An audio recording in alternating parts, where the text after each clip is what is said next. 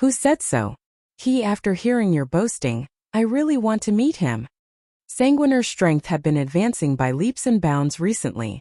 Now, he no longer cared about many people. He was very displeased that Balans was bragging about a young man. He did not think that he was inferior to anyone else. We better pray that we don't run into him. Otherwise, we might not even make it out of the Ronson Canyon alive, said Balans in an indifferent manner. He did not seem to be affected by Sanguiner's words. Everyone be careful. Larrickson and Hoffs aren't the kind of people who would give up easily. Ralph won't give up so easily either. The Ronson Canyon is vast and we can't afford to stay here any longer. We must leave as soon as possible. Emily was not interested in the conversation between Sanguiner and Balans. All she was thinking about was how to bring the Han family members to safety. There was a waterfall in the Ronson Canyon. Behind the waterfall were a dozen or so caves of various sizes. In each cave there were human heads moving about. In the largest cave, supported by 3 small energy towers, a dozen or so god hunter leaders were having a discussion in low voices. Their eyes glinted with ferocious glints. We have found out that those people are from the Han family of the City of Shadows. The Celestial Pearl Pharmacy in the Death, Destruction, and Darkness Dominions now belongs to the Han family. Quincy, one of the god hunter leaders, was beaming with joy. He greedily encouraged the other god hunter leaders. The Celestial Pearl Pharmacy is rich and powerful. This is a big piece of juicy meat. My men have observed that the Han family guards cultivate in all kinds of energies. Not only will we be able to obtain energy from them, but we will also be able to get their black crystal coins. Hee, do you want to join forces? The power displayed by the House of Han's airship was not to be underestimated. There was no way a single god hunter faction could take them down. Therefore, the leaders of all the major god hunters in Ronson Canyon had gathered in this cave to discuss whether or not they should join forces to take down the House of Han. This is a deal. Another god hunter leader, Krizan, put on a sinister smile and said, the Han family's reputation is not well known. The fact that they left the City of Shadows means that they are in dire straits. If we join forces, we can definitely take them down. Count me in. Count me in too. Count me in too. I'm joining in too. The god hunter leaders who had come to the Ronson Canyon had the intention of joining forces to take down the Han family. Under the instigation of Quincy, the most powerful god hunter leader in the Ronson Canyon, they declared that the Han family that had entered the Ronson Canyon would be their prey. Have you all forgotten someone? Suddenly a discordant voice sounded. Scarlet, one of the god hunter leaders, slightly bunched her willowy brows. She asked hesitantly, but that guy's surname is Han, isn't it? The Han surname isn't common. Could he be related to the Han family? Scarlet was the only female among the god hunter leaders. Her rather delicate face had 2 crisscross scars that made this woman, who was supposed to be beautiful, look hideous. Even though she had a voluptuous and alluring body, most men would avoid her due to her unflattering face. Scarlet cultivated in the energy of death and possessed early-stage high god strength. She was neither weak nor strong among the god hunter leaders. However, due to her outstanding intelligence, the force she led had never suffered any major losses. After hearing Scarlet's words, the god hunter leaders who had just agreed to the deal bunched their brows. It was obvious that they knew who Scarlet was talking about. Krizan hesitated for a moment before he said in a deep voice, "It can't be that coincidental, right? I have never heard of that guy having any family or friends, but if he really is related to the Han family, we will have to reconsider our decision." Quincy's face turned cold and he replied, "That's right. That guy used to be the strongest expert in the Ronson Canyon, but he is no longer in the canyon. Moreover, his followers had clearly stated that they would no longer meddle in the affairs of the Ronson Canyon. Besides, he has never mentioned that he is from the Han family, and he is no longer in the Ronson Canyon. What are you worried about?" "You're right. We are indeed overthinking. He shouldn't be related to the Han family." Krizan put on an embarrassed smile and said, "We are just scaring ourselves. The plan remains the same. I'm in." "That's right." Quincy burst into laughter. He looked at Scarlet impatiently and said, "Women are always so fussy. If you don't want to be a part of this, just leave.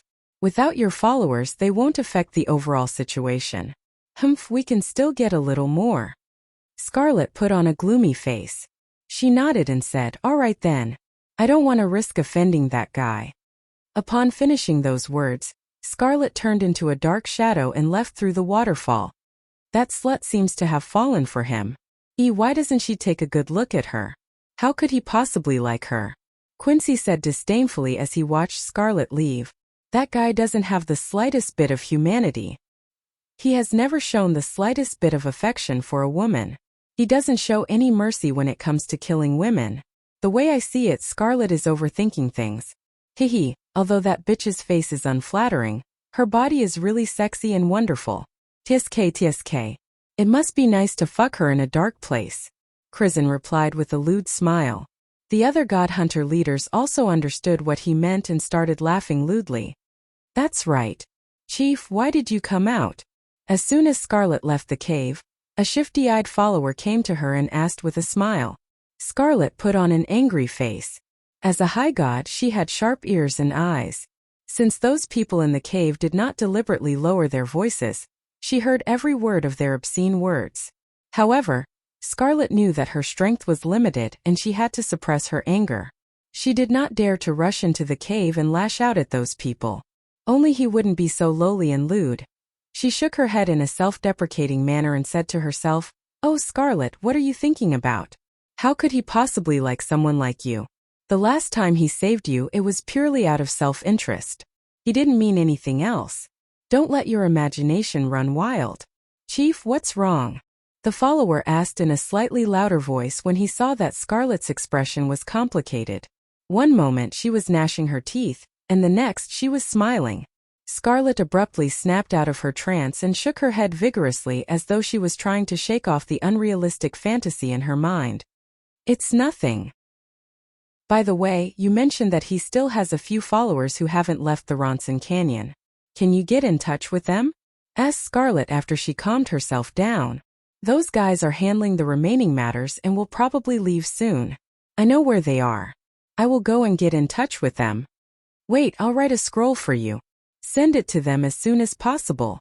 Scarlet thought for a moment, took out a scroll, wrote a few words on it, and handed it to the follower. After that, she hastily left the cave alone. The Ronson Canyon was a mountain range that rose and fell. White clouds gathered in the sky like cotton. After passing through a smoky swamp, they arrived at a deep valley in the middle of a forest of rocks.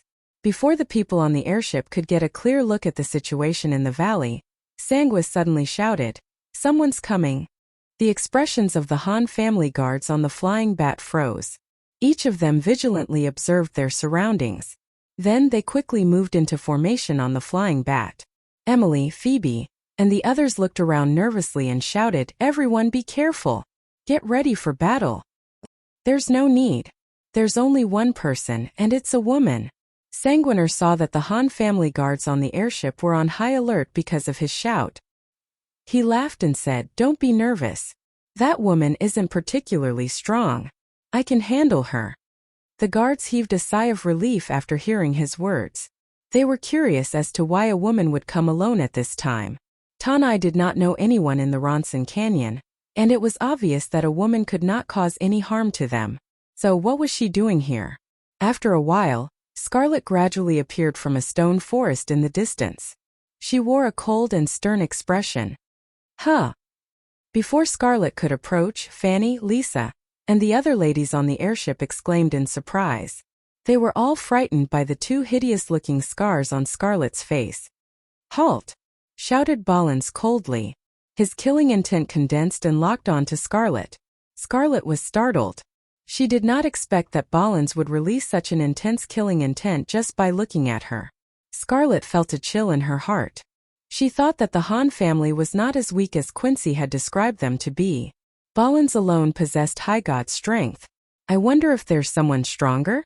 Scarlet was about to speak when she suddenly raised her willowy eyebrows. She stared at Ballins with bright eyes. She sensed a trace of very strange energy from Ballins. She had also sensed that energy from another person, and that person was even stronger. There must be a connection. Scarlet was almost immediately convinced of her conjecture. She stopped on the spot, raised her hand to indicate that she meant no harm. Then she hastily asked, "Do you know Han Hao?" "Han Hao? Who's Han Hao? I don't know him. Who are you? Who's Han Hao?"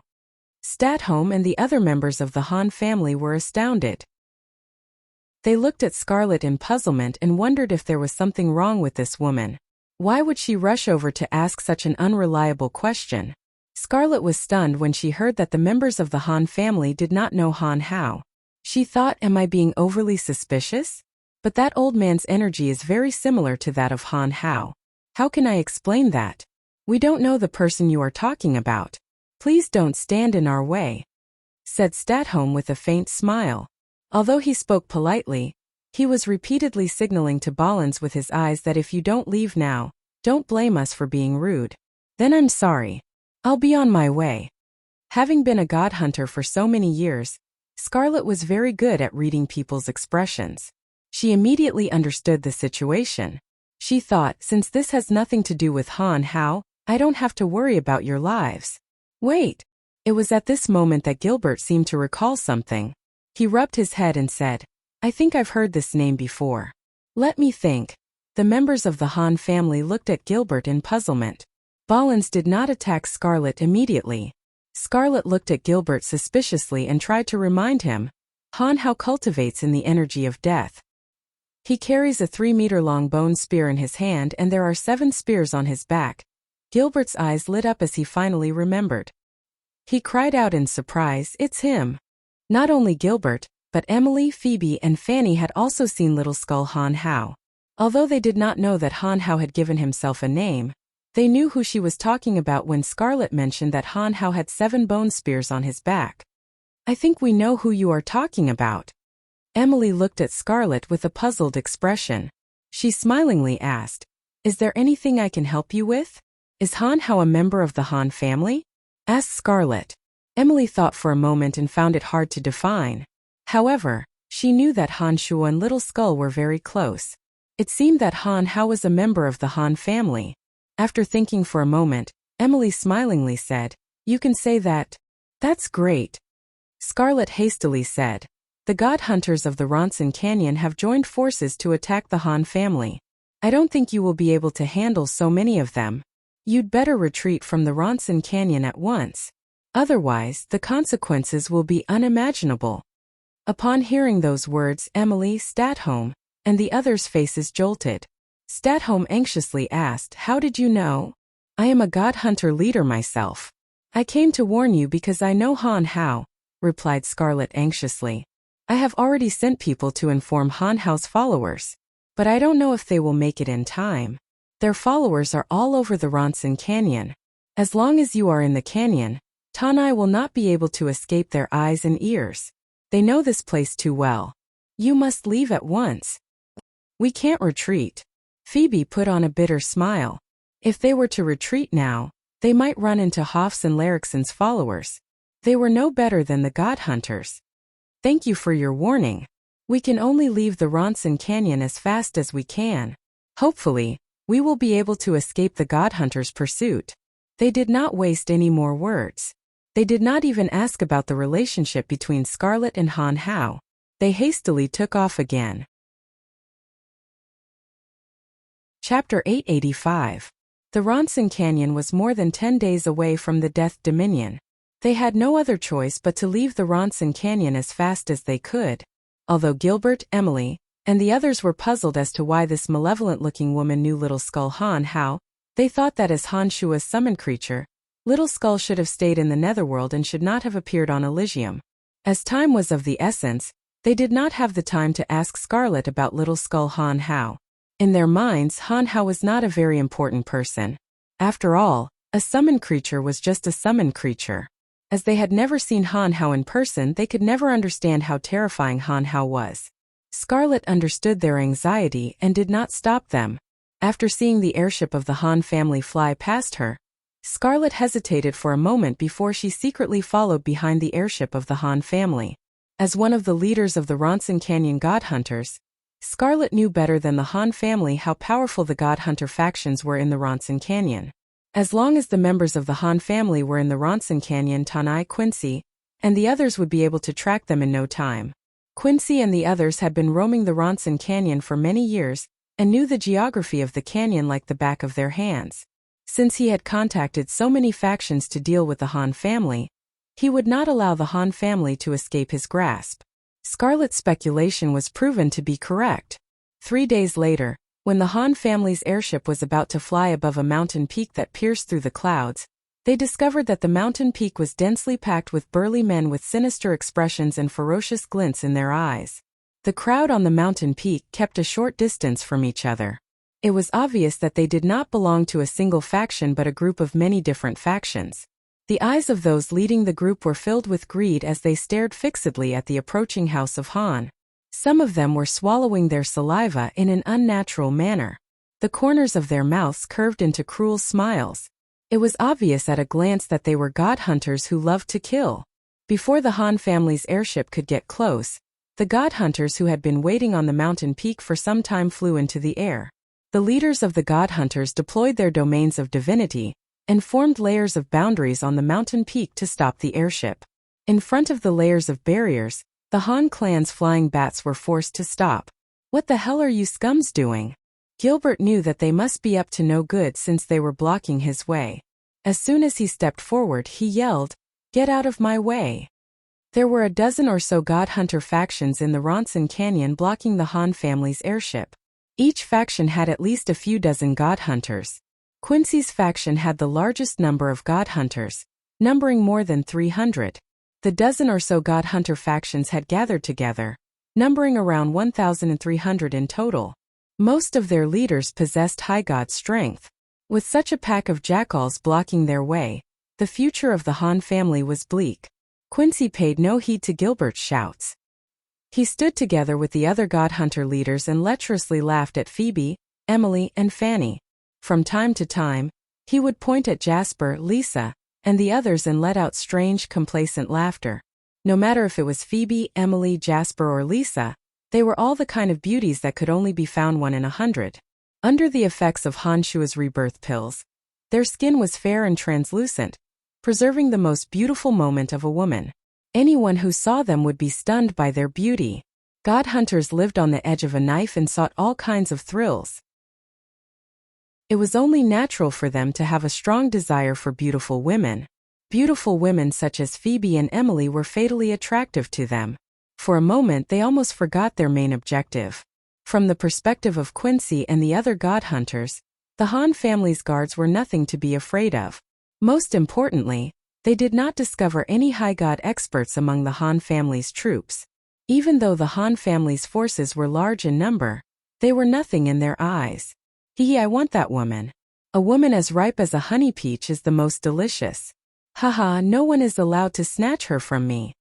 Kristen pointed at Emily and put on a lascivious smile as though they could take everything from the Han family. That little beauty is mine. She's my type. Quincy pointed at the panic-stricken Lisa, put on a mischievous smile and said, "Brothers, take a good look. Let's divide the spoils of war." TSK, they are much better than that slut Scarlet.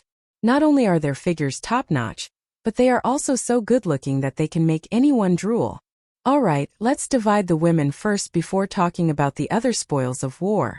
It seems that we will have a good time today, another god hunter leader said with a lascivious smile. He did not take the Han family seriously at all. Ever since the Han family arrived on Elysium, they had never suffered such humiliation. Sanguiner, Ballins, Gilbert, and the others were so enraged that their lungs were about to explode. Emily, Phoebe, and the other ladies who were singled out by the god hunter leaders wanted nothing more than to hack those god hunter leaders into 1,000 pieces. However, both Emily and Phoebe knew that they had no chance of winning against the dozen or so ferocious high gods, and more than 1,000 god hunters. Gilbert, Sanguiner, and the others were about to charge out when they saw that their matriarch was being humiliated. However, they were stopped by Emily's anxious gaze.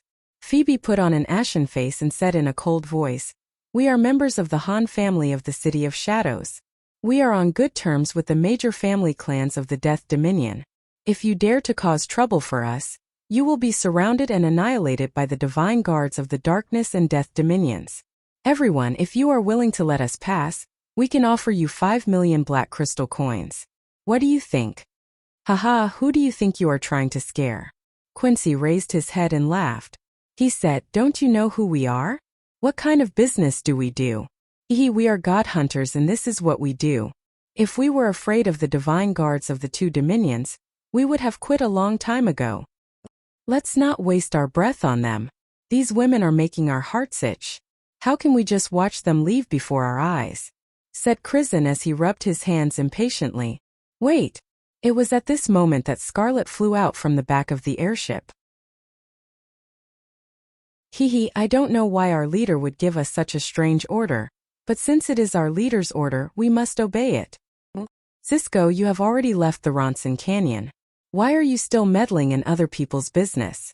Crizin's face turned cold and said, besides, who do you think you can stop?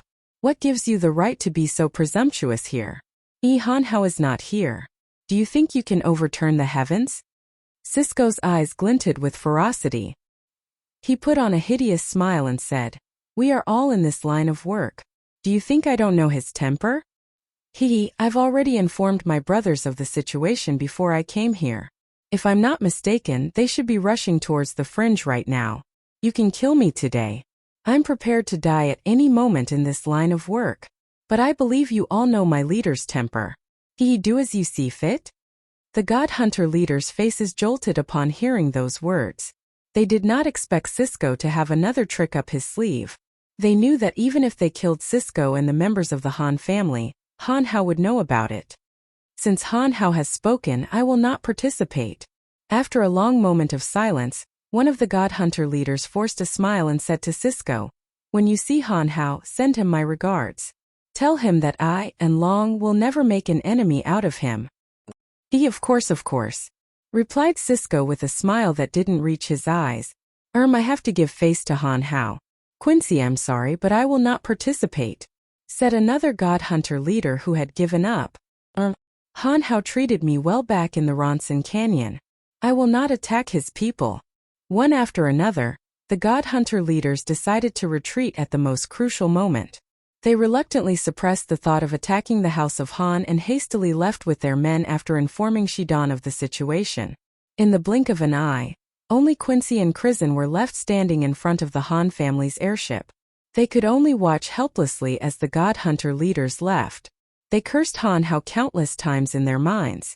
On the airship, Gilbert, Emily, Fanny, and the others looked at one another in astonishment. They had no idea what was going on. When did that little skull come to the Ronson Canyon? Why are those fugitives so afraid of him? Ballins was the only one who suddenly realized something. He softly exclaimed, so it's him.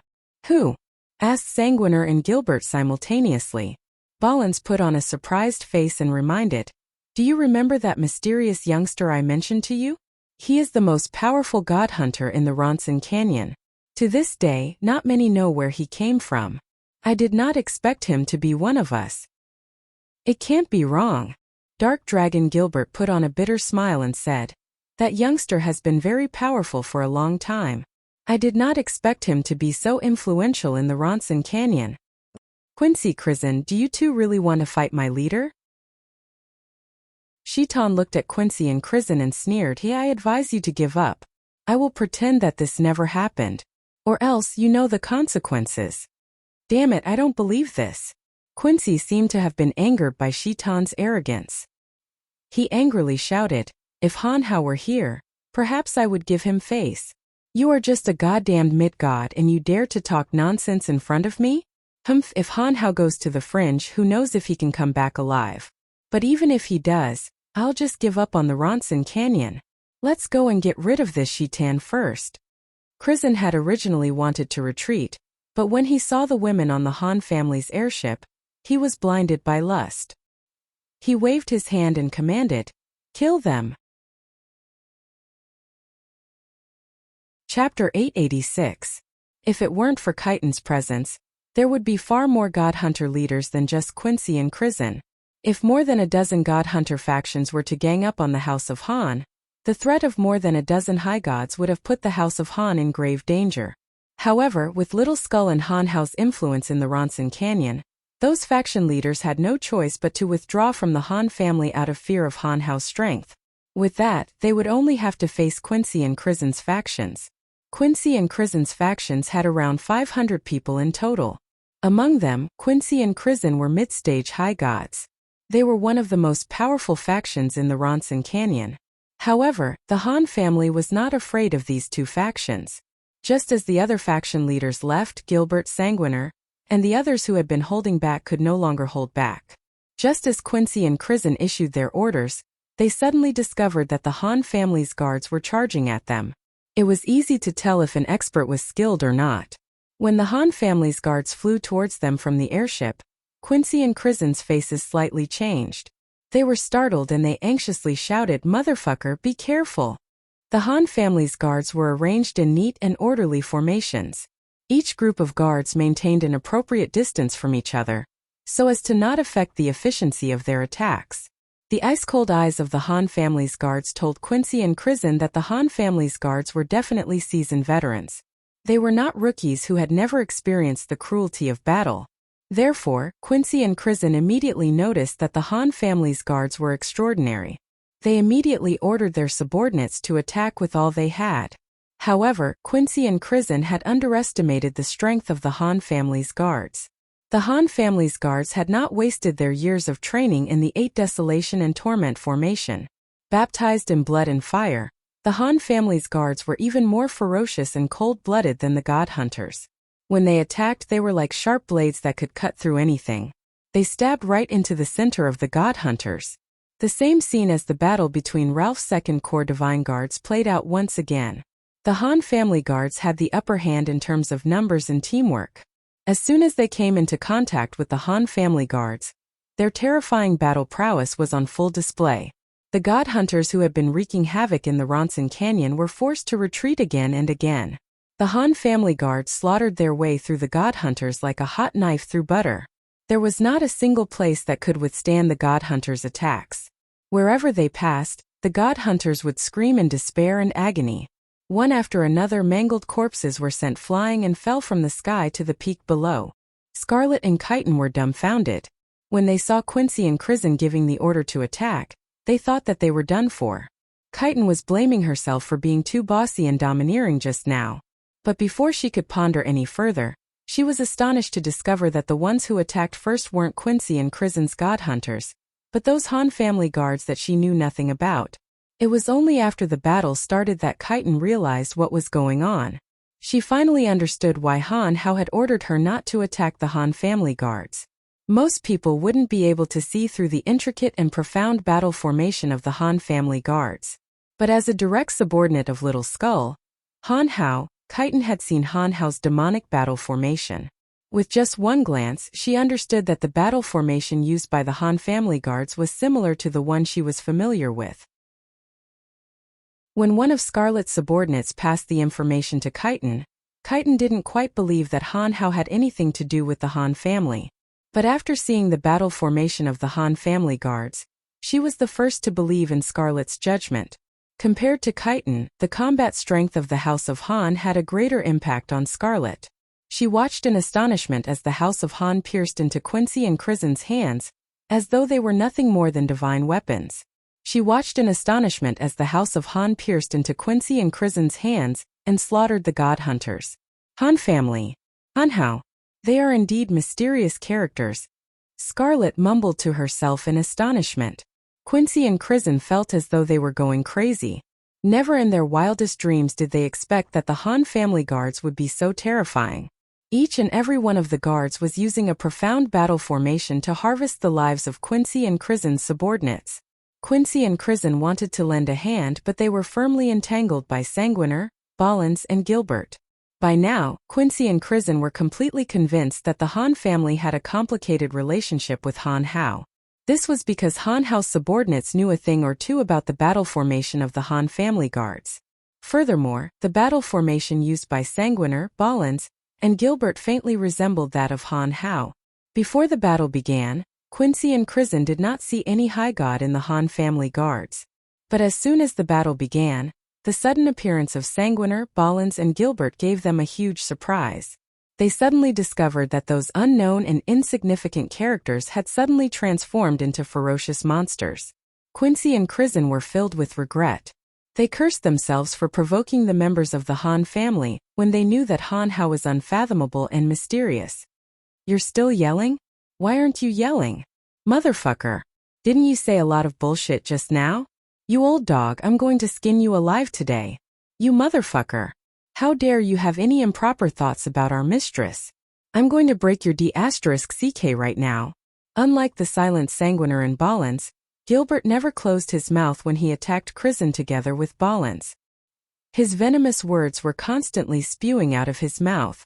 They were not any weaker than his ferocious attacks. Quincy was held back by Sanguiner while Kristen was held back by Gilbert and Ballins. Ballins did not utter a single word. Instead, he launched a flying sword that was filled with murderous intent, forcing Kristen to focus most of his energy on defending against Ballins' attacks. Gilbert circled around Kristen like a ghost, attacking him at the most opportune moments and cursing all of Kristen's ancestors with his filthy mouth. Sometimes, the mental torment was no less painful than the physical pain. Kristen felt as though he would collapse at any moment under Gilbert's annoying curses, sarcasm. Unable to focus, Kristen's attacks were greatly reduced.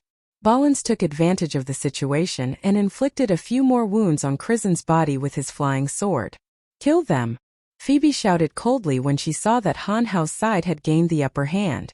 Phoebe hated Quincy and Kristen very much because the two of them looked at her with obscene expressions and insulted Emily, Lisa, and the other girls. Phoebe could not bear it any longer. Just a moment ago, Phoebe had been suppressing her anger because she was weaker than the other two. But now that the Han family guards had gained the upper hand, Phoebe could no longer hold back her anger. Be it Phoebe, Emily, Statholm, or Ermike, these talented individuals from Profound Continent had made rapid progress in their cultivation on Elysium, a place rich in elemental energies. In the Han family, they were supported by ample wealth, scrolls of profound energy, pellets personally refined by Han Shua, and divine essences of various elements purchased from various regions. These items kept appearing in the Han family's important storehouse and were distributed by Phoebe, Emily, and the others to the core members of the Han family. These members of the Han family, who were all heroes of Profound Continent, had access to everything that could help them in their cultivation on Elysium. In addition to their outstanding talents, although their progress was not as fast as that of Sanguiner, Ballins, and the others, they had made rapid progress. By now, most of Phoebe, Emily, and the others had broken through to the Midgod realm. Talented individuals such as Statholm and Ermike had entered the late-stage Midgod realm. Their progress was much faster than those gods who were born and bred on Elysium.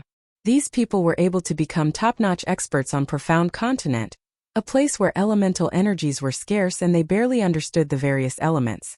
After coming to Elysium, they had access to all the convenient resources available to them. It was only natural that they would make rapid progress in their cultivation. Phoebe, Emily, Statholm the old monster, Ermike, and the others weren't idling around. They were familiar with Han Shua's demonic formations. They arranged themselves into formations with astonishing destructive power and attacked the god hunters under Quincy and Kristen's command, constantly inflicting damage to them. The situation was completely one-sided. The first one to suffer was Kristen. He finally lost his mind after hearing Gilbert's malicious curses. He was so focused on attacking Gilbert that he forgot himself. Kristen, who had lost his mind, had forgotten about Ballins. When his attack finally landed on Gilbert, Ballins' flying sword pierced through his nape and protruded from his forehead. Kristen died on the spot. Idiot! I may not have outstanding offensive power like Sanguiner and Ballins, but my body is tough. Do you really think you can kill me with one strike? Idiot! Gilbert staggered and coughed a few times before he regained his composure. He stepped forward and kicked Kristen's dead body, sending him crashing to the mountain peak below. Gilbert's new body was meticulously forged by Han Shua, using the method of refining demonic weapons. Although his body's defensive power was not as freakishly strong as Han Shua's, it was at least a dozen times tougher than an ordinary god's. Had it been anyone else, even Ballins, they would have been severely injured if not killed by Kristen's attack. However, Gilbert was fine. All right, Gilbert, hurry up and join forces with Sanguiner to kill the other one, said Ballins as he wiped the flying sword in his hand before he turned around and charged at Quincy. Gilbert spat on the ground and spat on Krizen's corpse. Damn it, you're lucky. After cursing again, Gilbert turned around and charged at Quincy. He planned to join forces with Ballins and Sanguiner to kill Quincy as soon as possible. Under Sanguis' relentless attacks, Quincy was at his wits' end. He was heavily encircled by the House of Han guards. Whenever he tried to break free from the encirclement, he would discover that the House of Han guards would frantically attack him. Although Quincy possessed formidable strength, the full-powered attacks of 100 Midgods were not to be underestimated. Not to mention there was also Sanguiner, a reckless and ruthless character. There was no way he could escape from this place.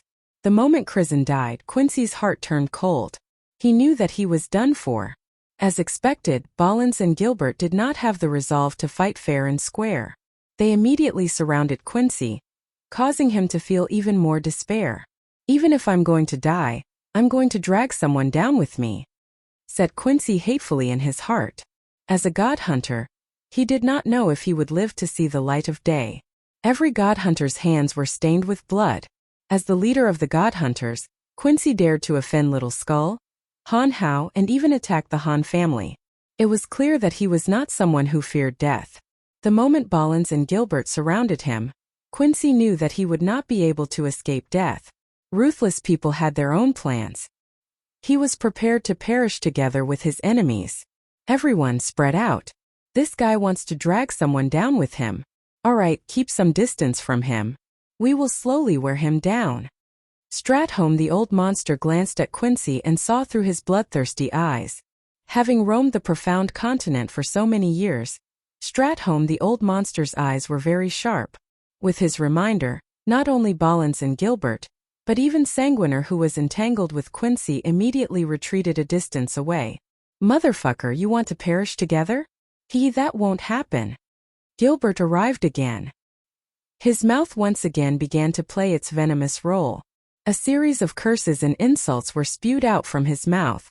Sanguiner, Ballins, and some of the Han family guards in the distance were bombarding Quincy with all sorts of attacks. Quincy was on the verge of vomiting blood.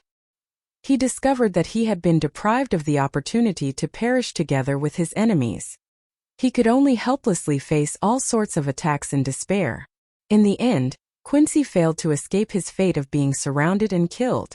The attacks led by Sanguiner, Ballins, and Gilbert drained Quincy's strength bit by bit. Eventually, Quincy ran out of divine energy and was beaten to death with a sky full of divine weapons. Quincy's death was extremely depressing. His body was pierced by all sorts of bizarre divine weapons and hung in midair. It was only when Sanguiner was certain that Quincy had run out of blood that the party swarmed forward and added a few more divine weapons. They dismembered Quincy and threw his body parts all over the place. After Quincy and Krizen's deaths, the god hunters who were fortunate enough to have escaped from the House of Han fled like headless chickens. They fled into the mountains and forests, disregarding everything else as they tried to get out of this perilous place. Chiton and Scarlet, who were watching from a distance, were astonished to see Krizen and Quincy killed one after another. They had no idea how they should deal with the Han family. Chapter 887. Quincy and Krizen, two of the strongest god hunter factions in Ronson Canyon, had been utterly annihilated in today's battle. The deaths of the two meant that it would be difficult for the two factions to reunite. The god hunter leaders who had left earlier would definitely take this opportunity to recruit the remaining god hunters into their ranks. After today's battle, Tanai's god hunters in Ronson Canyon would no longer dare to make an enemy of the Han family. Corpses were strewn all over the mountain peak. The Han family guards boarded their airships with cold and emotionless expressions. They silently waited for orders from Phoebe, Stratholme, and the others. It was only at this moment that Phoebe and Emily turned their attention to Chiton and Scarlet. Emily smilingly walked towards them and thanked them. "Thank you so much. If it wasn't for your kind reminder and help, we would have died here today." "You're too kind. I'm just doing what I'm supposed to do," replied Scarlet hastily. She did not dare to put on airs. "Chief had instructed us before he left. This is what we are supposed to do."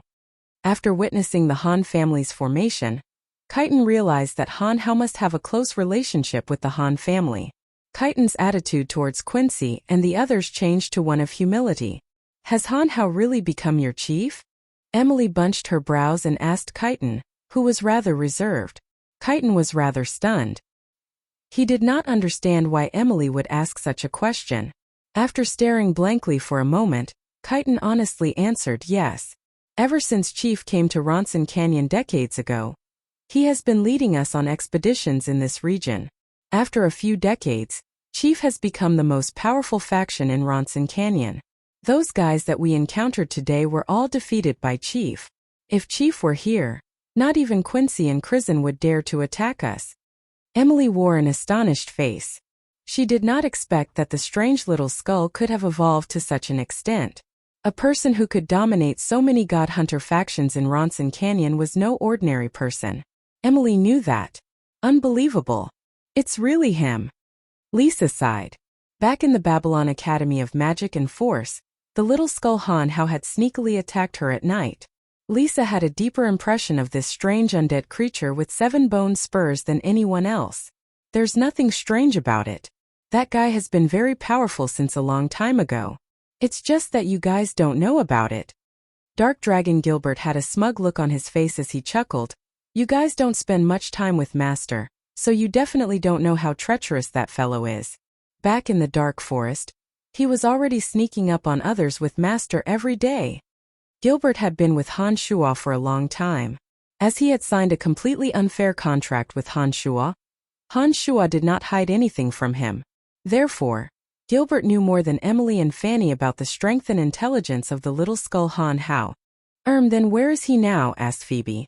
She did not know much about the relationship between the little skull Han Hao and Han Shuo. Chief is in the fringe, replied Chitin immediately. He did not suspect the Han family at all. If that fellow is in the fringe, then Master must be in the fringe as well, said Gilbert smilingly. Let's leave the Ronson Canyon first. We'll talk after we get out of here, interjected Statholm. Statholm, the old monster, suddenly interjected. He was worried about Hoff's and Lerickson's return.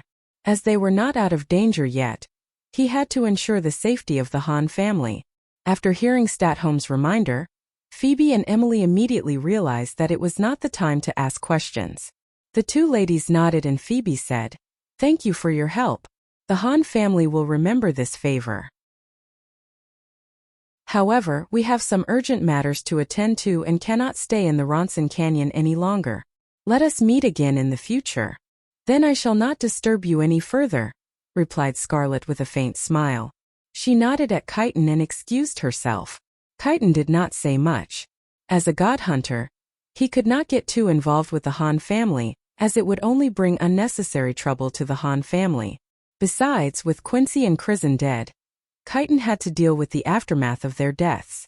Therefore, Chitin merely reminded Scarlet to be careful and left with her. With the deterrence of this battle and the reputation of Little Skull Han Hao in the Ronson Canyon, the Han family's airship did not encounter any more obstacles in Tanai's journey through the Ronson Canyon. 10 days later, the airship finally crossed the Ronson Canyon and entered the territory of the Death Dominion. Not long after the Han family's airship entered the Death Dominion, the pursuers led by Lerickson and Hoffs finally caught up to the Han family's airship. However, this time Lerickson and Hoffs did not get what they wanted. Several large family clans in the Death Dominion had sent divine guards to escort the Han family. On the day when Lerickson and Hoffs finally caught up to the Han family, the divine guards from the Death Dominion had already met up with the Han family. Lerickson and Hoffs were so angry that they could vomit blood, but there was nothing they could do. Although the dominions of darkness, death, and destruction had always been on good terms, they still had to abide by certain rules. This was the Death Dominion. Even though Hoffs was the city lord of Hushvale City and Lerickson was the city lord of the City of Gorging Clouds, they dared not disobey the rules set by the overgods of the three dominions.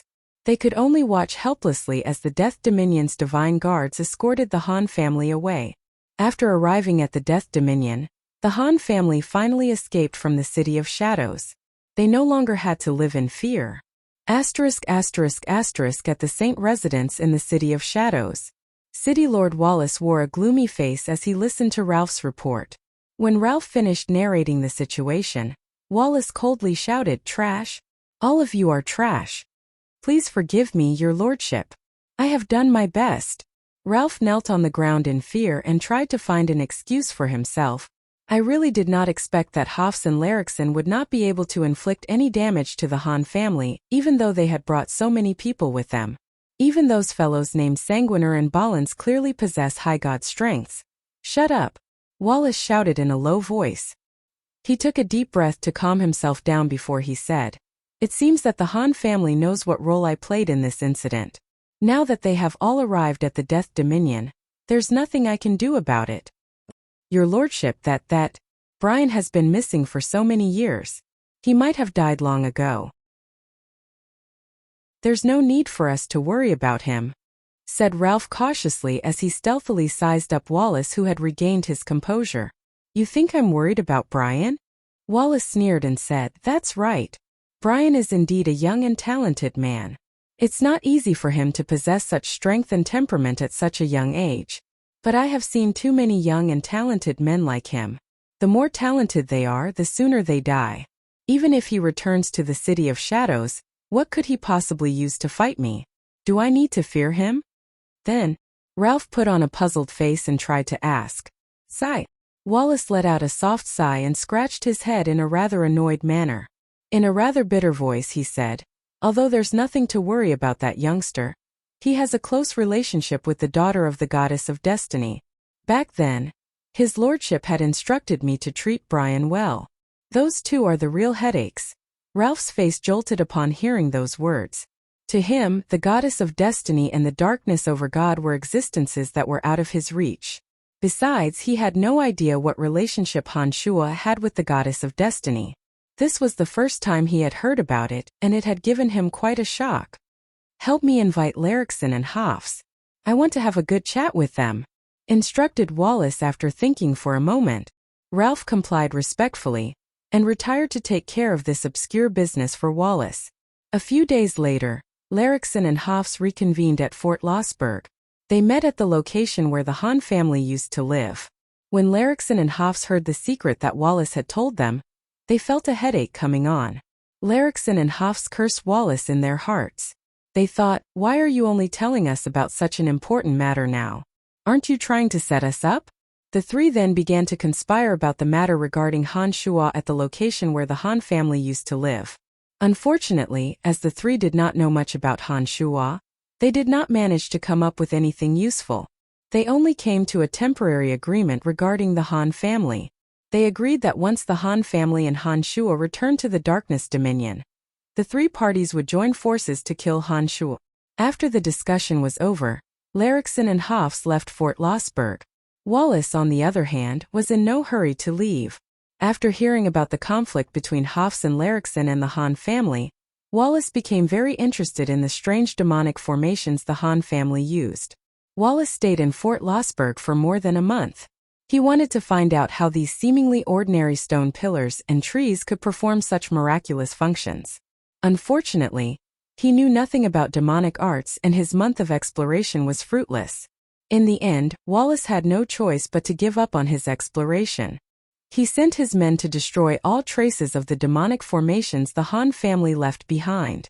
Even Fort Lossberg was reclaimed by Wallace. It no longer belonged to the Han family. To the public, Wallace blamed Hushvale City for everything that happened to the Han family. He strongly criticized the actions of Hushvale City, and made it clear that he would pursue the matter to the end. However, Hushvale City did not take any action against the Han family. Those in the City of Shadows who were aware of the matter criticized Wallace and the House of Saint for their actions. They made it clear that Wallace had driven the Han family out of the City of Shadows, and caused the overall strength of the City of Shadows to plummet. After Aobashi and Erebus returned to the City of Shadows and learned about the situation with the Han family, they were rather disheartened. The two knew their own limits and did not voice their opinions on the matter. They only passively responded to the order to hunt down the Han family and oppress the Han family. Therefore, none of them dared to disobey the three sovereigns and secretly oppose Han Shua. Han Shua pondered for a few days in Tanai. Then he went out alone and left a message on a cliff outside the Omphalos. A day later, a stern-looking man arrived at the cliff, took the message left by Han Shua, and left without a sound. 7 days later, in an enormous cave thousands of miles away from the Omphalos, the little skull Han Hao received the message from the man. After reading the message, Han Hao remained silent for a moment. Then, he glanced at his subordinates and calmly instructed, "Gather all company captains. I have orders." "Yes, Chief." The subordinate respectfully retreated and, following Han Hao's orders, brought the company captains in charge of each area to Han Hao. A few days later, the company captains from each area gathered in the cave. Han Hao took out a scroll, pressed it on a cliff and ordered, "Here is a list of names. Intercept all the shop's goods before they enter the Omphalos. But remember, don't start a massacre. Just kill 1 or 2 people to intimidate the Omphalos." Polo put on a surprised face and asked, "Just looting? Why can't we start a massacre?" Han Hao shot a glance at Polo and said in an indifferent voice, "It will be difficult to clean up the mess if everyone dies." Without further explanation, Han Hao waved his hand impatiently and ordered, "Carry out the order." Polo did not ask any more questions. He nodded and was the first to leave with his men. The company captains in charge of each area recorded the names on the scroll and left in silence. Over the next few days, god hunters from all over the fringe suddenly gathered near the Omphalos and surrounded it. After all, the Omphalos was just a valley. Most of the goods and materials sold in the Omphalos had to be imported from the outside world. Even poisons required sufficient medicinal ingredients and magical beast venom to be produced. Therefore, there were always quite a number of shops in the Omphalos. Although it was chaotic outside the Omphalos, those shops had their own ways of doing business. Every time they entered the Omphalos, they would spend a large amount of money to hire a large number of guards or pray for the protection of the sovereign's subordinates to prevent themselves from being captured by the fiends. Although it wasn't entirely safe for those shops to leave the Omphalos and they would often get robbed, it wasn't too frequent. That was because those fiends in the Omphalos also needed the Omphalos to have enough goods for them to purchase. They knew that if they went too far, the Omphalos would be left empty-handed, and they were afraid that the sovereigns would investigate. But this time things were a little different. Over the past month or so, the goods and materials of the shops in the Omphalos had been plundered by unknown forces one after another. During this period of time, none of the goods and materials of the shops in Tanai could enter the Omphalos. The robbers were very unyielding. No matter how many guards they had or whether they were under the protection of the experts of the 3 sovereigns or not, they would not hesitate to rob them. As long as one didn't resist, the robbers would be considered friendly and wouldn't resort to harsh measures. But if one tried to solve the problem by force, one would find that the robbers would bare their fangs and show no mercy. Moreover, there were many people lurking in the dark waiting to kill them. After the caravans of the 2 groups of shops were slaughtered, the caravans of the other shops learned their lesson. They could only admit that they were unlucky to run into these fiends and obediently handed over all the goods and materials they had. Initially, they thought that the unknown force was just too poor and wouldn't continue robbing the Omphalos for too long. After all, the Omphalos was a disaster for the fringe.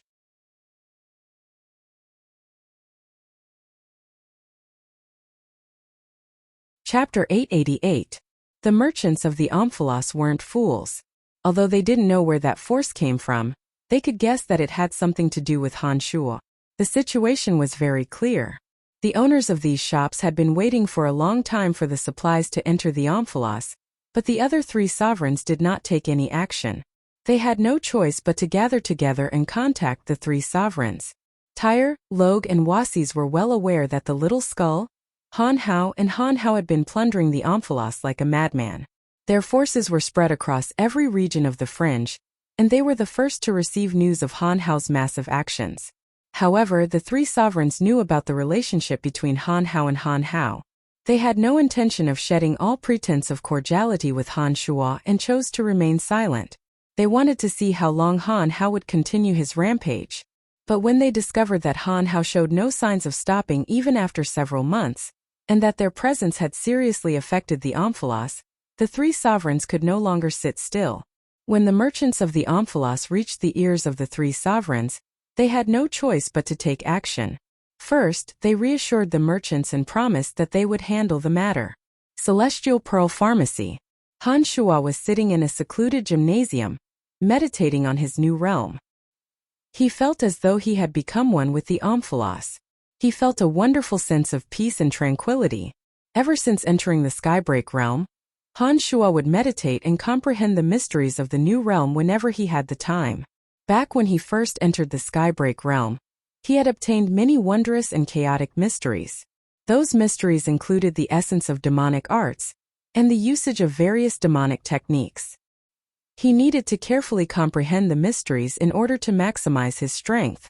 The further one progressed in demonic arts, the more difficult it would be to achieve a breakthrough. Demonic yuan required a long period of accumulation and condensation.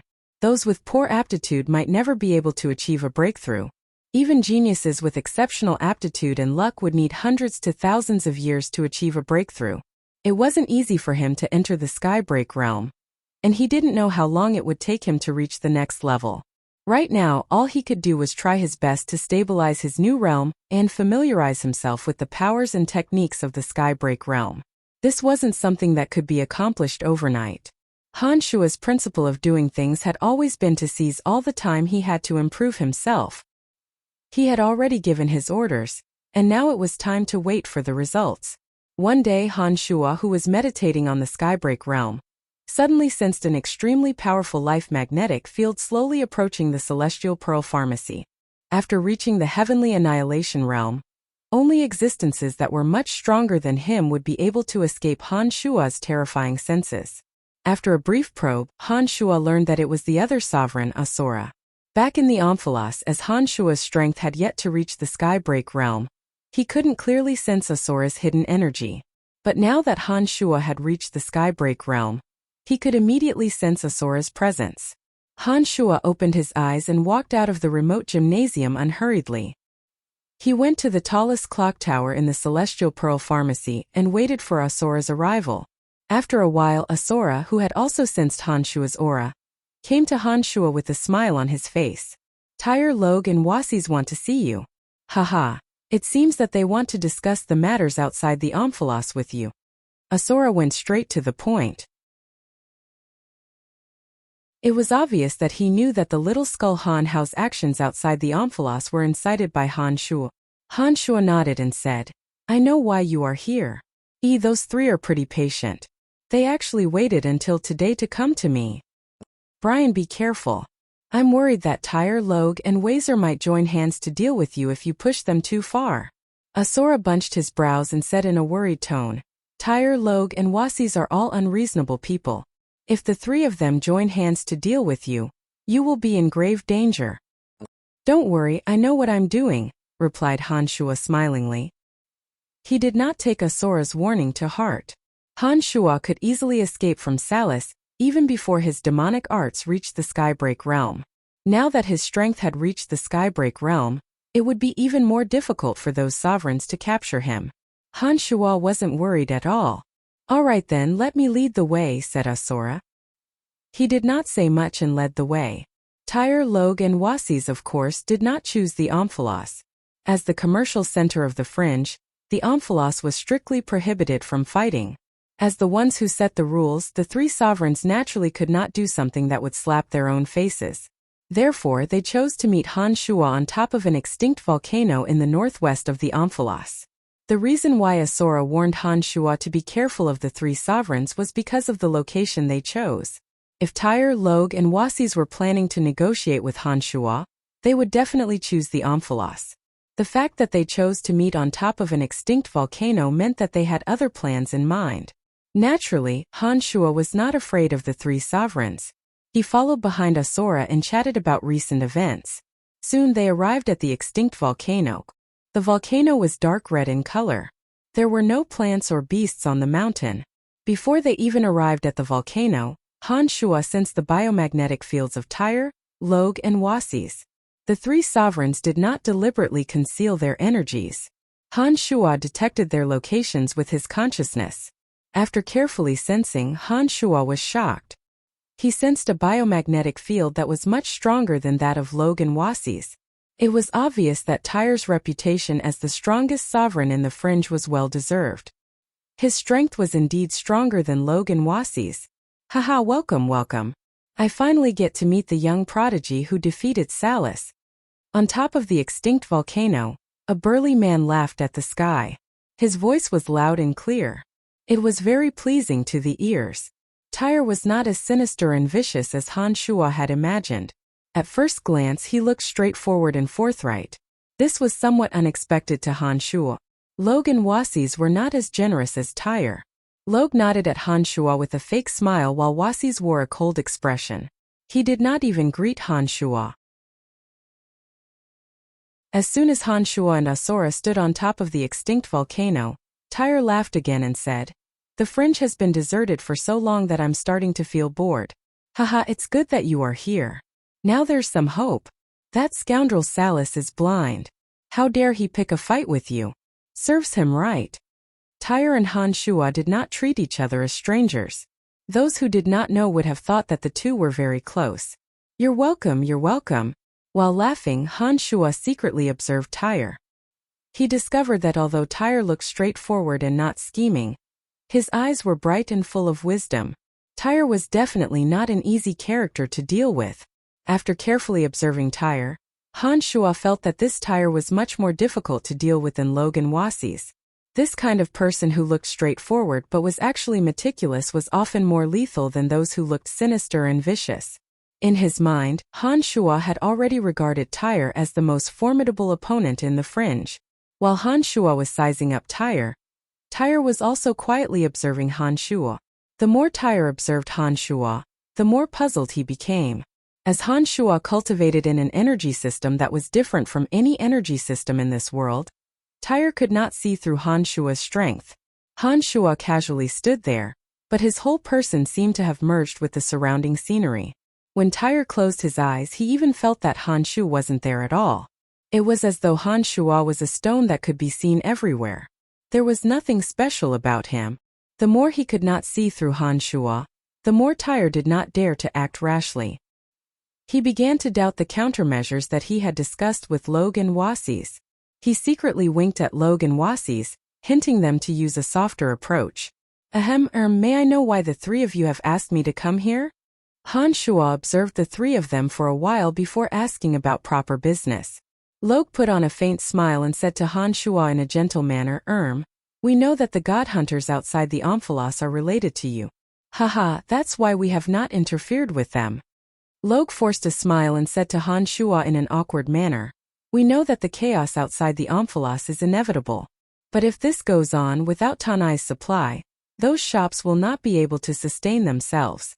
To everyone in the fringe, without the Omphalos there will be no trading hub. Nobody wants to see that happen. So we thought." Han Shuo put on a faint smile and patiently listened to Logue's explanation. After Logue was done, he said in a similarly awkward manner, "You all have your own difficulties, but they also have theirs. With so many people without sufficient resources to support them, it will be very difficult to maintain them. Unlike you guys who can earn an endless supply of black crystal coins through the Omphalos. It's so easy." Wasis groaned coldly and said in a cold voice, "Brian, the fringe has its own rules. What you are doing is breaking the rules of the fringe." Han Shuo was stunned. He looked at Wasis with a surprised expression and said, "The rules of the fringe are set by the few of you. There were no rules in the past. Wasis, if you can set the rules, why can't I? Do you think I'm not qualified? How long have you been in the fringe? You want a piece of the pie so soon?" Wasis sneered and said disdainfully, "Don't think that you have surpassed Salus just because Salus's divine energy has weakened after the battle with Asura." Han Shuo's face turned dark. He stared deeply at Wasis for a few seconds before he suddenly grinned and shouted, "Wasis, do you dare to fight me one-on-one?"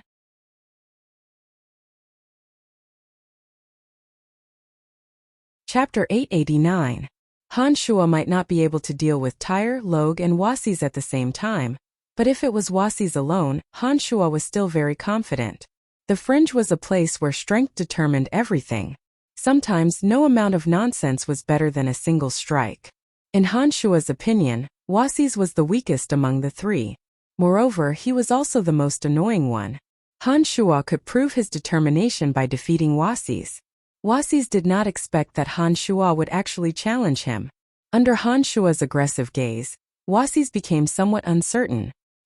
He had never thought of facing Han Shuo alone, which was why he spoke so harshly. He had already made up his mind to join forces with Tyre and Log to deal with Han Shuo. He believed that if the three of them joined forces, no matter how strong Han Shuo was, he would not be able to escape alive. However, a one-on-one battle was not what Wasis wanted. Tyre, Log, and Wasis did not have a deep friendship. On the contrary, the three of them had always been secretly fighting against each other. Tyre was very surprised to see that Han Shuo had declared his intention to challenge Wasis before he could even finish his sentence. He stared at Han Shuo for a second before he burst into laughter and said, "Brother, you're really heroic. Haha, no wonder you've made a name for yourself in the fringe so quickly." He did not express any opinion on the matter between Wasis and Han Shuo, nor did he intend to mediate. Log looked at the hesitant Wasis with a fake smile and teased, "Don't tell me you're afraid of him?" Wasis was infuriated. He immediately understood what Tyre and Log were thinking. Tyre and Log were not too sure of Han Shuo's true strength. Back in the Pandemonium, the battle between Han Shuo and Salis was too short. It ended in just one move. Furthermore, Salis had fought Asura for a long time. They could not be sure of Han Shuo's true strength from that battle. It was for this reason that Log and Wasis did not dare to act rashly and left the Pandemonium without a second thought. After the battle, even though Little Skull Han Hao was running amok in the fringe, the three sovereigns, who were not sure of Han Shuo's true strength, did not take the initiative to provoke Han Shuo. Even when Han Hao looted the goods from Tanai's shops, the three sovereigns secretly tolerated him. The three sovereigns were composed people. They would not act rashly before they were sure of Han Shuo's true strength. The three secretly discussed for a while and came to an agreement. Then they invited Han Shuo over for a discussion. They planned to kill Han Shuo at the dormant volcano if they could not come to an agreement. However, when Han Shuo challenged Wasis, Tyre and Log suddenly felt that it would be more advantageous for them to have someone take the lead and figure out Han Shuo's true strength. If Han Shuo displayed great strength and they were not confident that the three of them could defeat Han Shuo, Tyre and Log could change their minds at the last minute and disassociate themselves from this matter to avoid becoming enemies with Han Shuo. If Han Shuo's strength was not as terrifying as they thought, they could disregard their identities and join forces with Wasis to kill Han Shuo. Tyre and Log thought about it and immediately realized that it would be more advantageous for them if Wasis and Han Shuo fought first. Therefore, one of them laughed it off and remained silent, while the other even spoke provocatively. They obviously wanted to see Wasis and Han Shuo fight first. Wasis cursed himself for being too impulsive. At the same time, he cursed Tyre and Log for being shameless. Han Shuo was sneering aggressively in front of him. This put him in a difficult position and he did not know how to deal with it. If he agreed, it would be exactly what Tyre and Log wanted. If he didn't agree, others would think that he was really afraid of that kid, which would further boost the kid's morale. Wasis was in a dilemma. Han Shuo looked at Wasis with a sneer. He had accurately grasped the thoughts of Tyre and Log. Seeing that Wasis was hesitating, Han Shuo spoke again. "You and I have no enmity between us. The battle between us will not end until one of us dies like Salis. It's just a spar. You won't have any problems, right?" Han Shuo was afraid that Wasis would not agree. He was also afraid that Wasis would go all out and fight to the death with him right from the start. As Tyre and Log, who harbored malicious intentions, were next to him, he did not want to fight to the death with Wasis. He only needed to prove his strength and determination through Wasis. "Wasis, this is not like you. You see, Brian has already said so. What are you still worried about? Could it be that you really don't dare to fight?" Log looked at Wasis with a smile. He had a joking attitude, but his words were not pleasant to hear. At this point, Wasis knew that he could not shirk the responsibility. He cursed Tyre and Log's 18 generations of ancestors in his heart. Wasis nodded with a cold face and said, "Let's fight then. I don't believe that you really have the strength to defeat Salis. In my opinion, the last time was just a fluke." Seeing that Wasis had agreed, Han Shuo was overjoyed. Compared to Tyre and Log, Wasis' state of mind and strength were slightly inferior. He was the most suitable target. Without further ado, Han Shuo flicked all 10 of his fingers, and the demonic blades burst out. At a glance, the 10 fingernails were as sharp as razor blades, glinting with a cold light. After entering the Skybreak realm, all of the demonic arts Han Shuo cultivated in had been enhanced to varying degrees. With the new demonic yuan, the demonic blades formed were even stronger and sharper than ordinary demonic weapons. Because they were connected to his fingers, they could be retracted and retracted at will, allowing him to bring out the greatest power in close combat. Wuxi's cultivated in the power of water. Because he had been staying on Glacial Peak for a long time, he must have deeply understood the true essence of the other aspect of the power of water, ice. After the power of water evolved into the power of ice, it was outstanding in both defensive and offensive power. In close combat, he could bring out the greatest extent of his strength. Han Shuo brandished the demonic blades, obviously intending to fight Wuxi's in close combat. Just this fact alone was enough to prove that Han Shuo was brimming with confidence. He was not afraid of his opponent's strength. However, Wuxi's was not grateful for Han Shuo's actions. He felt that Han Shuo was provoking him by choosing to fight him in close combat. This made Wuxi's fly into a rage.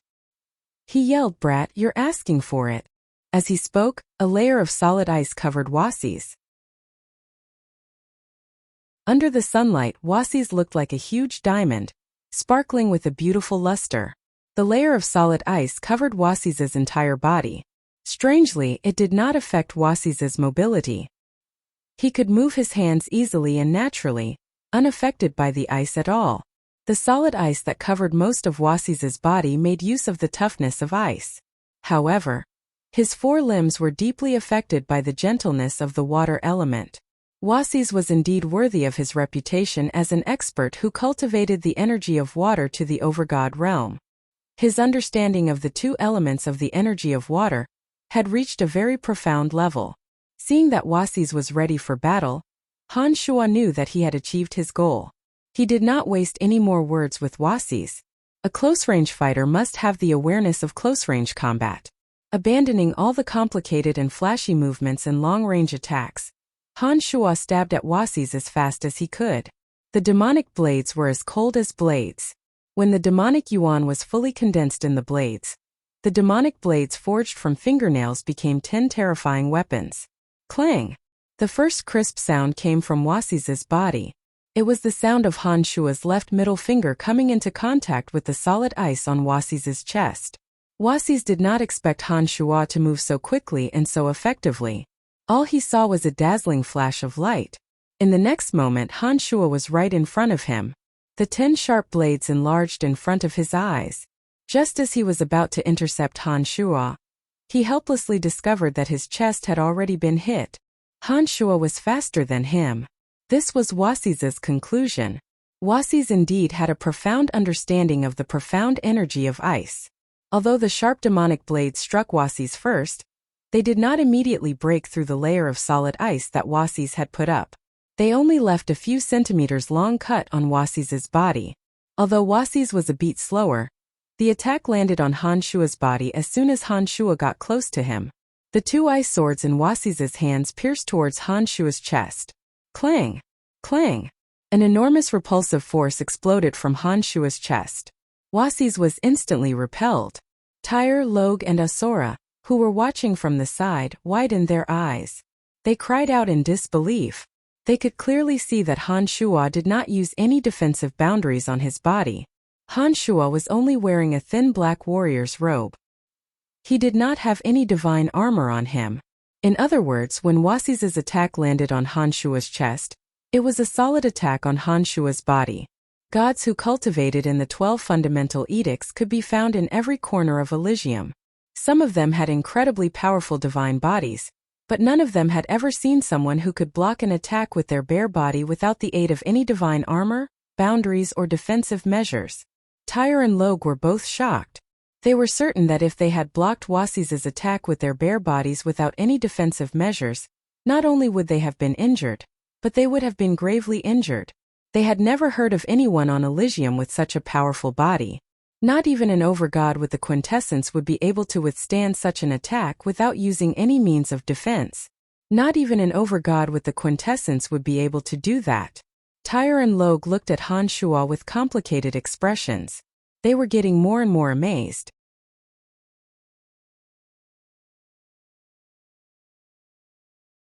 Chapter 890. While Tyre and Loge's imagination was running wild, the battle between Han Shuo and Wuxia was in full swing. Han Shuo and Wuxia, who were entangled in close combat, turned into two blurry phantoms. The sound of metal clashing could be heard. Wuxia had covered his entire body in ice. He condensed the energy of ice into swords and stabbed at Han Shuo. However, the swords were repelled by Han Shuo's invincible omen body, and could not really hurt Han Shuo. Han Shuo's demonic blades bombarded Wuxia's body, but they only left white scratches. The scratches were only a few inches deep, and could not penetrate Wuxia's ice defense to inflict serious damage on Wuxia's body. Both Han Shuo and Wuxia knew that nothing in this world was absolutely solid. Han Shuo's invincible omen body and Wuxia's ice defense needed the support of demonic yuan and divine energy. Every time they were attacked, a portion of their demonic yuan and divine energy would be consumed. Once either of them exhausted their strength, their defenses would naturally be torn apart. At that time, the seemingly incomparably sturdy defense would become extremely vulnerable. This was actually a battle of attrition. It was a battle of strength. Naturally, Han Shuo would not be willing to exhaust his energy on Wuxia. Tyre and Loge were watching from the side.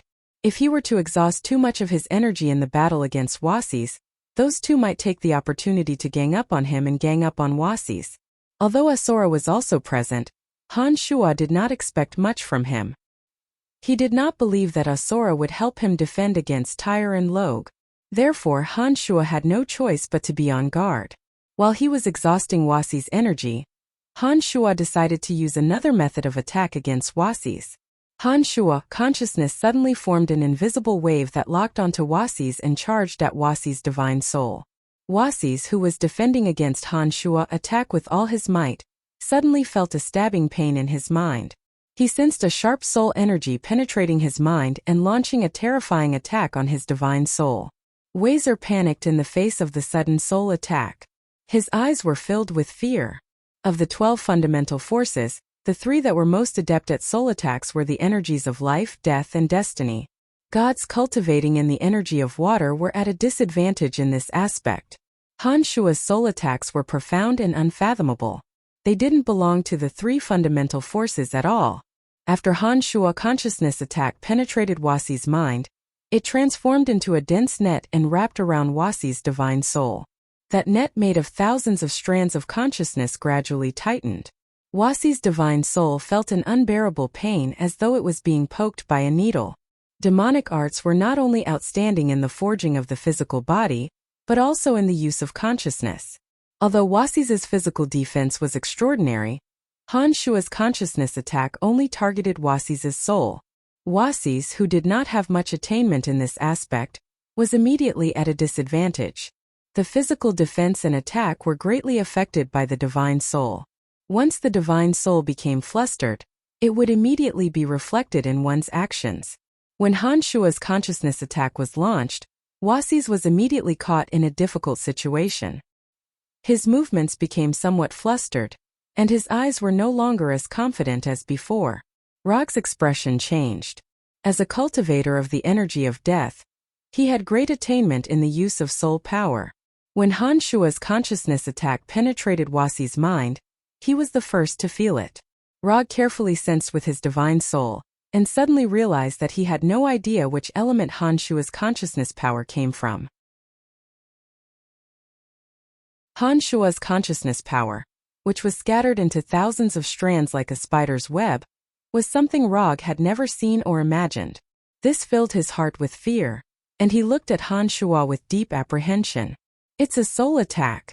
Under Tyre's pleading gaze, Rog explained in a low voice, "He has great attainment in soul attacks, and his use of soul power is very mysterious.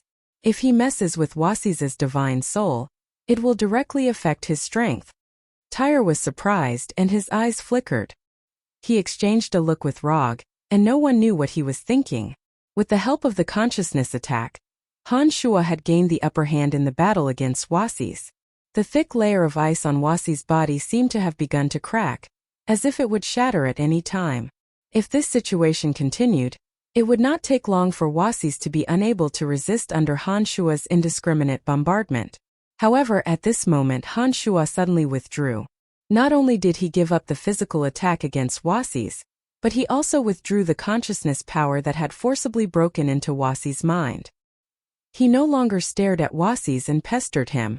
Wasis, who was dealing with an extremely difficult situation, became more and more frightened. He had already prepared himself to be seriously injured by Han Shu. Suddenly, he felt that his divine soul had loosened, and his whole body was suddenly freed. With a chuckle on his face, Han Shu and Wasis distanced themselves from each other. He said indifferently, "I don't think there's any need to continue. Wasis's strength is indeed extraordinary. We don't have any deep hatred. It's enough that we tried." Before the battle, Han Shua's attitude was not friendly, but now that he had completely gained the upper hand, he became modest and polite. Wasis first examined his body and divine soul. After making sure that Han Shua did not do anything behind his back, he looked at Han Shua with a complicated look and said, "I don't need you to save me any face. I admit that I'm not as good as you." Han Shua was stunned. He suddenly felt that this annoying Wasis was perhaps the easiest to get along with among Asura, Log, and Tyre. At least this guy was not a schemer. Just the fact that Wasis dared to admit defeat had left a favorable impression on Han Shua. There are too many variables in a battle. It is never certain who will win or lose. There are too many variables in a battle. Perhaps a small detail can change the outcome of the battle. This battle can only be considered a draw. "You have not lost," Han Shua put on a smile and said in a gentle manner. Wasis found Han Shua's words rather strange. He did not understand Han Shua's thoughts. He looked at Han Shua suspiciously, as though trying to figure out what Han Shua was thinking. In the fringe, every sovereign wanted to prove that they were stronger than others at all costs. That way, the sovereigns from the 12 dominions would seek refuge with them. That way, the sovereigns would gain more and more power. Back in the pandemonium, when Asura saw that Salus had exhausted a lot of his divine energy, he immediately provoked Salus to attack him. He wanted to defeat Salus to prove that he was stronger.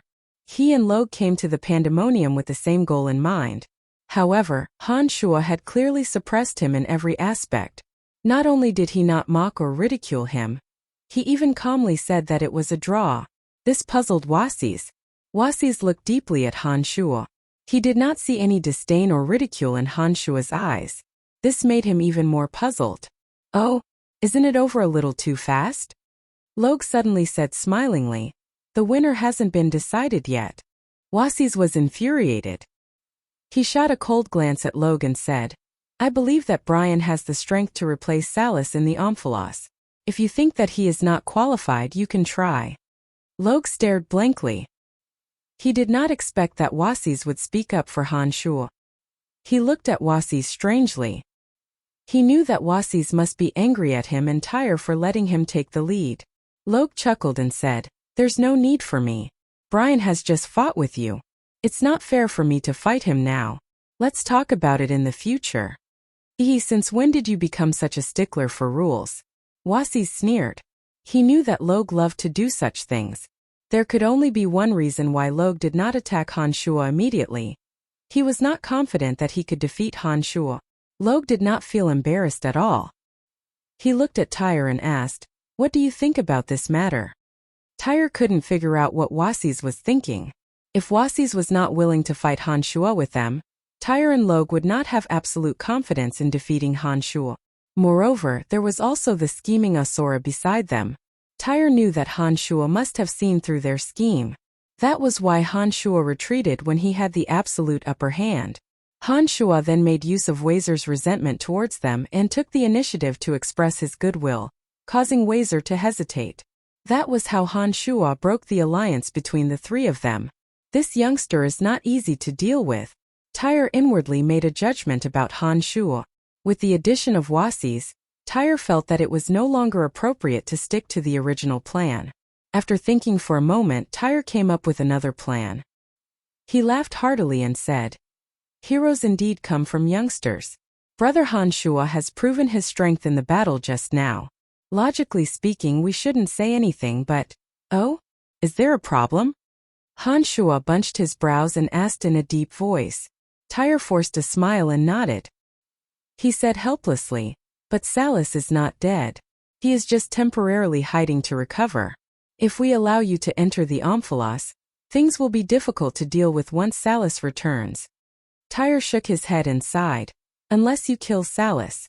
That way, he will no longer be a threat and we will have nothing to say.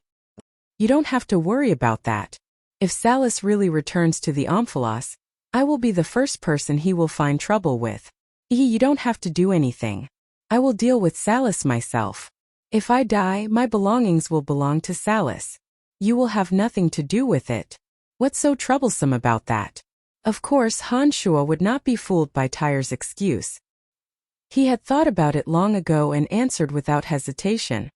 That's right. The person Salas hates the most is Brian.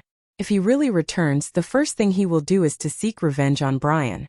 At that time, whoever wins will take over the 10 sovereign shops and continue to be the new owner of the Omphalos. Asura put on a faint smile and said, but we don't know when Salas will return.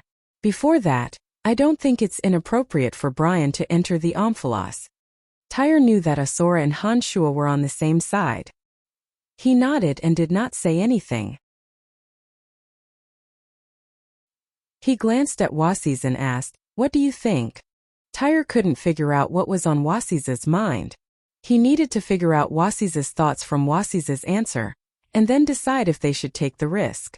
Wasis was rather hesitant. He took a deep look at Han Shua and thought about what he should do. He knew that Tyre and Log wouldn't want Han Shua to enter the Omphalos. Now, it all depended on Han Shua's attitude. As long as Han Shua agreed, his, Log's and Tyre's opinions would be much more powerful than Asura's. However, with Tyre and Log's schemes, Wasis was filled with anger towards them. He was thinking about how he should retaliate against them. Wasis looked at the smiling Han Shua and hesitated for a moment. He suddenly felt that Han Shua seemed to be more magnanimous than the other two. For some reason, Wasis nodded and said, I think Asura has a point. Tyre's expression changed slightly upon hearing those words. He nodded at Wasis and said, since Wasis and Asura have agreed, this matter will be easy to handle. Right, Brian, I will have a good talk with the owners of those shops. Oh, thank you. Han Shua put on a smile and nodded at Wasis, expressing his gratitude with his eyes. But before you enter the Omphalos, I hope that you can do something for the fringe. This concerns the rights and interests of all the sovereigns of Tanai. It seemed that Tyre had no intention of letting Han Shua enter the Omphalos without a hitch. He raised another question. Under Han Shua's gaze, Tyre put on an indignant face and said, the God Hunter Alliance has been trying to make the Omphalos their base. Recently, the God Hunter Alliance has been getting more and more arrogant. Many experts from the 12 dominions who came to the fringe were absorbed by the God Hunter Alliance before they could even reach the fringe. The number of true experts coming to the Omphalos has been decreasing. Brian, I know that Han Hao has a close relationship with you. He is now in control of the largest God Hunter faction in the fringe. I have also heard that Han Hao is also connected to the God Hunter Alliance. I hope that you understand that if the God Hunter Alliance really makes the fringe their base, they will only destroy the fringe. Although the fringe has always been a mess, we have never stirred up trouble in the 12 dominions. The God Hunter Alliance, on the other hand, is different. They have caused public indignation in the 12 dominions. All the major family clans in the 12 dominions are hunting down God Hunters. If they really treat the fringe as a stronghold of the God Hunter Alliance, the fringe will be doomed. What do you mean? Han Shua felt a headache coming on. Tyre's question was not without reason. If the fringe were to become the God Hunter Alliance's base, the 12 dominions would definitely send their divine guards to destroy the fringe. Either we force Han Hao to leave the God Hunter Alliance, or we force him to leave the fringe with the God Hunters who are growing in power. Otherwise, sooner or later, he will bring calamity upon the fringe, Tyre said.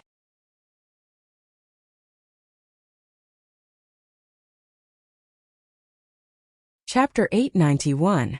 The relationship between Han Shua and Little Skull Han Hao was not something an ordinary person could understand. Now that they were both living together in the fringe, There was no way Han Shuo would let Han Hao leave his sight no matter what. But what Tyre said could not be ignored. The God Hunter Alliance was notorious in the 12 Dominions. Many family clans were after the God Hunter Alliance's whereabouts. If they were to learn that the God Hunter Alliance had moved its headquarters to the Fringe, the experts of the 12 Dominions would surely launch an attack on the Fringe. Brian, this is indeed a problem. Although the Fringe has always been chaotic, it has always been confined to the Fringe. Even the fiends who can no longer survive in the 12 Dominions will not return to the Fringe to wreak havoc under our jurisdiction, said Asura with his brows bunched. He then said to Han Shuo, the reason why the Overgods allow the Fringe to exist is that the people of the Fringe won't do anything out of line in the Dominions. They can't wait for us to kill each other in the Fringe. But the God Hunters are different. Their targets are not limited to the Fringe. They are the public enemy of the entire Elysium. What do you think? Han Shuo also knew how serious the matter was. He nodded and said, I will handle this matter. Good. As long as you handle this matter well, you will have a share in the Omphalos. Tyre laughed heartily and said, we must all agree on how to deal with the God Hunters. The God Hunter Alliance has always wanted to take over the Fringe. It is only because they are wary of the 5 of us that they dare not do so. Although the 5 of us have always been competing with each other in the Fringe, as soon as the God Hunter Alliance tries to invade the Fringe, we will work together to drive them out. That's right. The God Hunters are the public enemy of the entire Elysium. For the sake of the Fringe's survival, we must not let them talk about us, said Logue solemnly. It seemed that the sovereigns had indeed reached an agreement on this matter. All right, I said I'll take care of it. Han Shuo frowned and said impatiently, okay, today's matter ends here. We will go back and give up the Monarch store that originally belonged to Salus. You can send someone over to take it over. Tyre nodded. Without any nonsense, he turned into a dark shadow and disappeared. Haha, welcome to the Omphalos. Logue congratulated Han Shuo with a smile before leaving the dormant volcano. Wuxia's was the last. He looked at Han Shuo coldly and snorted. I helped you today because Tyre and Roger plotted against me before. I don't mean anything else. Don't misunderstand. Han Shuo nodded with a smile and said, no matter what, I have to thank you. I don't need your thanks. Wuxia's also left with a cold expression. After watching Wuxia's leave, Han Shuo suddenly felt that Wuxia's wasn't a bad guy. At least he wasn't as scheming as the sovereigns.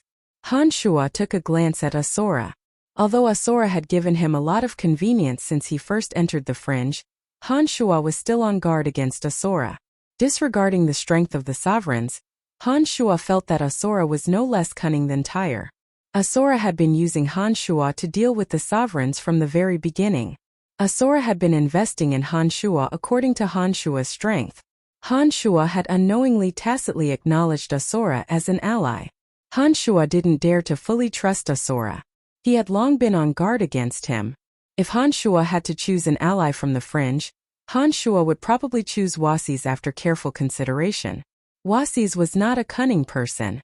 As long as others showed him some respect, he would respond appropriately. To Han Shuo, Wuxia's was more reliable. After the other 3 sovereigns left, Asura looked at Han Shuo smilingly and asked in a soft voice, Brian, have you thought about how to deal with this matter? Han Shuo was jolted awake from his thoughts. He put on a faint smile and replied, I haven't decided yet. But don't worry, I will take care of this matter. Good, I believe you will take care of it. Asura said gently, I will return to the underground palace. You can return to the Omphalos and take over the other 3 sovereign shops. I believe that after today, the other 3 sovereigns won't dare to openly attack you. Thank you for your help. Han Shuo thanked Asura again. Asura nodded and said no more. He left after the other 3 sovereigns. Han Shuo pondered for a moment. Just as he was about to leave the extinct volcano, his heart suddenly jolted. He looked at a figure that was quietly approaching from a distance. When the figure approached, Han Shuo asked, It's you? The person who had returned was one of the sovereigns, Wuxia's. He looked around to make sure that Tyre, Logue, and Asura weren't around before he came to Han Shuo and said in a cold voice, Tyre and Logue have used a secret channel to spread the news of you and Han Hao to the God Hunter Alliance.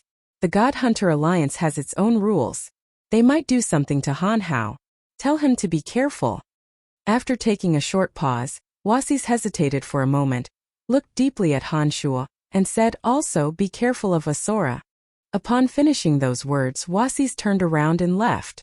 It appeared that he chose to return after Asura left because he did not want Asura to hear what he had to say. "Wait!" Han Shuo shouted when he saw that Wasis was about to leave in a hurry. Wasis stopped for a moment, but he did not turn around. He coldly said, "I am telling you this because you showed mercy in the battle just now. I don't want to have anything to do with you. The God Hunter Alliance isn't easy to deal with. Good luck to you." Han Shuo chuckled and said, "Thank you for your reminder. I will remember this favor. Right, if one day I have to fight Tyre and Logue, if you can just stand by and watch, I will be very grateful. Let's talk about this after you have dealt with your own troubles." Wasis coldly groaned and left without another word. This fella sure is worth befriending. After Wasis left, Han Shuo muttered to himself, "Be careful of Asura, be careful of Asura." Han Shuo's lips curled into a mysterious smile. 3 days later, on a cliff in the northwest of the Omphalos, Little Skull Han Hao dismissed all the god hunters in the vicinity and waited for Han Shuo's arrival. 10 minutes later, a faint light flashed and Han Shuo appeared in front of Han Hao. "Congratulations, father. I knew that father had made another breakthrough." Little Skull Han Hao revealed a rare smile on his face. It was completely different from his usual cold and emotionless demeanor. He appeared more humane. Han Shuo put on a smile and sat down on the rock in front of him. He said, "It's done. The 10 sovereign shops in the Omphalos are now ours."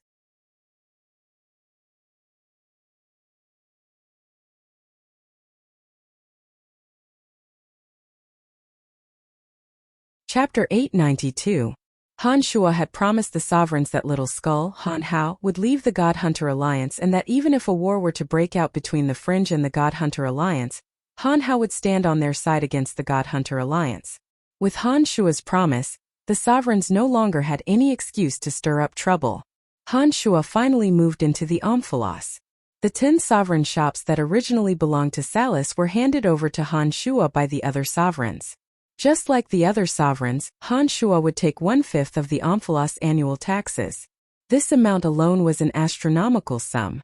When Han Shuo first entered the Omphalos, Asura had given one of his sovereign shops to Han Shuo for Han Shuo to use as a branch of his Celestial Pearl Pharmacy. This time, Han Shuo had taken over 10 of Salis' sovereign shops and returned one of them to Asura. This could be considered as repaying Asura's favor. From the very beginning, Han Shuo had been wary of Asura. Wasis's warning had made Han Shuo even more cautious. Therefore, Han Shuo tried his best to avoid getting too involved with Asura. He did not want others to gossip about him when he decided to act against Asura. As soon as the 10 sovereign shops were acquired, Han Shuo allowed Zovik, Metal Elite Zombie, and the others to enter the Omphalos. The fact that Metal Elite Zombie was able to set up goldstone shops in all the dominions was a testament to his extraordinary talent in this field. As soon as Metal Elite Zombie arrived at the Omphalos, Han Shuo handed over one of the sovereign shops to Metal Elite Zombie for him to use as a branch of goldstone shops in the Omphalos. Zovik was a quick-witted person who knew the ins and outs of the Fringe very well. Therefore, Han Shuo asked him to help Metal Elite Zombie set up goldstone shops as soon as possible. On top of that, Zovik was acquainted with some of the Omphalos wind spirits. Han Shuo gave him a sum of black crystal coins to establish his own network in the Fringe. After the conversation at the dormant volcano, the 3 sovereigns took the initiative to contact the owners of the shops, indicating that they should stop making things difficult for Han Shuo. The owners of the shops that had been plundered by Little Skull Han Hao to the point of insanity naturally agreed upon the orders of the 3 sovereigns. After this incident, they all understood how sinister Han Shuo was. No one dared to provoke Han Shuo. In addition, they also knew that the 3 sovereigns must have reached some sort of agreement with Han Shuo. They hated and feared Han Shuo, who had just risen to prominence. In the Fringe, fame and reputation were very useful. Whether it was the establishment of the Goldstone shop or Zovik's intelligence gathering, Han Shuo's name could be used to smooth things out. Things that would be troublesome for most people would be much easier because of Han Shuo's reputation. In the blink of an eye, 3 months had passed. During these 3 months, Thanks to Metal Elite Zombie's hard work and Zovik's assistance, the Goldstone shop had been established in Tanai. With enough black crystal coins and Han Shua's prestige, Zovik had bribed some wind spirits to serve Han Shua. Although the newly established intelligence network wasn't as intricate and complicated as the other sovereigns, it was at least starting to take shape. During this period of time, Han Hao did not continue to wreak havoc in the fringe. Instead, he focused on training the god hunters that he had recently subdued. Through their unique communication method, Han Hao and Han Shua knew each other's thoughts and actions. Although the father and son didn't see each other often, they knew each other's situation like the back of their hands. One day Han Shua, who was refining new pellets and planning to recruit all the poisons in Tanai, suddenly saw Zovik barging into his shop. Han Shua had instructed Zovik not to disturb him, unless it was urgent when he was refining pellets or cultivating in seclusion. Zovik wasn't a rash person, and this was the first time in 3 months that he had barged into his shop. Moreover, judging from the urgency in Zovik's voice, Han Shua knew that something must have happened. What's going on? Han Shua's face sank. He had a bad premonition. Zovik was rather anxious. He saluted Han Shua and immediately replied, "I just received a message from Han Hao. He said that one of his subordinates came from the Death Dominion and reported to him about the Han family." Han Shua's expression tightened as he grew even more uneasy. He immediately asked, "What's going on?" Han Hao's god hunters have received a message from the Han family in Ronson Canyon. Tanai and other god hunter factions have formed an alliance and are planning to attack the Han family. That subordinate was dispatched to the fringe to report the situation to Han Hao. Zovik hastily recounted what he knew. Ever since Han Shua entrusted him with the task of establishing an intelligence network, Han Shua had instructed him to keep an eye on the Han family in the Darkness Dominion. Having been in this position for some time, Zovik naturally understood the relationship between Han Shua and the Han family. Therefore, as soon as he received the urgent message from Han Hao, he reported it to Han Shua.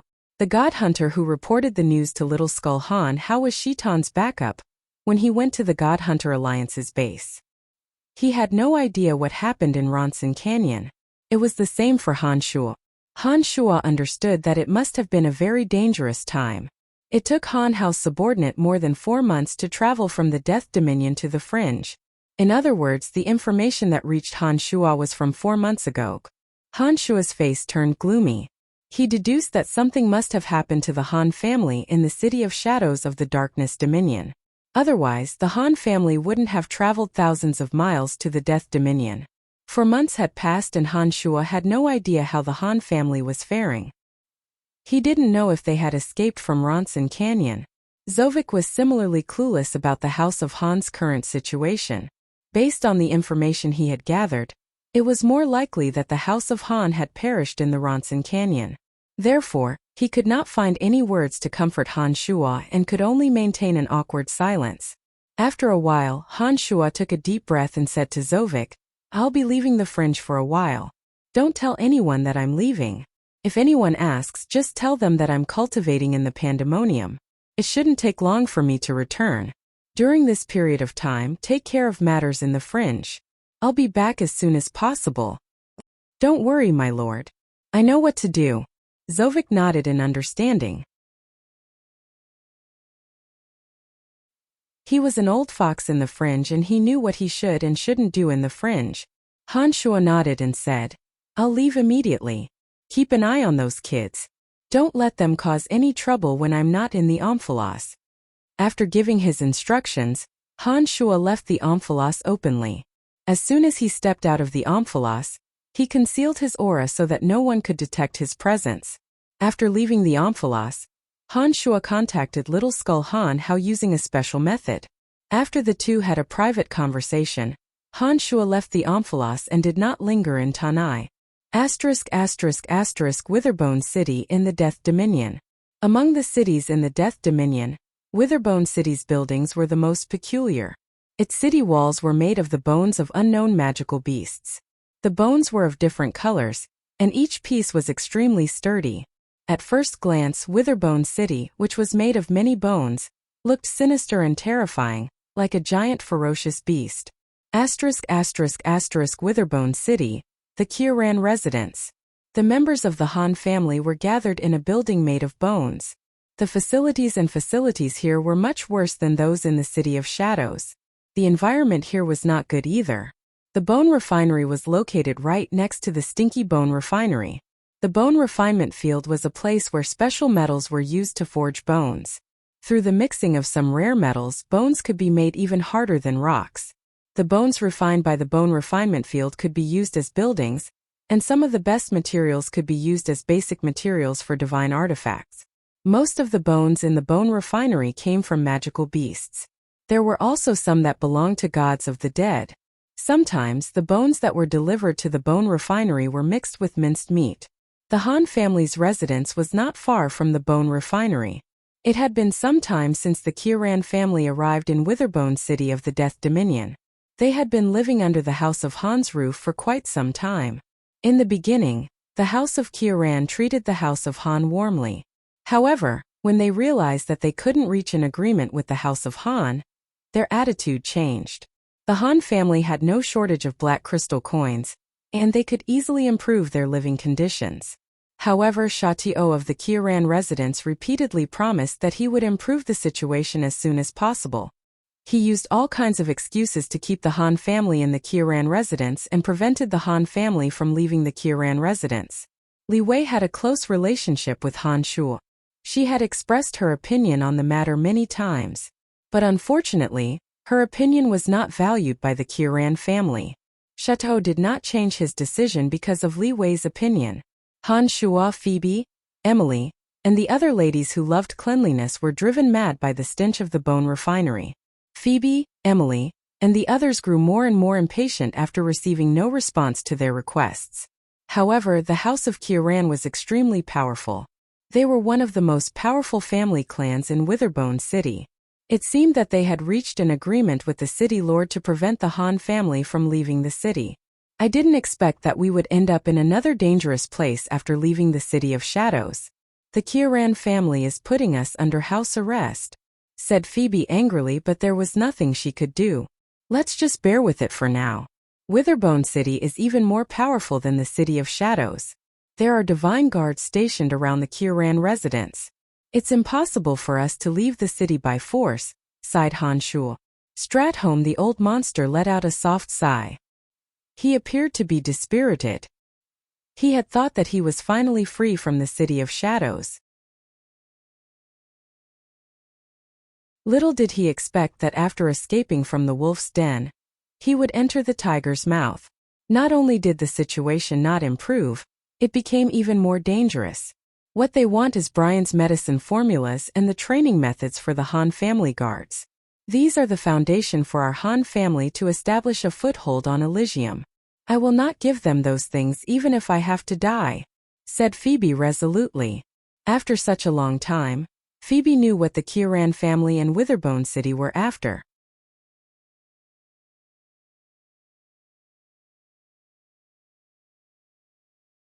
Chapter 893. Witherbone City, the City Lord's Mansion. City Lord Hill, Chateau of the House of Kieran, and the patriarchs of several major family clans of Witherbone City were gathered together. You still haven't gotten anything out of him? Hill sat on the throne made of white bones with a frown on his face. As the City Lord of Witherbone City, it was only natural that Hill cultivated in the energy of death. He possessed late-stage high god strength. 100 years ago, the overgod of death had left a divine mark on him. With the help of that divine mark, it was possible for him to make a breakthrough and become an overgod within a short period of time. Even though he would never possess a unique quintessence like the overgod of death, being an overgod was still a terrifying feat. There were only 12 overgods on Elysium who possessed the quintessence and only a few dozen overgods who did not possess the quintessence. Hill had been cultivating diligently and taking care of Witherbone City for the overgod of death, just so that he could obtain a divine mark to make a breakthrough and become an overgod. Hill was an ambitious man. As soon as he heard from Shatio about the miraculous cooperation between the Han family Celestial Pearl Pharmacy and the Han family guards, he immediately had other ideas. Shatio was not a kind-hearted person either. The two immediately made preparations and led the Han family to Witherbone City from Hoff's and Larrickson's pursuit. Hill and Château's divine guards were very courteous to them. But as soon as they arrived at Witherbone City, Hill immediately asked Château to find a way to obtain information from the Han family. When he discovered that the Han family was being tight-lipped, he immediately ordered his divine guards to be stationed near the Kieran residence to prevent the Han family from establishing themselves in the city. Château shook his head in a distressed manner and said, "No matter what I offer, they won't give me those two things. They have kept the prescriptions of the medicines and the training methods of the Han family guards tightly under wraps." The Han family no longer has a foothold in the City of Shadows. Although their Celestial Pearl Pharmacy still has branches in several cities, they do not have the power to protect all of them. That young man named Brian is still in the fringe. "What else do they want?" said Benfazer, another patriarch of a family clan in Witherbone City. "I wonder what they are thinking." Château frowned and said, "We have made it so obvious. Logically speaking, the Han family should know what we want. They should also know that we won't let them go if we can't get what we want. Why do they insist? Those families that have business dealings with the Han family keep sending people over, saying that they want to discuss business with the Han family. Their purpose should be similar to ours." Hill knitted his brows and said to Shah, "We have to speed up the process. We won't be able to keep this secret for long. Those families are not easy to deal with. It won't be long before they send their people to Witherbone City. At that time, it will be troublesome if they know what we are doing. Give me another month.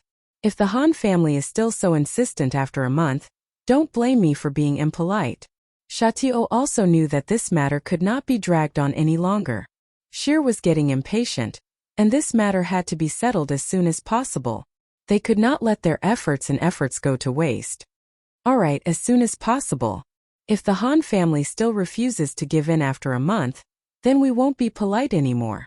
Shear sneered and said, "If they refuse a toast only to be forced to drink a forfeit, then we will kill them all. We cultivators of the energy of death know much more about souls than ordinary people. I don't believe that their souls can keep their secrets. It's better not to do that. If we go too far and the news is leaked, not only will the other families join forces to suppress us, but it will also bring us a lot of trouble. If possible, we should let the Han family take the initiative to cooperate with us and tell us some of their secrets. Only then will we be on our side." Benfazer said in a deep voice. Château nodded and replied, "I will try my best to settle this matter in a gentler way. If we really have no other choice, we will have to start a massacre." Château said with a cold face, "Compared to the two biggest secrets of the Han family, this is a risk worth taking. All right, let's do that. I will give you another month. If you don't kill them after a month, I will send my men to deal with them. In short, the two biggest secrets must belong to Witherbone City." Shear waved his hand and said, "All right, that's all for today. Château, please do your best." Château rose to his feet and returned to the Kieran residence without wasting any more time in the manor. The ancient lizard king Degassi was walking towards the smelly building next to the bone refinery. Degassi wore a helpless face and sighed all the way back. He did not know what to say after arriving at the building. As a fellow traveler from Profound Continent, Degassi felt very bad when he saw how the Han family was treated in the Kieran residence. However, Degassi was just a lowly member of the Kieran residence. If it weren't for the fact that he was close to many members of the Han family, Château wouldn't have given him the task of delivering the message. Statholm and Ermike had heard of Degassi back when they were on Profound Continent. They had heard a lot of unfavorable news from Degassi. Although they were furious and dissatisfied with the House of Kieran, they did not hold any grudges against Degassi. Statholm the old monster put on a bitter smile when he saw Degassi walking towards them. He pretended to ask in a soft voice, "Haha, is there more news?" Statholm knew that Degassi's visit was definitely not good news. He asked in such a manner so that Degassi would not blame himself too much.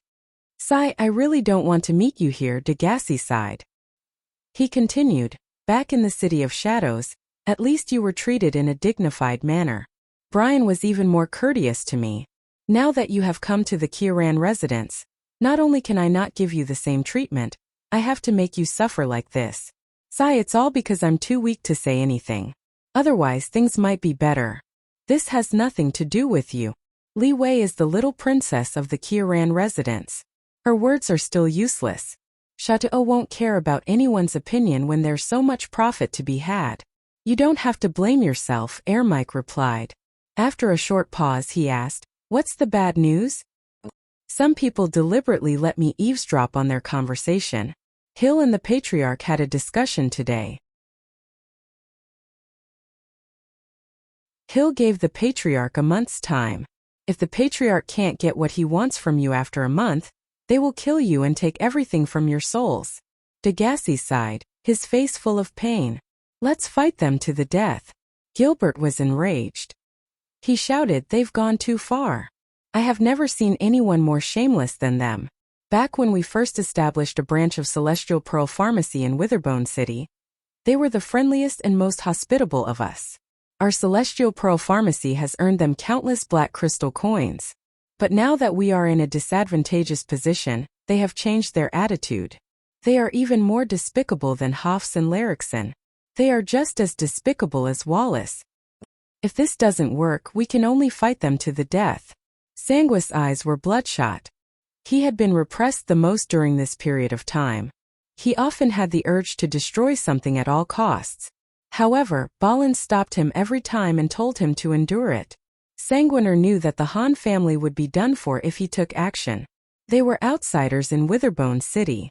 Although the Han family guards were powerful, without the support of top-notch experts, they would not be able to escape from the siege of Witherbone City's divine guards. In the end, they would all perish in Witherbone City. The situation here was even worse than in the City of Shadows. Back then, Wallace had used a borrowed knife to kill the Han family, because he was apprehensive of Han Shua's relationship with the Overgod of Destiny. Therefore, unless absolutely necessary, Wallace would not openly attack the Han family. Hill and Chateau of Witherbone City thought nothing of the young Han Shua. In their minds, Han Shua was just a genius pharmacist. They were unaware of the relationship between Han Shua and the Overgod of Destiny. If they were to attack Han Shua, they would not hesitate to destroy the Han family. If we take the initiative, we can kill at least a few hundred of the House of Kieran's divine guards. But of course we will be dead for sure. I think we should come up with a plan to kill as many members of the House of Kieran as we can. Even if we are to die, we want our deaths to be worthwhile, said Balins calmly. However, his words revealed that he had truly lost all hope.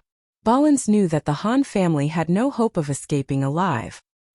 He believed that the only thing he could do now was to deal as much damage as possible to the Kieran family. No, cried Emily. She said, Brian definitely doesn't want anything to happen to us. We can't be so impulsive. Then what should we do? Asked Gilbert. We have no other way out. We are going to die either way. At the very least, we can't let them have an easy time. Balins, Sanguiner, Gilbert, the three of you know Brian's demonic formations the best. Prepare a copy of the demonic formations that the divine guards use, instructed Emily while enduring the pain in her heart. How can we do that? Shouted Sanguiner. They will never let us go. Even if we give them some, we won't be able to escape. Degassi, did you help us spread the news? Asked Emily. Instead of answering Sanguiner's question, she asked Degassi. You gave me 1,000,000 black crystal coins and I used them all. If he is still alive, he will receive the news sooner or later. Degassi nodded and said with a bitter smile. He continued, Hill, Chateau, and the others did not take Brian seriously at all. They did not restrict my actions at all. Emily nodded and heaved a sigh of relief. She said to the party, let's buy as much time as we can. Let's hope that Brian can find us.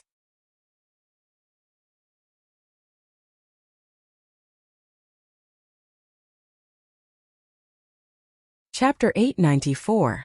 Han Shua rushed to the Death Dominion at the speed of light.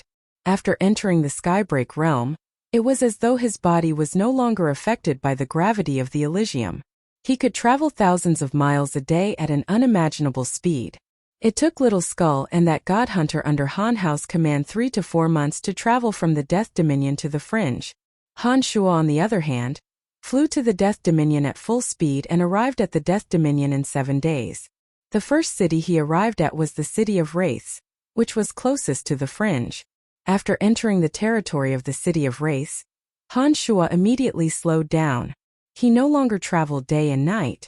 After traveling at full speed for 7 days, every cell in his body was exerted. Han Shuo had consumed a significant amount of energy. After arriving at the city of Wraiths, Han Shuo needed to rest and recover his lost energy. On the other hand, he wanted to inquire if the Han family were in the Death Dominion. From the movements of the Han family, Han Shuo knew that the Han family must have traveled thousands of miles from Fort Lossberg to the Death Dominion to escape from the pursuit of the City of Shadows. The Ronson Canyon was located at the border of the Death Dominion. If the Han family managed to escape from the God Hunters in the Ronson Canyon, they should have arrived at the Death Dominion by now. Han Shuo wasn't sure if Phoebe and the others could escape from the Ronson Canyon, but he had a little bit of hope in his heart. In order to avoid making a wasted trip, he had to find out if the House of Han had entered the Death Dominion. Han Shuo spent half a day traveling through the outskirts of the city. By dusk, Han Shuo was standing in front of the city of Wraiths. As one of the 6 cities in the Death Dominion, the city of Wraiths had its own architectural style and unique features. What set it apart from other cities was that the city was filled with wraiths. Talbot, the city lord of the city of Wraiths, was an expert in controlling wraiths. He had collected the wraiths of many humans and beasts and imprisoned them in energy towers. He used a mysterious energy to bind the wraiths together, and even sealed them on the city walls. Although the wraiths weren't very powerful, they could help him monitor the city of Wraiths. Talbot would be able to know through the wraiths that there were any disturbances in the city of Wraiths. If someone tried to invade the city of Wraiths, Talbot would also be able to swiftly receive the news. Standing at the center of the city of Wraiths, Han Shuo creased his brows in disdain as he sensed the weak life forms hidden on the walls and energy towers. Wraiths were used in a similar manner to Han Shuo's demon generals. However, Han Shuo knew that these wraiths were inferior to the lowest level of demon generals. They were merely eyes that Talbot had placed in every corner of the city. Moreover, they were eyes that could be easily discovered. The offensive power of wraiths was minuscule. They posed no threat to ordinary base gods. For a character of Han Shuo's level, even if he stood still and thousands of wraiths swarmed him, they wouldn't be able to do any real damage to him. The wraiths didn't have any significant offensive power. They couldn't move after being sealed in the walls, and they didn't have the ability to evolve. No matter how one compared them, they were far inferior to the demon generals in Han Shuo's cauldron of myriad demon. Therefore, Han Shuo only needed to sense the living beings in the walls to feel contempt. Every city had people who specialized in selling all kinds of information. Naturally, the city of Wraiths was no exception. As long as one was willing to spend some black crystal coins, there was bound to be someone who specialized in this business. In the city of Wraiths, on the West Street where crooks mixed with honest folk, most of the gods in the city were from outside. Here, one could purchase all kinds of special goods. Of course, information was also one of the special goods. Information clearinghouses were special shops that specialized in collecting and selling information. Spending black crystal coins here, one could obtain all kinds of information one needed. Even if there was no such information for the time being, as long as one paid a certain amount of black crystal coins, they would send someone to find out the information one needed. You would definitely get your money's worth. Normally, the information clearinghouses were cold and deserted. Very few people would pay attention to them. But when something earth-shattering happened in any dominion, information gathering shops like the information clearinghouses would become as crowded as a marketplace. Many major family clans that didn't have any connections in other dominions would spend a certain amount of black crystal coins to purchase information. As soon as Han Shuo entered the information clearinghouse, he saw an old woman resting in a dark corner with her eyes lowered. With just a glance, Han Shuo could tell that she cultivated in the energy of death and possessed mid-stage low god strength. Han Shuo scanned the manor with his consciousness and discovered that there was no one else in the manor other than this old woman. Han Shuo calmed himself down and walked straight to her. He suddenly threw a money pouch containing no less than 10,000 black crystal coins onto the black wooden table in front of her, causing a loud clang. I want to know about the situation of the Han family in the City of Shadows. If you have any information, this pouch of black crystal coins is yours. Han Shuo was rather nervous when he asked the question. Perhaps in his heart, he believed that the Han family had suffered a fatal blow in the Ronson Canyon. He subconsciously refused to accept such an outcome. The sound of the black crystal coins colliding against each other was melodious and pleasing to the ear. The old woman who was resting with her eyes closed suddenly opened her glistening green eyes like a hungry beast that smelled blood. She did not answer immediately but placed her hand on the pouch of black crystal coins and carefully and greedily groped them. She nodded, as though confirming that the black crystal coins were genuine. Then she raised her head and sized up Han Shuo with narrowed eyes. The dim radiance in the old woman's eyes grew brighter and brighter. Her wrinkled face carried an odd expression. She seemed to be puzzled, but at the same time she seemed to have understood something. After staring at Han Shuo for a long while, she softly exhaled and asked in a deep voice, "Why do you pay attention to the Han family?" Haha, it seems that quite a lot of people have been asking about the Han family recently. Han Shuo stared blankly for a moment before he replied impatiently, "I'll give you the money and you give me the information." Cut the crap. Information clearinghouses only sold information, and generally wouldn't ask about the identity or background of the buyer. This was a rule that everyone knew. The old woman's behavior was clearly against the rules of the information clearinghouse. How many types of formations are there in the 8 Desolation and Torment formation? Do you know? The old woman suddenly asked as she looked at Han Shuo. Han Shuo's expression abruptly changed when he heard these words. He reached out with his right hand and suddenly grabbed the old woman's neck, lifting her into the air. His expression was gloomy, cold, and severe as he violently shouted, "Who are you? How do you know these things?" At the same time, the front door of the information clearinghouse closed with a loud bang and all the windows were locked in an instant. A strange energy instantly filled the information clearinghouse, isolating it from prying eyes and making it impossible for anyone to know what was going on inside. The old woman, whose neck was grabbed by Han Shuo, immediately turned dark purple. She used all her hands and feet to struggle against Han Shuo, but the omen invincible body made her dizzy. After a while, she lost all her strength and her green eyes rolled back, looking as if she could die at any moment. After confirming that no one would be able to discover anything out of the ordinary, Han Shuo tossed the old woman aside. Her entire body was pressed against the hard wall by an invisible force. Apart from panting heavily, she couldn't move at all. "Speak. How do you know about the 8 Desolation and Torment formation?" Han Shuo's face was cold as he stood 5 meters away from the old woman. With a thought, the nails on his index finger protruded out and the sharp omen blade flickered with a chilling light, making Han Shuo look even more terrifying. After panting for a while, the old woman coughed a few times before she regained the ability to speak. She immediately shrieked in fear when she saw the terrifying Han Shuo coldly sizing her up and down. "I don't know anything about the 8 Desolation and Torment formation. All I know is that someone gave our information clearinghouse a large sum of black crystal coins to pass on a message for them. Speak clearly or I will skin you alive." Han Shuo shouted impatiently. "All of our information clearinghouses have received orders from our superiors. If anyone asks about the Han family in the City of Shadows, we are to ask them if they know how many types of formations there are in the 8 Desolation and Torment formation.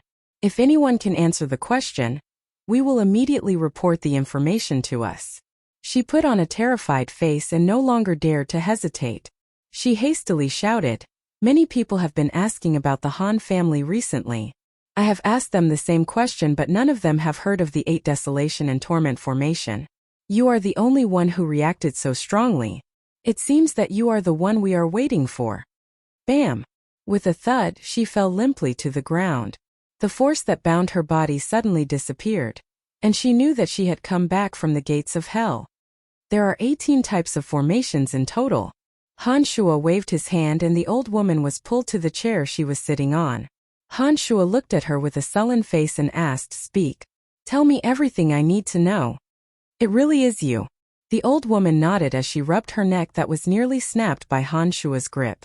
She put on a tearful face and said, Someone gave our information clearinghouse a large sum of money and told us to inform you that the Han family is in Witherbone City.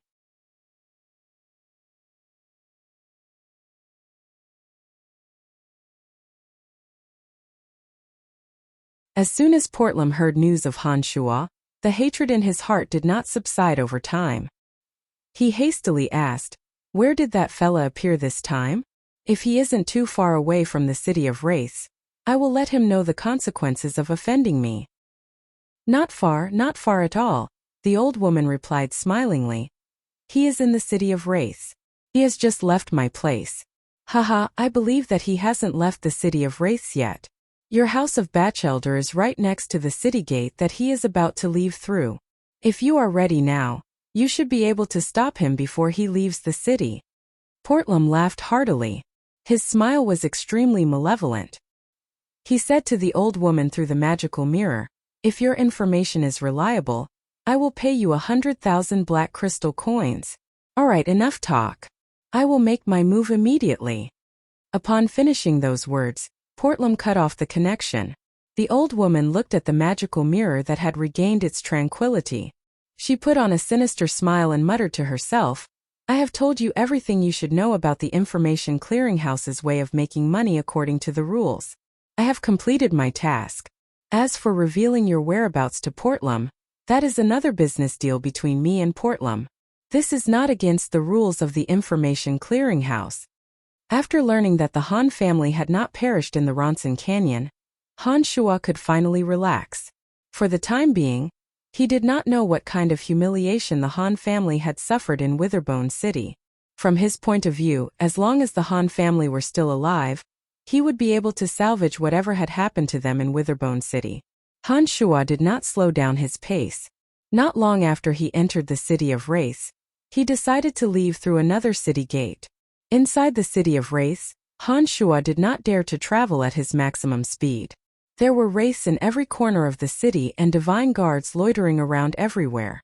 If Han Shua were to recklessly gallop through the city of Wraiths, he would definitely attract the attention of the divine guards and cause unnecessary trouble. Han Shua slowly approached the city gate that led to Witherbone City. When he was about to reach the city gate, Han Shua's consciousness suddenly sensed that a large number of divine guards and experts had gathered in that area. He did not know what was going on. Han Shua did not immediately release his demon generals to spy on the situation. From what Han Shua could see, no matter what was going on there, it would have nothing to do with him. He did not want to cause any trouble for the time being. He just wanted to leave the city of Wraiths as soon as possible. The city gate was the closest to Witherbone City. Han Shua did not change his direction and arrived at the city gate 10 minutes later. As far as the eye could see, there were many divine guards wearing special family clan insignia on the city wall. Standing at the city gate was a young man with a frivolous and arrogant demeanor. It was none other than Portlam, whom Han Shua had dealings with back in the City of Shadows. As soon as Han Shua saw that Portlam was blocking the city gate, as well as the expressions of the divine guards around him and the two high gods from the house of Batchelder, Han Shua immediately realized that he might be their target. After thinking for a moment, Han Shua realized that the old woman in charge of the information broker must have leaked the news of his arrival.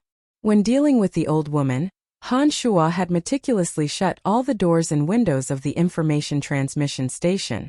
He had also released his energy to prevent anyone from eavesdropping. Even City Lord Talbot, who had scattered his wraiths to every corner of the city, wouldn't be able to figure out what was going on in the information transmission station through his wraiths. Moreover, Talbot didn't know Kieran's identity, so he wouldn't know what kind of relationship he had with Portlam. The old woman was the only one who could guess Han Shua's identity from his expression and the information he gathered. Therefore, Han Shua did not need to think too much to know that she was the informant. Han Shua felt a little remorse in his heart.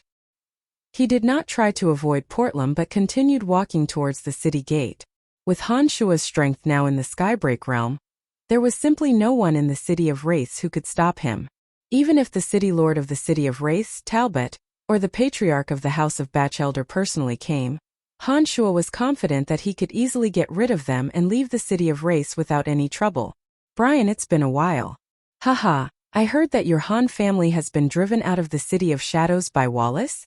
Back in the City of Shadows, you were under Wallace's protection and I didn't do anything to you. Now that you have the guts to come to the City of Wraiths, are you prepared to die? Portlam had been waiting for this day for a very long time. He could still remember the scene of him being chased by Han Shua in the banquet hall of Celestial Pearl Pharmacy. If it wasn't for Charlotte helping him, he might have been killed by Han Shua back in the City of Shadows. Han Shua was concerned about the Han family of Witherbone City, and did not want to waste his breath on Portlam. He shouted impatiently, "Portlam, I had forgotten about you. But since you are so determined to die, don't blame me."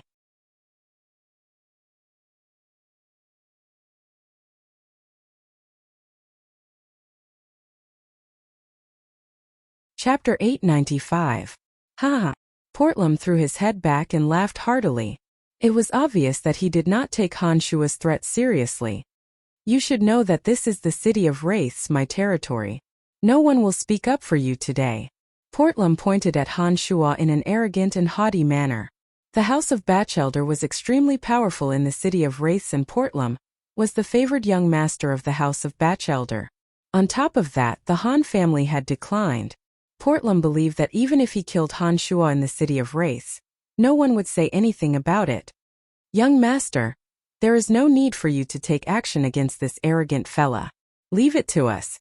One of the high gods beside Portlam stepped forward and volunteered. He cultivated in the energy of earth and possessed early-stage high god strength. He had a robust body and appeared to be very powerful. Young master, he can't escape. Another high god cultivating in the energy of wind walked out from behind Portlam. He and the high god cultivating in the energy of earth stood on either side of Han Shua. Once Portlam gave the order, they would immediately attack. In the City of Wraiths, Portlam did not have to worry about not having enough manpower. As a member of the House of Batchelder with the most potential, his future was limitless. Those high gods of the House of Batchelder had long regarded Portlam as the future patriarch of the House of Batchelder. Naturally, they would seize the opportunity to show off their abilities. Han Shua did not know whether to laugh or cry when he saw the two early-stage high gods approaching him with sneers on their faces.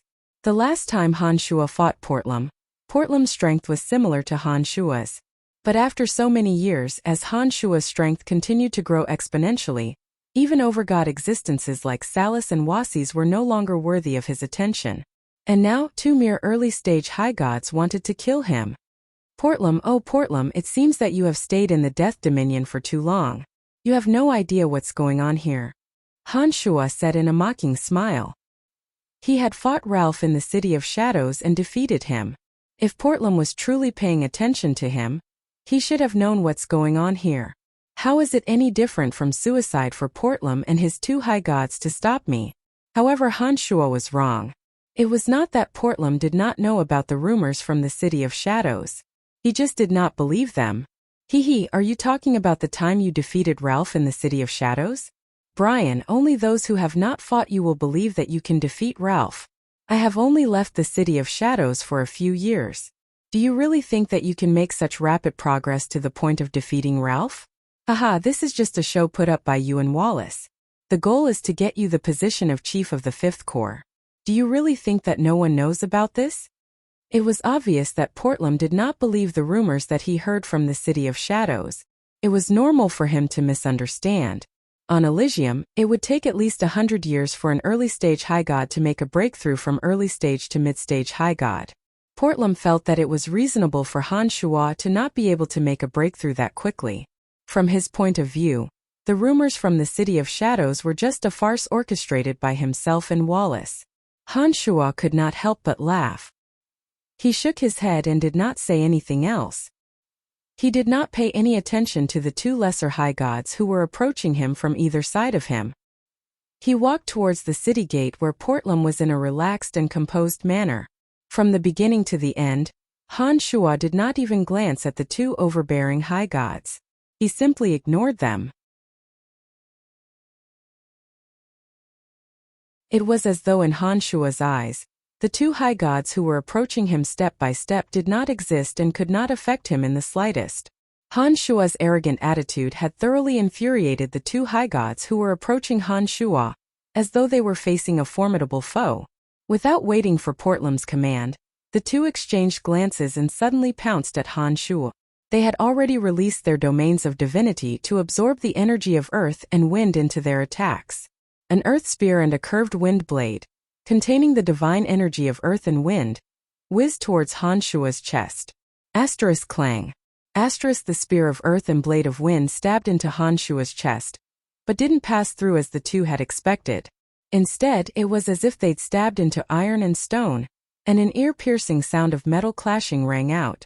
Two tyrannical and ruthless energies suddenly surged towards the two high gods along with the earth spear and wind blade. The two high gods who were caught off guard were sent flying by the rebounding energies. The earth spear and wind blade shattered into pieces in midair. Without even looking, with one thought, Han Shua made a pulling motion with his two hands. Invisible energy was suddenly injected into the shattered earth spear and wind blade. The weapons that had fallen to the ground after shattering seemed to have come to life. They flew at an even faster speed towards the two high gods who were involuntarily thrown away. The shattered earth spear and sewing fragments accurately pierced into the bodies of the two high gods. Fresh blood violently spurted out.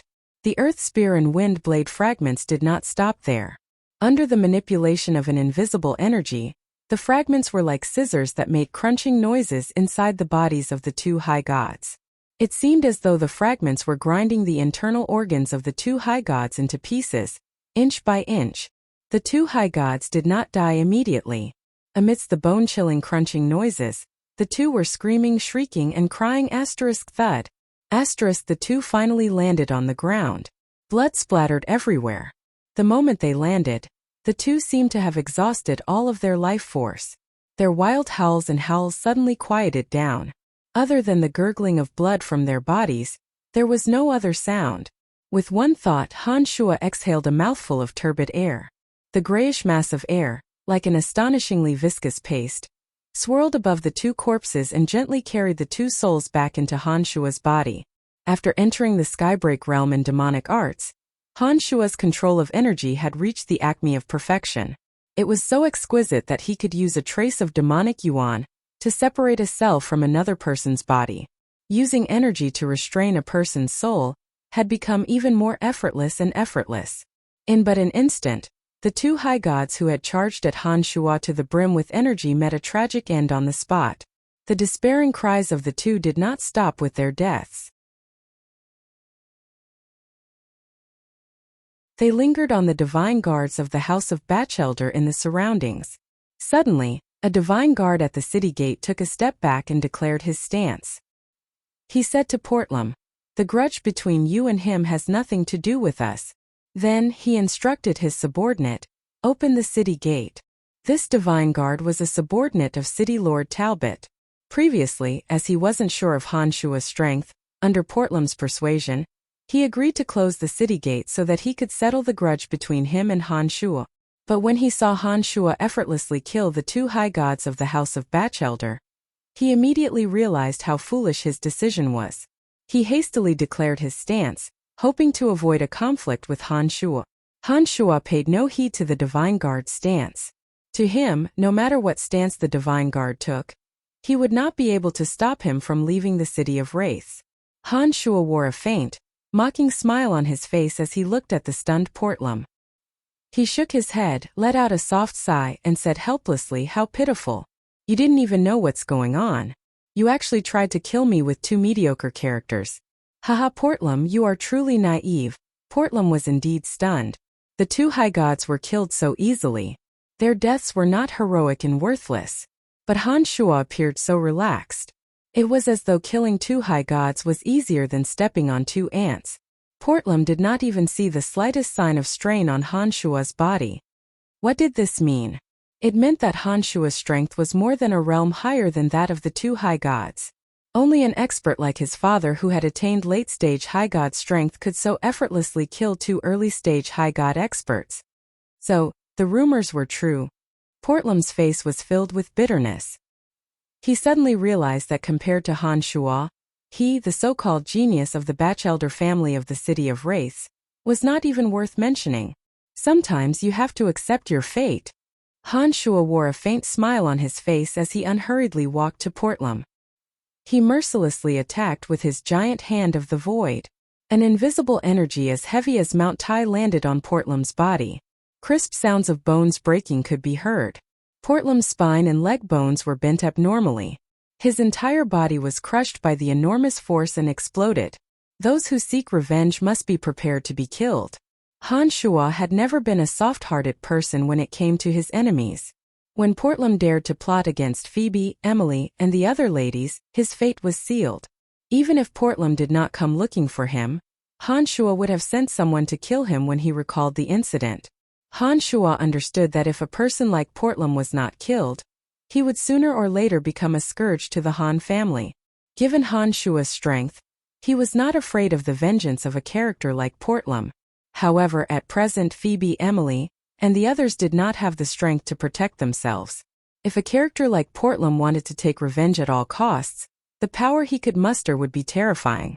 After keeping Portlam's divine soul, Han Shuo swept a glance at the house of Batchelder divine guards who were trembling in fear. He calmly said, "You should all know who I am. He. Send a message to your patriarch. Tell him that I am going to Witherbone City. If he wants revenge, he can come." Those House of Batchelder divine guards abruptly took a step back after hearing Han Shuo's words. They kept a safe distance from Han Shuo as though they were afraid that Han Shuo would attack them. The city gate was quickly opened before Han Shuo. The divine guards who were in charge of entering and exiting the city tactfully made way for Han Shuo. They watched as Han Shuo swaggered out of the city of wraiths.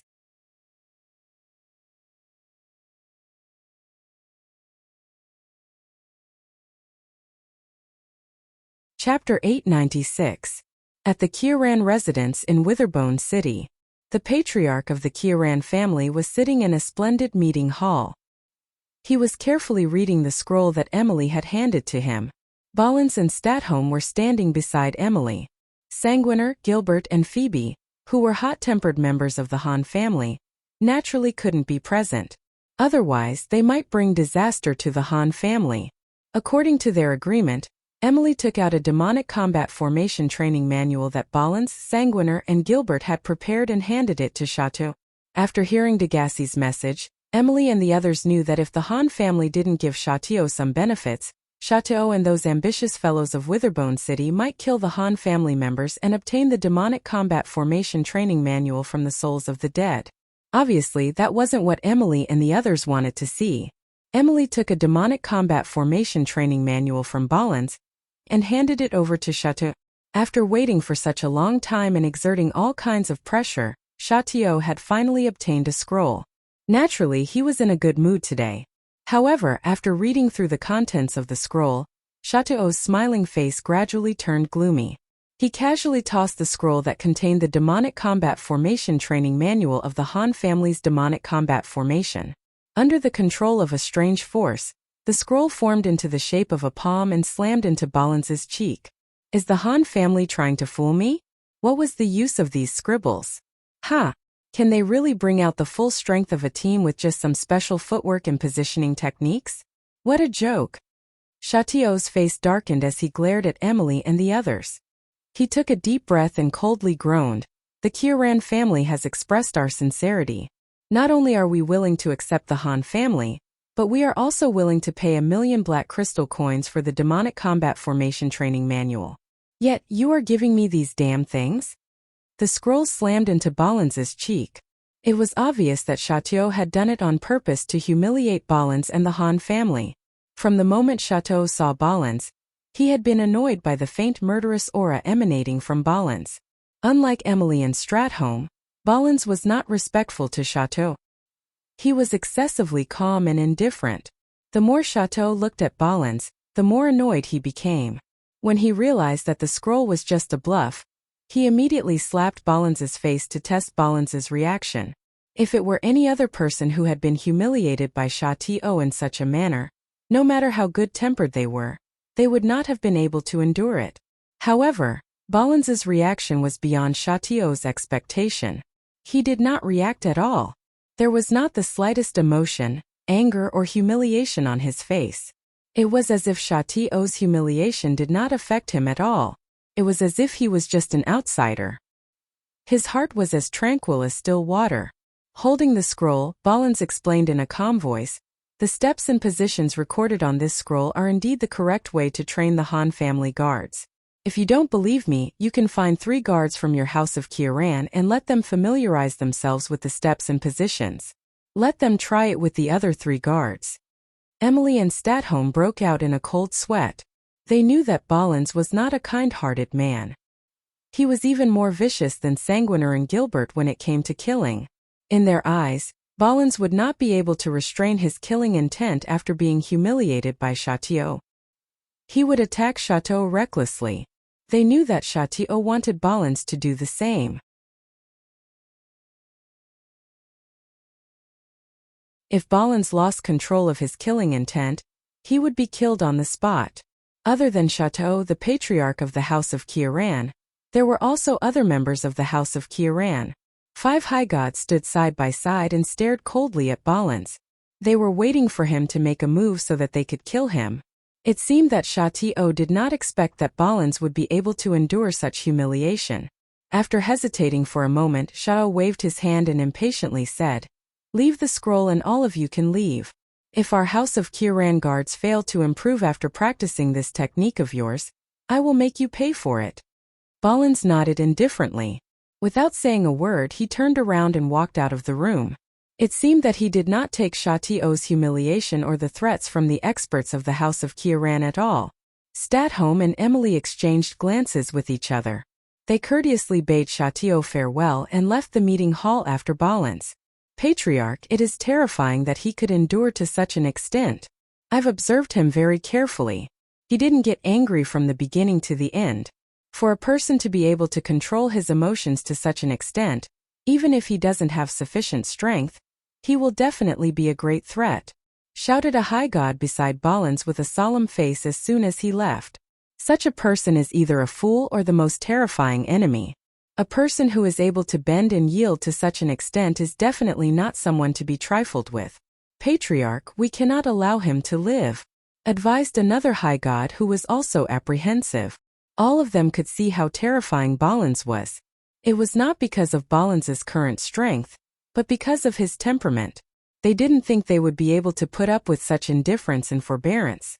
That was why they felt threatened by Ballins. Having such a person in the Kieran family was akin to having a venomous snake lurking under the bed. It made them feel deeply uneasy. Shao-Ti was no fool. He could see how formidable Ballins was. With a dark face, Shao-Ti shouted, "Of course I know this guy isn't easy to deal with, but I can't find an excuse to attack him since he has been so patient. Besides, we need to see if the scrolls they gave us are really useful. Let's spare his life for now. In any case, he won't be able to escape from our House of Kieran.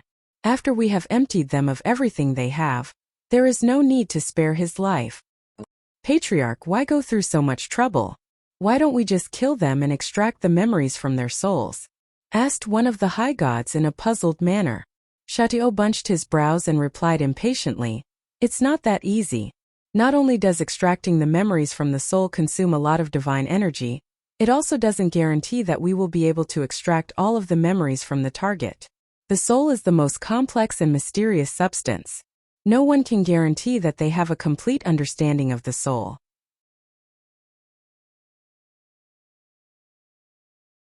When a person dies, the soul's memories will slowly disappear. Even if we can extract the memories, we can only extract a portion of the memories.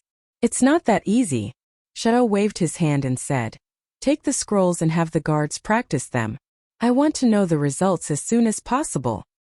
"Understood, Patriarch," replied the high gods simultaneously before they bowed and left. Statholm, Emily, and Ballins finally returned to their temporary residence in the bone refinement field. Emily and Statholm heaved a sigh of relief. They looked at the expressionless Ballins. Emily put on a wry smile and shook her head. She said as though a heavy burden had been lifted from her shoulders, thank goodness, Shao did it on purpose to provoke you. I was worried that you wouldn't be able to take it." Statholm wore a look of admiration. He sighed and said angrily, "If we have the chance, we will skin Shao alive." "What happened?" Sanguiner and Gilbert asked at the same time. Among the Han family members, Sanguiner, Gilbert and Ballins were the closest to each other. From the tone of Statholm and Emily, they could guess that something must have happened to Ballins. Gilbert asked, "What happened, old man?" "Xiao has gone too far." Statholm, who had always been rational, couldn't hold himself back this time. He narrated everything that had happened with a cold face. After listening to Statholm's narration, Sanguiner didn't say a word. He rushed outside with red eyes. It seemed that he was ready to fight to the death. Gilbert let out a furious roar and shouted like a madman, "Damn it! They've gone too far. I'm going to fight them. Both of you come back here," shouted Statholm, Emily and Mike Cotton. They knew that once Sanguiner and Gilbert walked out of this place, a bloody battle would be unavoidable. All the members of the Han family would be implicated and die tragically in the Kieran residence. Gilbert and Sanguiner were the most outstanding members of the Han family. However, they were only close to Ballins. Even Statholm, Phoebe, and the others could not restrain them. This time the two of them were truly enraged. They ignored Phoebe and the others and charged out with red eyes. "You two can continue to be cowards. I'm going to fight them." "It's none of your business," roared Gilbert. His face was sullen as if the one being insulted by Xiao was not Ballins but him. Phoebe, Emily, Statholm, and the others shuddered at the sight of the two going berserk, not knowing what to do. "Come back here." Ballins furrowed his brows and suddenly shouted, "Senior brother has ordered you to listen to me when he's not around." Ballins glanced at Sanguiner and Gilbert. His eyes were overflowing with gratitude. He knew that Sanguiner and Gilbert were angry because of him. The three of them often hung out and competed with each other. Unknowingly, their relationship had deepened. Ballins's cold heart suddenly felt warm. But, Sanguiner and Gilbert looked at Ballins anxiously. "We must avenge them." Ballins looked at the two of them and said calmly, "But not now. You cannot sacrifice the lives of all the members of the Han family for a moment of impulse." Sanguiner and Gilbert looked at the indifferent Ballins. After a long while, they sighed and gave up on the idea of charging out.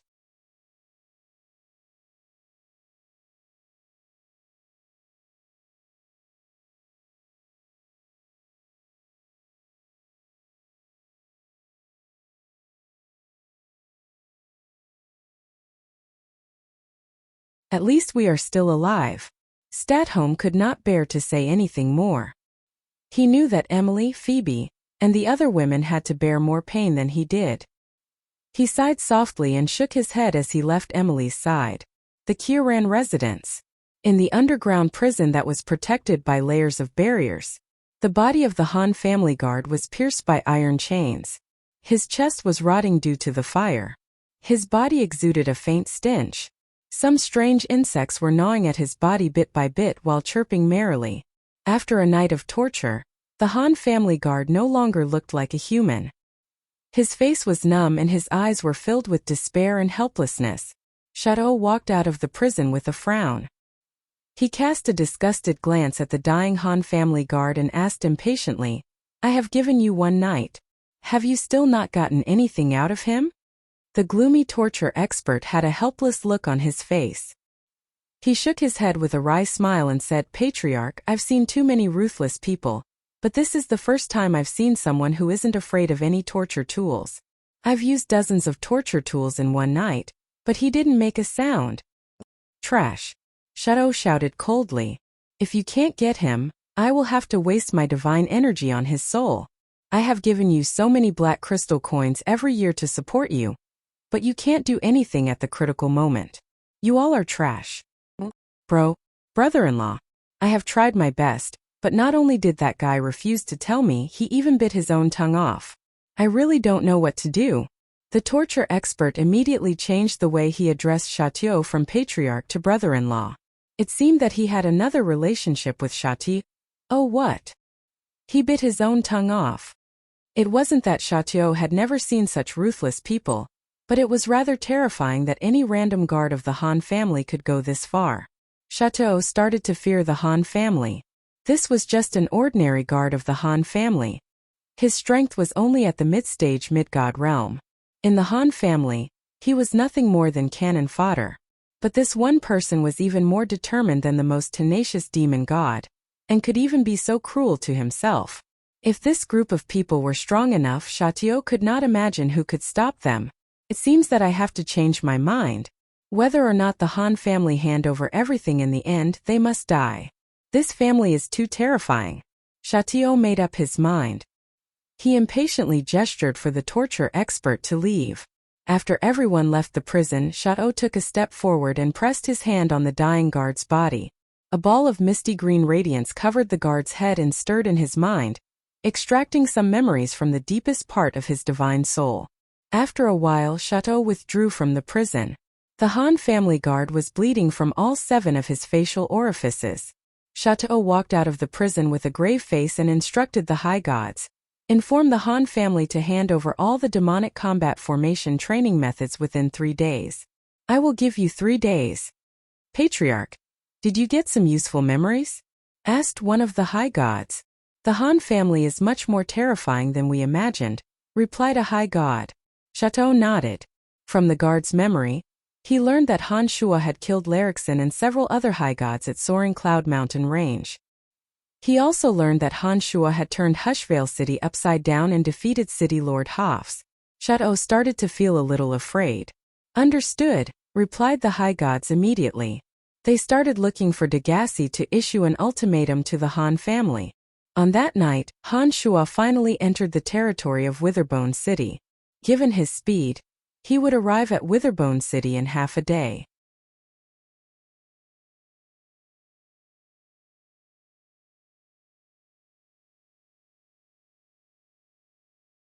Chapter 898. 3 days.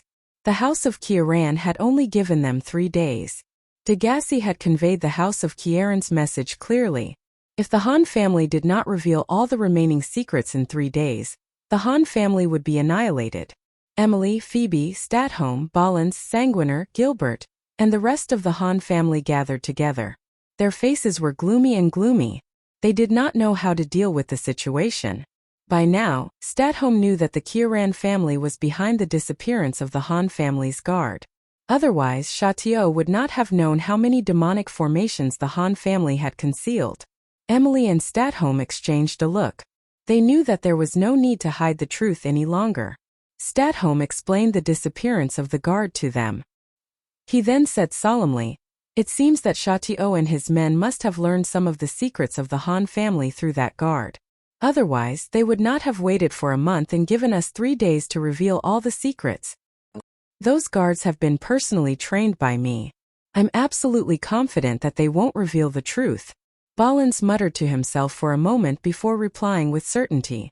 All the guards of the Han family had gone through many trials before they joined the Han family. After they joined the Han family, they had gone through all kinds of cruel training methods. Every one of them had become indifferent to their own lives. Not only to others but to themselves as well. The guards who had been trained by Ballins had even experienced torture. He firmly believed that those guards would not betray the Han family. In fact, he was right. That ordinary guard of the Han family did not reveal a single word. He was so determined that he even bit his own tongue off. Xiaotuo cultivates the energy of death. The energy of death is more familiar with the soul than we expected. He is able to extract some memories from the soul. Fanny, who also cultivated the energy of death, explained in a sorrowful tone, "I believe that the guards of the Han family are loyal to us. However, the soul's memories do not dissipate immediately after death. It is not difficult for Xiaotuo to extract some memories from the soul." Everyone immediately understood after hearing Fanny's words. It looks like we can't delay any longer. If Xiaotuo has learned the secrets of the Han family from that guard's soul, he will not let us go. No matter what we do, we will be faced with a dead end. Emily sighed. Her face was filled with helplessness and despair.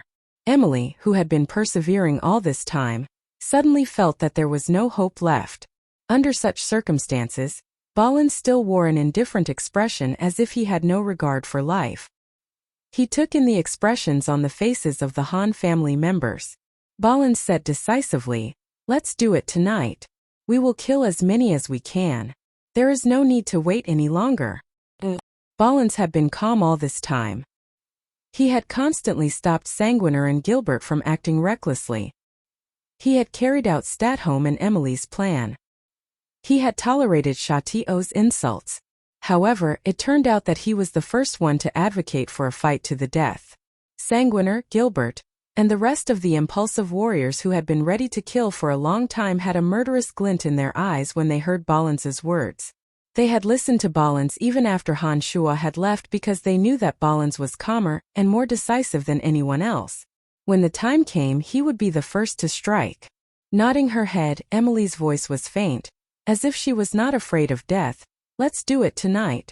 We will inflict the greatest casualties on the Kiran family with all our might. Even if the Han family is annihilated, we will not let the Kiran family get away with it. Emily swept her gaze across the crowd. She suddenly smiled and said, "We will not die in vain."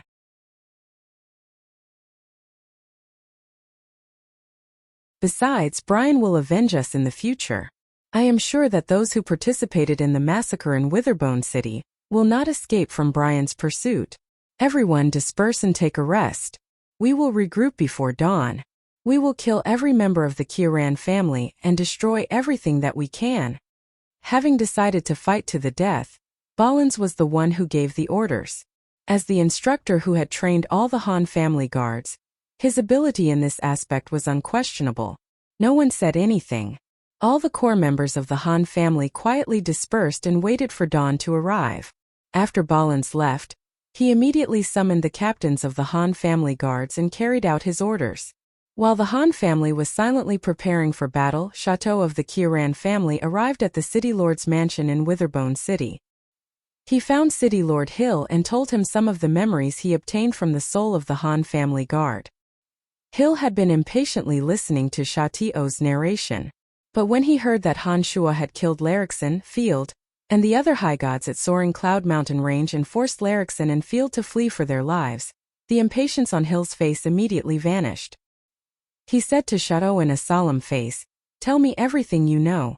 As a matter of fact, Chateau and Hill had heard a lot of rumors about the Han family in the City of Shadows. However, rumors were just rumors and neither Hill nor Chateau were the kind of people who believed in rumors. Besides, some of the real secrets were only known to the Han family guards. Therefore, Chateau and Hill did not take Han Shua seriously. They could choose not to believe in rumors, but they had no doubts about the memory fragments in the Han family guard's soul. When they learned about Han Shua's unknown motives, Chateau and Hill exchanged glances with each other. They could see the heaviness in each other's eyes. Hill took a deep breath and clenched the bone armrest unnaturally. In a deep voice he said, "The Han family cannot be allowed to live. Not only must we kill every member of the Han family, we must also think of a way to shift the blame onto someone else. Damn it, I didn't expect that guy to be even more terrifying than the rumors say. If he finds out the truth when he arrives at Witherbone City, it will be a huge blow to our city. I have given them 3 days. I will make preparations in the next 3 days. Those fellows from other dominions will be arriving soon. Their target is the Han family. As long as we have a good plan, it's not impossible to frame those scapegoats for the Han family's tragedy." Chateau explained his plan in a gloomy voice. "Good, you have done well. After the Han family is gone, I will reward you handsomely," said Hill in a gratified smile. He was very satisfied with Chateau's plan. Suddenly, Hill bunched his brows and said to a divine guard who was rushing over, "What's the hurry?" City Lord, that the Kiran residence is on fire. There are sounds of fighting coming from inside. It's a mess. The divine guard took a glance at Chateau and hastily reported. After being praised by Chateau, the humble smile on Chateau's face suddenly froze. A gurgling sound came from his throat as he abruptly rose to his feet.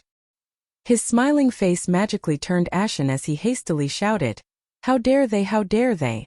I'm going to make them die without an intact corpse." Chateau didn't bother to be courteous with Hill. Without even bidding farewell to him, he dashed towards the Kiran residence in a hurry. Hill also realized what had happened to the Kiran residence. He knew that Chateau was anxious, but he did not blame Chateau for his rudeness. He immediately stood up from his bone throne and followed behind Chateau. The two of them galloped through Hill's mansion. Those who did not know what was going on might have thought that the two were having an argument and that one was chasing after the other. When Hill's divine guard saw that Chateau was chasing after them, they took out their weapons and pointed them at Chateau. It seemed that they had misunderstood something and decided to help Hill stop Chateau. "Stop! Let them through!" shouted Hill. He knew what they were thinking the moment he raised his weapons. His loud voice resounded through the entire mansion. At the same time, an extravagant outsider arrived at one of the city gates of Witherbone City. Han Shua casually tossed a handful of black crystal coins to the divine guards and entered Witherbone City in a flash before the divine guards could inspect his divine essences. The divine guards who were guarding the city gates were about to stop Han Shua, but when they saw the pile of black crystal coins on the ground, they panicked and started picking them up. After entering Witherbone City, Han Shua casually grabbed a midgod and stuffed a handful of black crystal coins into his hand. He hastily asked, "How do I get to the Kiran residence?" The midgod who was grabbed by Han Shua from afar was about to start a fight with Han Shua when he suddenly felt something heavy in his hand. He lowered his head and saw a big smile on his face. He pointed in a direction and smilingly said to Han Shua, "Head east." As soon as he finished those words, Han Shua's figure blurred and vanished like a ghost. If it weren't for the large handful of black crystal coins in his hand, he would have thought that everything that happened was just an illusion. Han Shua's speed was just too fast for him to keep track of. At the Kiran residence, due to the House of Han's surprise attack and the fact that they attacked with full force from the very beginning, they managed to destroy half of the Kiran residence's buildings and killed many of the Kiran residence's guards who were cultivating. As the high gods had yet to finish their preparations, the House of Han's guards were unstoppable. They formed into small groups and started slaughtering the House of Kiran's guards in a flurry. They were ruthlessly and mercilessly slaughtered all the guards of the House of Kiran. In less than 15 minutes, more than 100 members of the Kiran family died to the frenzied slaughter of the House of Han. Only a few of the House of Han's guards were seriously injured by the House of Han's fearless suicidal tactics. However, the good times didn't last long. When the high gods of the House of Kiran gathered their forces and joined forces with Hill's divine guard stationed in the vicinity to launch a counterattack, the House of Han began to suffer defeat after defeat due to the sheer number of high gods. When the patriarch of the Kiran family, Chateau, arrived at the Kiran residence with a furious look on his face and the city lord of Witherbone City following behind him, the hearts of all the members of the House of Han sank to the bottom of the valley.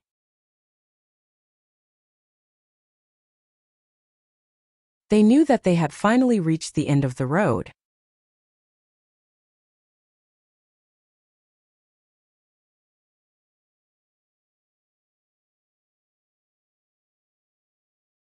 Chapter 899.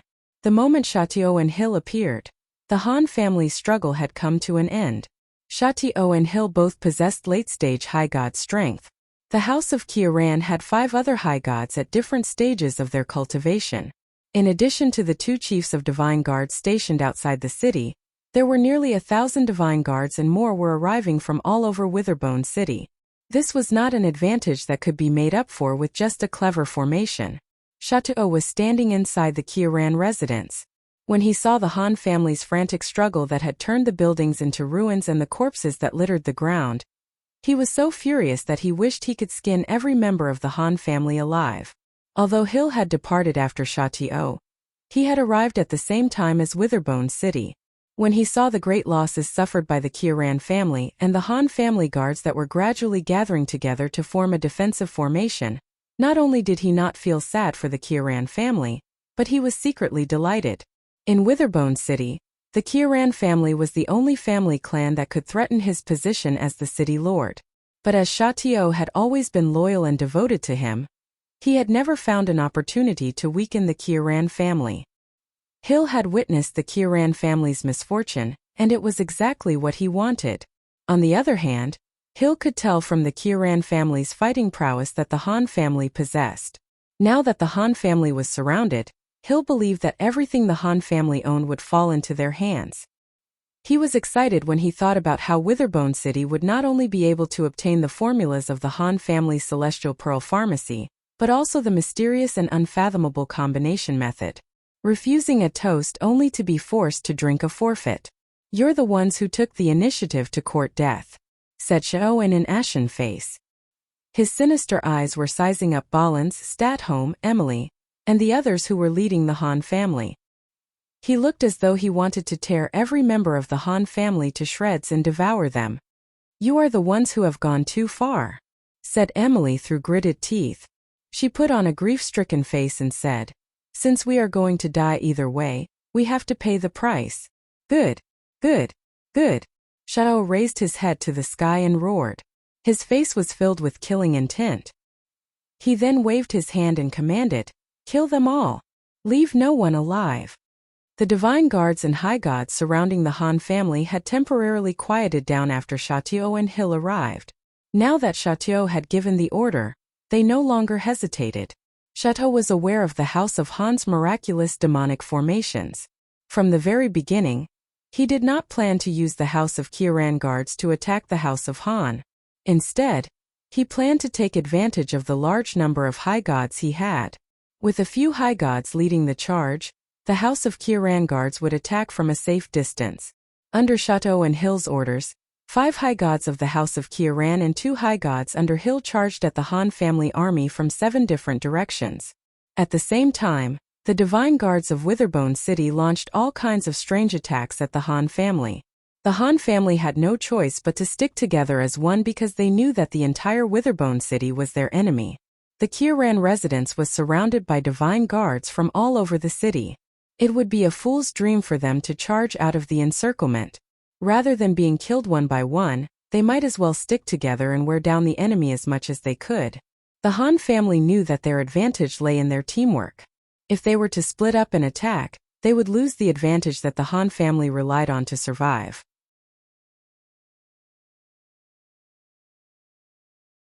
They would only end up with their heads separated from their bodies. They wouldn't even be able to cause any damage to the enemy. All the members of the Han family had gathered in different positions. Their faces were calm, and their hearts were filled with the passion of fighting to the death.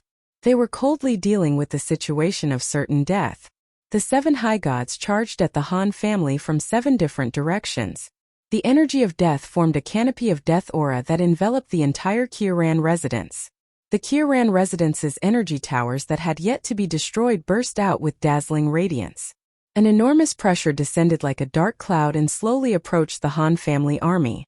The domains of divinity of the 7 high gods spread out and gathered all sorts of elemental energies in the vicinity. They formed streams of bizarre air currents that spread towards the House of Han. The 7 high gods approached the House of Han amidst the 7 streams of air currents and began the slaughter. Hundreds and thousands of different kinds of energy flew towards Han Shua with ear-piercing whistles. Most of the attacks were of different colors. They were all smooth and sharp bone spurs. These bone spurs were all extraordinary.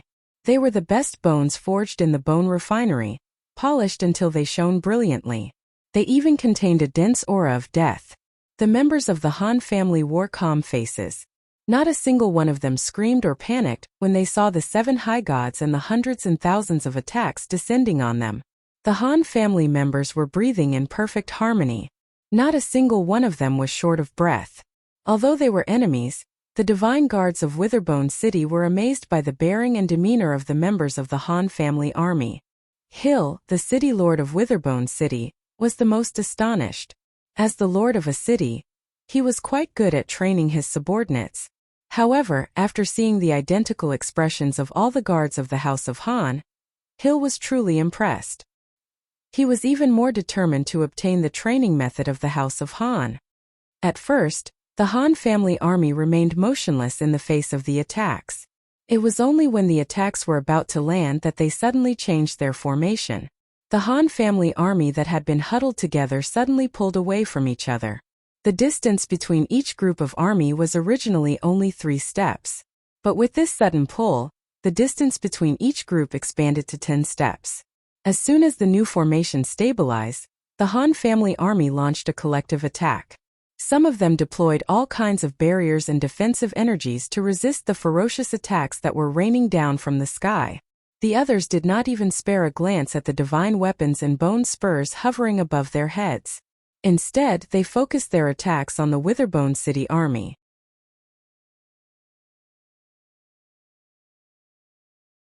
Witherbone City's divine guards could no longer maintain their composure the moment the attacks from the House of Han were intercepted. They frantically tried to defend themselves against the incoming attacks from the House of Han's army, and fled in all directions in panic. The advantage of the two sides was immediately determined. The two sides exchanged blows. Bone spurs and arrows rained down in all directions. Under the joint attack of the 7 high gods of Witherbone City, the weakness of the Han family army that they lacked top-notch experts was exposed. If there were only 3 high gods, Sanguiner, Ballins, and Gilbert, the trio would barely be able to handle the attacks. But against 7 high gods, 5 of whom were mid-stage high gods, the Han family army could no longer maintain their perverted standard of killing 1,000 of their enemies while sustaining a few dozen of their own. Some of the Han family army guards in the outer perimeter were silently devouring the lives of the Han family army. However, those with a bit of insight could tell from the battle that Han Shua's overall strength was far superior to the Han family army. If it weren't for the 7 high gods, the 1,000-plus Witherbone City experts might not have been able to withstand a single wave of attacks from the Han family army. The Witherbone Divine Guards who were attacked were wailing and howling like ghosts, and howling like wolves as they dodged to the left and right. They collided with each other in a disorderly manner.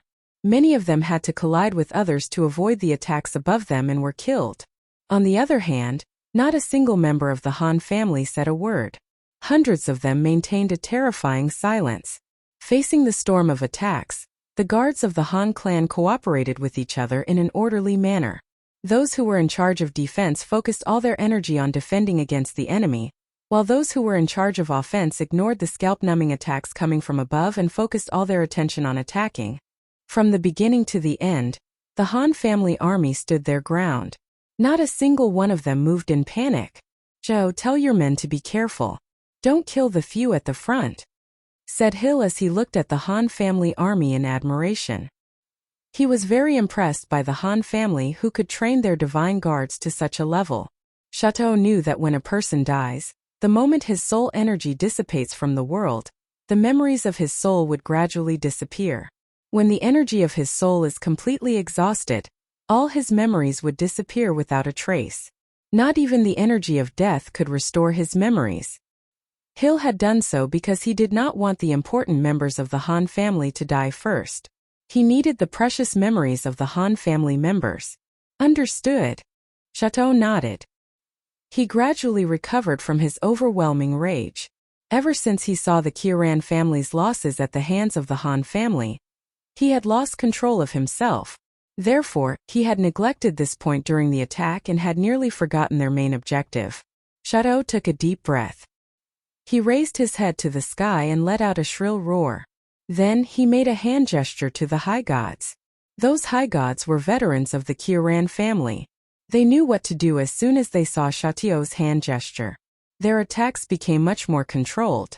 Most of their attacks landed on the unimportant Han family guards. The 7 high gods who had caused the most casualties to the Han family were the 7 high gods. The 7 high gods had come to a tacit agreement. All the Han family members who had died became the guards around them, while the important members of the Han family remained unharmed. Statholm and the others exchanged glances with each other. They could see the despair in each other's eyes. Statholm and Emily were both intelligent people.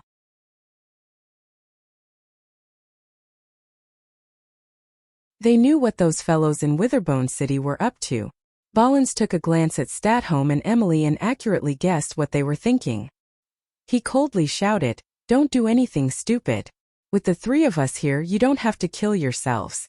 Even if you die in the end, they won't be able to extract any useful information from your souls."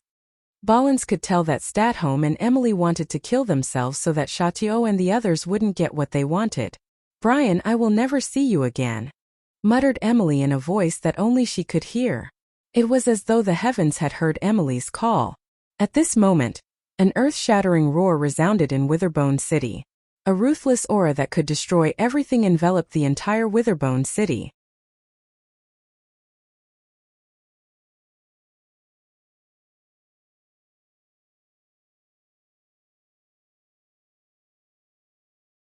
Chapter 900. When the Han family members heard the roar, their despairing faces suddenly blossomed with a different kind of radiance, as though they had just seen rain after a long drought. Master, it's Master's voice. Gilbert was trembling with excitement. Every member of the Han family was looking forward to Han Shua's arrival in this hopeless situation. However, they knew that it was almost impossible. It was as though God had heard their cheers and sent Han Shua to them at this most critical moment. Gilbert, Sanguiner, Ballins, Emily, and Statholm were all very familiar with Han Shua's voice and the violent aura that enveloped the entire Witherbone city. They didn't need Gilbert's reminder to know that it was Han Shua. Master has become even more powerful. Sanguis closed his eyes and sensed the apocalyptic aura that was gradually approaching from a distance. He took a deep breath and shouted excitedly, "Hold on! Hold on! As long as we can hold on until Brian arrives, we won't have to worry about anything else." Because of her excitement, her cheeks and neck were flushed red. She subconsciously waved her fists, as if she wanted to use this action to stabilize her rapidly beating heart. In the hearts of every house of Han Guard, Patriarch Han Shua was an invincible existence. They were no stranger to Han Shua's voice and aura. From that terrifying pressure that could topple mountains and overturn seas, they could sense a familiar aura from their training. All the members of the Han family were excited at this moment. Some of the Han family members, who were originally prepared to die in silence, couldn't help but cheer out loud to express their uncontrollable joy. The enormous pressure that was rapidly approaching made all the experts of Witherbone City feel a sense of crisis.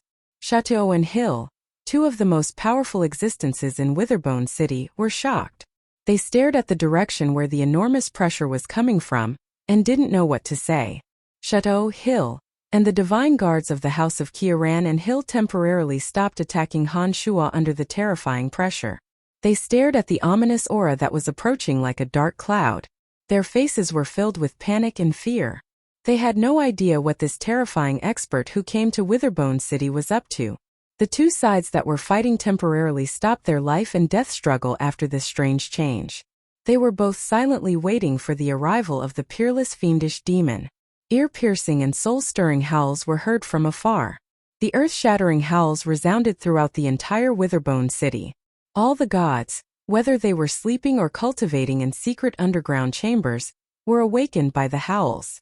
Their faces were filled with shock as they looked in a certain direction in bewilderment. Everyone in Witherbone City could sense the wrath of the peerless demon. Most of the people in Witherbone City did not know what had happened to the Han family in the city. They followed the direction of the howls and slowly approached the Kieran residence. They wanted to see what was going on in Witherbone City. "Who is it? Who is it?"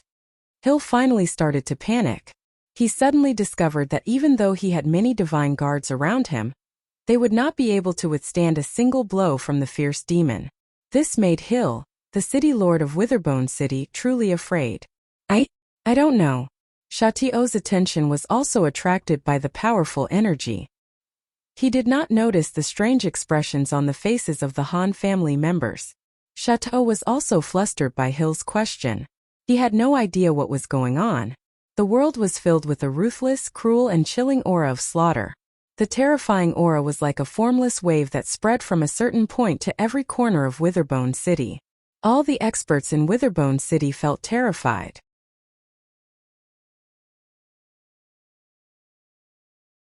The murderous aura that was spreading in all directions was not the same.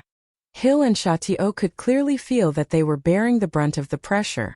Under this pressure, Hill and Chateau gradually realized that they were the target of the enemy. After confirming this fact, Hill and Chateau felt a chill run down their spines. For some reason, they felt as though they were witnessing their own deaths. The feeling was so abrupt that it made them realize that they had absolutely no confidence in surviving under such terrifying pressure.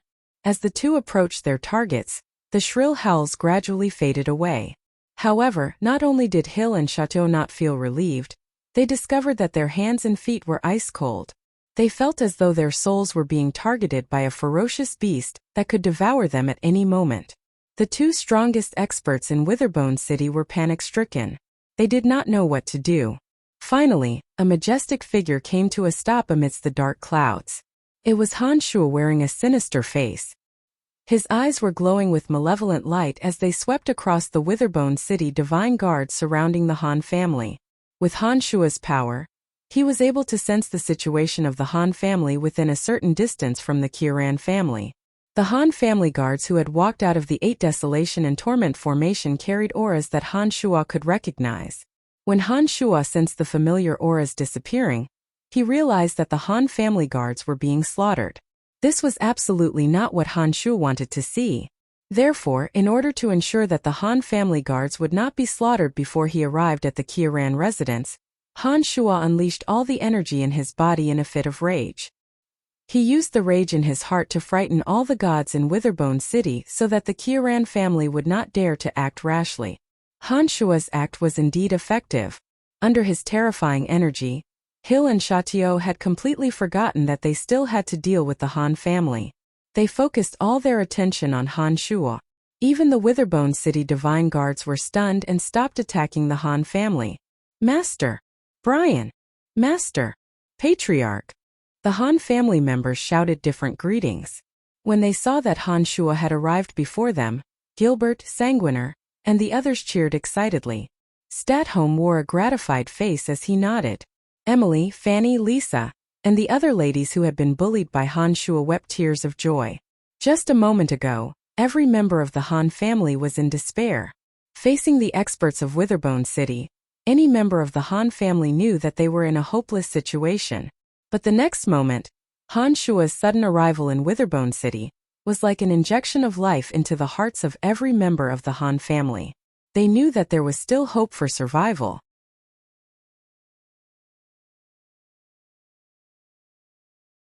Not only that, but the Han family members who had absolute trust in Han Shua and sensed the destructive energy, knew that not only would they be able to escape from death, but they would also be able to make their enemies pay for what they had done to them. After the members of the Han family cheered, the Witherbone Divine Guards finally realized who the intruder was. Hill and Chateau's hearts sank. They had no idea why the weather had suddenly turned so cold. Their hands and feet were ice cold. They stared at Han Shua in fear and opened their mouths to say something. But when they saw Han Shua's cold face and sensed the apocalyptic aura around him, they felt as though their throats were blocked by something and they couldn't make a sound. As the most powerful high gods present, Hill and Chateau knew better than anyone else just how terrifying Han Shua's strength was. They knew that they stood no chance against Han Shua. Death was their only option. That was why they were so afraid. It's a misunderstanding, Chateau said in a hoarse voice after a while. He smiled bitterly and bowed slightly. He was even more humble than when he was talking to Hill. What happened? Han Shua shot a sinister glance at Chateau before he turned to look at Emily, Statholm, and the others behind him. Some people want the prescriptions of our Celestial Pearl Pharmacy, and the secret to training our divine guards. They have given us 3 days. If we don't hand over the prescriptions in 3 days, the Han family will not be able to leave Witherbone City alive. Haha, in my opinion, some people have no intention of letting us live. Whether we hand over the prescriptions or not, we will not be able to leave this place alive. Statholm the old monster narrated in a soft voice while looking at Hill and Chateau with a spurious smile. Statholm the old monster was extremely delighted at this moment. He let out a long howl towards the sky and laughed heartily. It was as though he was venting all the grievances and resentment he had accumulated over the past few months. Also, they secretly captured our guards and used the energy of death to obtain everything in their minds. Also, Chateau once insulted Balance. Emily took a step forward and recounted everything that had happened with teary eyes. It was time to settle the score. Emily took a step forward and recounted everything that had happened during this period of time with teary eyes. Master, also, they made us stay in this shabby place. Behind us is the Stinky Bone Refinery. Even the matrons can't stand it and vomit every day. These bastards have made so many black crystal coins from Witherbone City, with the help of our Celestial Pearl Pharmacy's reputation. But when they saw our House of Han from the City of Shadows, they turned their backs on us and even tried to swallow us whole. God damn it, I can't believe they would do such a despicable thing. Gilbert pointed at Chateau and Hill's faces and cursed. He didn't seem to have any intention of stopping. Han Shua's face grew darker and darker as Statholm, Emily and Gilbert continued to hurl insults. Han Shua had guessed that the Han family was not treated well in Witherbone City. But little did he know that the Han family's treatment was worse than he had imagined. If he hadn't rushed all the way to Witherbone City, he might have been the one to collect the corpses of the Han family. A misunderstanding. It's really a misunderstanding. Chateau's body grew colder and colder as he repeated the word misunderstanding.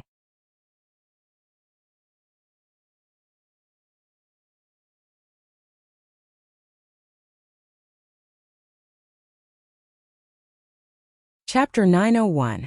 At this moment Chateau was filled with remorse. For the first time in his life, he regretted what he had done to the Han family.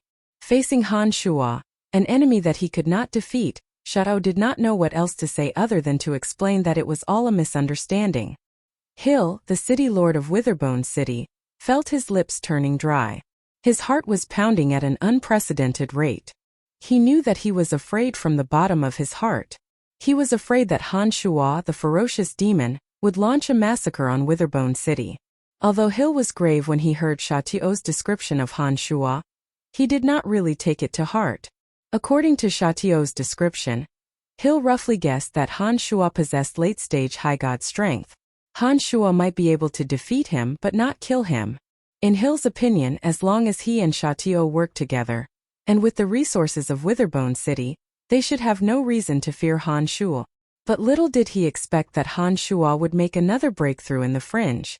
Han Shua, who had advanced to the Skybreak realm, had far surpassed a late-stage high god in strength. Even sovereigns like Salas and Wasis, who had been through countless battles, were no match for Han Shua. Hill were left with no choice but to die. Misunderstanding. Han Shua put on a smile. It was just that his smile was so cold that it made Salas and Hill's hair stand on end. It's really just a misunderstanding. We just want to cooperate with the Han family. We have no ulterior motives. This time it was Hill who spoke. His voice sounded agitated and nervous. Perhaps the House of Kieran has failed in certain aspects, but this is not the intention of Witherbone City. We really want to cooperate with the Han family. Even the battle this time was initiated by the Han family. I am here to resolve the dispute. I have no ulterior motives. All the divine guards of Witherbone City could see that Hill was being modest and nervous. In front of Han Shua, he, the city lord of Witherbone City, seemed to have become a servant. He behaved very respectfully and cautiously. That's right. Not only did we bring the Han family to Witherbone City from Hofs and Larrickson, but we also treated them with great hospitality.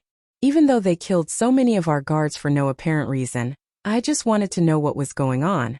It was all a misunderstanding, added Chateau hastily. Chateau and Hill understood that if the battle continued, they would be the first to be killed by Han Shua. Under Han Shua's overwhelming power, the two of them couldn't even think of resisting. They could only think of how to get Han Shua's forgiveness. Shameless! Shouted Emily furiously. She turned to Han Shua and said, "Brian, don't listen to their nonsense. Their goal is to destroy the Han family. If you hadn't arrived in time, not a single member of the Han family would have survived." "Master, there's nothing more to say. Let's kill them." Sanguiner's eyes seemed to be dripping blood. He pointed the broadsword in his hand at Chateau and said, "We will skin this bastard alive. He has insulted Balans and the Han family." "As you wish," replied Han Shua in a low voice. Han Shua stretched out his hand and the ominous aura around his body suddenly came down and wrapped Chateau. He then pulled with his left hand and sent Chateau flying. He landed in front of Sanguiner, Gilbert, and Balans. The ominous clouds drilled into Chateau's body like wisps of smoke. They wrapped Chateau's divine energy like the most intricate ropes. His senses were clearer than ever, but he couldn't move. In front of Han Shua, the so-called experts like Chateau and Hill were powerless to fight back. With a thought, Han Shua summoned the ominous clouds and wrapped Chateau up. After the wisps of smoke entered his body, he fell to the ground with a terrified look on his face.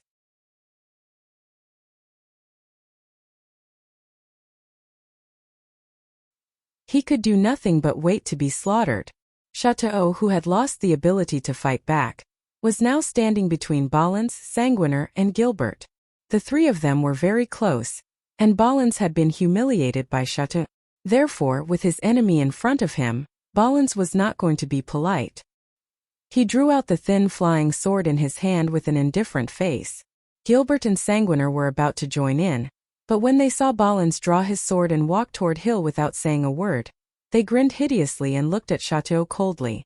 Balins was calmer than anyone else. Therefore, he could tolerate Chateau's insults. However, Balins wasn't without a temper. On the contrary, among the Han family, Balins was famous for his ruthlessness. Balins had never forgotten Chateau's insults. Chateau looked at the approaching man with a sword in his hand, and no longer tried to explain himself. He knew that it was pointless to waste his breath. As the patriarch of the Kiran family, Chateau was not a man who was afraid of death. He lowered his head and remained silent. What do you want? When the high gods of the House of Kiran saw that their patriarch had been captured alive without being able to retaliate, and when they saw Balins walking towards them with his sword in his hand, they started yelling and shouting. That's right. These high gods of the House of Kiran had also sensed the aura of death from the terrifying energy emanating from Han Shu. However, having lived in the House of Kiran for so long, they had placed their family's honor above all else. Therefore, before Chateau was about to be skinned alive, they decided to fight back. The five high gods exchanged glances with one another before they let out a loud roar and charged at Han Shu. The Han family was surrounded by thousands of gods of Witherbone City. Not only were there the Kiran family and Hill's divine guards, but there were also experts from other major family clans who had heard the news. However, they had all realized how terrifying Han Shua was from the terrifying aura emanating from Witherbone City. Therefore, after arriving at the Han family, they kept silent and looked at Han Shua, who was standing proudly in front of the Han family. None of them dared to attack recklessly. The five high gods of the House of Kiran were the first among the thousands of gods to attack Han Shu. They were fighting for the glory of the House of Kiran. Han Shua's eyes coldly swept across the five. With one thought, 5 flying swords whizzed out from the back of his neck. The 5 flying swords flashed through the air, as though they had crossed the distance of time and space. Amidst 5 mournful wails, the 5 flying swords stabbed into the chests of the 5 men. Han Shua had a very precise control over the power of the flying swords. This time, Han Shua did not let the flying swords pierce through the bodies of the 5 high gods.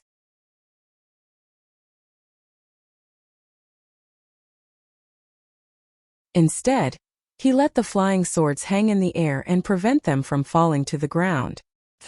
Thud, the 5 corpses were strangely suspended in midair by the flying swords. Blood dripped from their chests to their abdomens. The crowd was dead silent. The sound of blood dripping to the ground could be heard clearly. Just when everyone's attention was on the 5 corpses, a blood-curdling scream caused many people to jump up in fright. Many people were so frightened that they shivered and immediately focused their attention on the source of the sound. It was the patriarch of the House of Kiran. Chateau Balins paid no attention to the 5 high gods of the House of Kiran who were charging at him. Without uttering a word, the flying sword refined by Han Shua accurately pierced through the skin on Chateau's chest. Balins wore an indifferent face. He calmly grabbed the torn skin on Chateau's chest and pulled him out. The pain of being skinned wasn't something an ordinary person could endure. Therefore, when Han Shua used his energy to restrain Chateau, in order to let Chateau experience the wonderful feeling of being skinned to the fullest, Han Shua had also enhanced Chateau's senses, making his sense of touch and pain 10 times stronger than normal. In other words, the pain that Chateau was suffering was 10 times that of a skinned person. Therefore, even the strong-willed patriarch of the Kiran family, Shao, couldn't endure the pain. The patriarch of the House of Kiran, one of the strongest experts in Witherbone City, was howling miserably because of Balins's inhumane torture. His voice was so miserable and despairing that it made everyone's hair stand on end. Thousands of experts of Witherbone City were observing the scene. Some of the Kiran family's divine guards lowered their heads while others gnashed their teeth and stared at Han Shua with blood-red eyes. However, not a single one of them dared to charge at Han Shua. The reason was that the 5 high gods of the House of Kiran were still hanging in midair. Their blood had yet to stop flowing. This kind of deterrence was more effective than any words. Those who wanted to avenge the House of Kiran and Shati Would have to look at the fate of the 5 high gods to quench their thirst for vengeance. They would suppress the hatred in their hearts and not dare to take a step forward. Boo! Brian, let him go. Please let him go. A mournful wail sounded from the crowd. Li Wei pushed her way through the crowd as though she had gone mad. She screamed and screamed at Han Shu. Li Wei had visited the Han family before.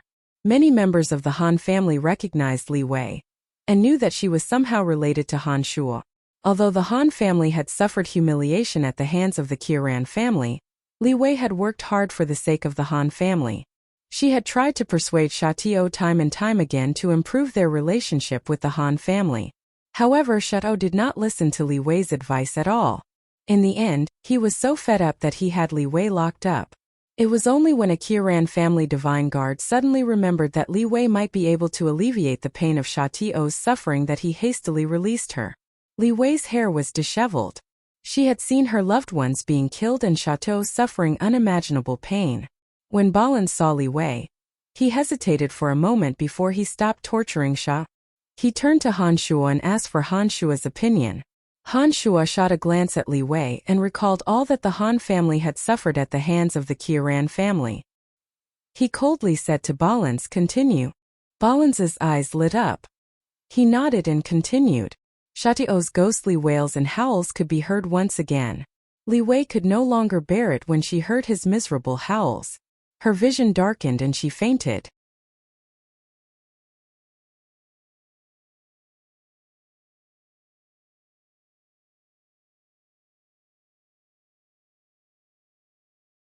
Chapter 902. In Witherbone City, in front of the Qiran family, and in front of so many gods, Shatao, one of the most powerful figures in Witherbone City, was cruelly skinned by Balins. In just a short while, Shatao's miserable screams had died down. His body twitched for a while and he stopped moving. Although there were many onlookers, under the terrifying pressure that Han Shuo deliberately released, none of them dared to rush to their deaths. Those gods who had participated in the attack against the House of Han were trembling with fear, and their eyes were flickering. The death of Shatao had clearly excited the members of the Han family, who had been humiliated for a long time. Even though they had absolute trust in Han Shuo, they did not expect that Han Shuo's strength had grown to such a terrifying level. Hill and the group of top-notch experts of Witherbone City could only watch. They did not dare to take a step forward. Who else? Han Shuo looked at Emily and asked. Emily looked at the onlookers with a murderous gaze and pointed at Hill, the city lord of Witherbone City. This man is the city lord of Witherbone City. Without his support, Shatao would not have dared to do as he pleased. Emily had heard from Degassi that Hill had played a key role in the entire incident. Hill had played an important role from the very beginning. Without Hill's secret support, Shatao would not have dared to openly attack the Han family in Witherbone City. When the Qiran family and the Han family established a Celestial Pearl branch in Witherbone City, Shatao had communicated with Hill. Hill had also received a share of the profits from the Celestial Pearl branch in Witherbone City. When the news of the Han family's request for help reached Witherbone City, the ambitious Hill was not Shatao but Shatao. What does that have to do with me? Seeing that Shatao was dead, the anger of many members of the House of Han had subsided. Hill had thought that the matter had been resolved and that he would not be implicated. He had not expected that Emily would point her finger at him. As the lord of a city, Hill shouldn't have panicked like this. However, he had sensed the unparalleled energy from Han Shuo's body, and saw Shao being skinned and his bones pulled out in front of him. Shatao's miserable screams that didn't sound human were still echoing in his ears. He had lost his composure. He sized Hill up and asked, "Tell me, should I trust you or my men?" "That's right, I'll trust you or my men?" Hill's heart sank. He knew that there was no point in trying to explain. Judging from Han Shuo's attitude towards Shatao, he knew that Han Shuo was not a soft-hearted person. Hill immediately discarded all his unrealistic fantasies and treated Han Shuo as the most terrifying enemy in his life. "Brian, this is Witherbone City. I am the city lord of Witherbone City. How dare you kill me?" Hill pondered for a moment before he glared at Han Shuo and shouted. The fear on his face seemed to have vanished. It was as though he had turned into a different person. As expected of the lord of a city, Hill quickly adjusted himself in a situation where there was no way out. He was no longer a yes man, but focused all his energy on dealing with Han Shuo.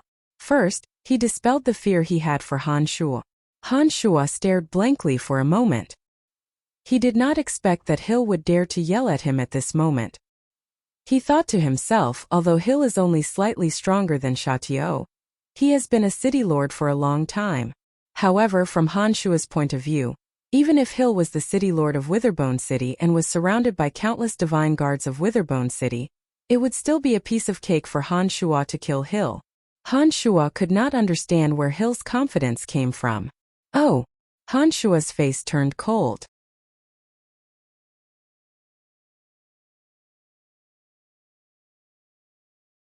He bluntly asked, "Why wouldn't I dare to kill you? Do you really think that those divine guards around you can protect you?" Hill heaved a sigh of relief when he saw that Han Shuo was still in the mood to ask questions. He was afraid that Han Shuo would not give him the chance to explain and would kill him like how he did to Xiaotuo.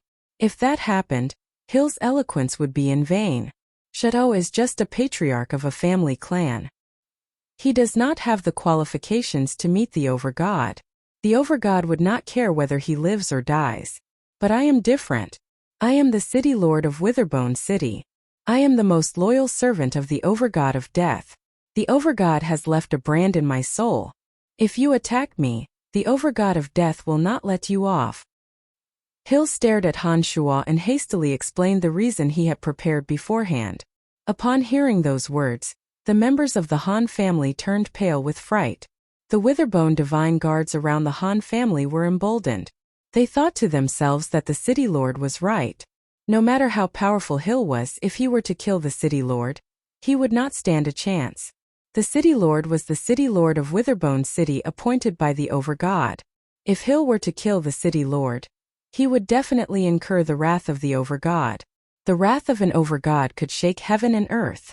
No one on Elysium would dare to provoke an Overgod. "Brian, why don't we just let it go?" Emily put on a nervous face and said to Han Shuo in a low voice. She was the one who asked Han Shuo to kill Hill. But after hearing Hill's words, she was the first to stop Han Shuo. The might of an Overgod was deeply rooted in her heart. She knew what it meant to be an Overgod. Therefore, she would rather endure the humiliation than let Han Shuo become an enemy of an Overgod because of them. "Brian, don't be impulsive. Xiaotuo is dead anyway.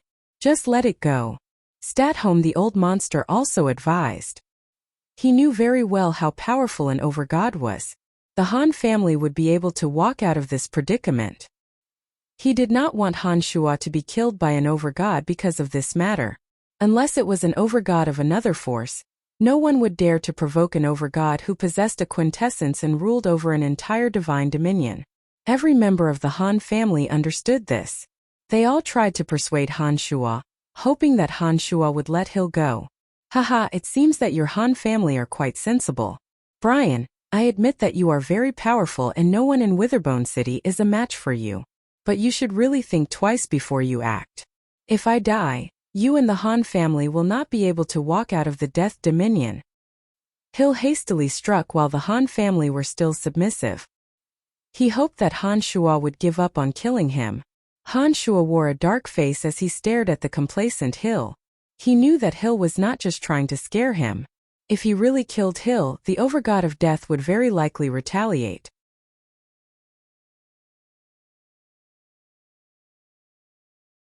A series of thoughts flashed through his mind as he weighed the pros and cons over and over again.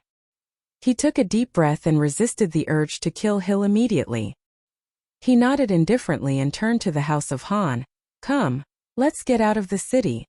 Everyone heaved a sigh of relief.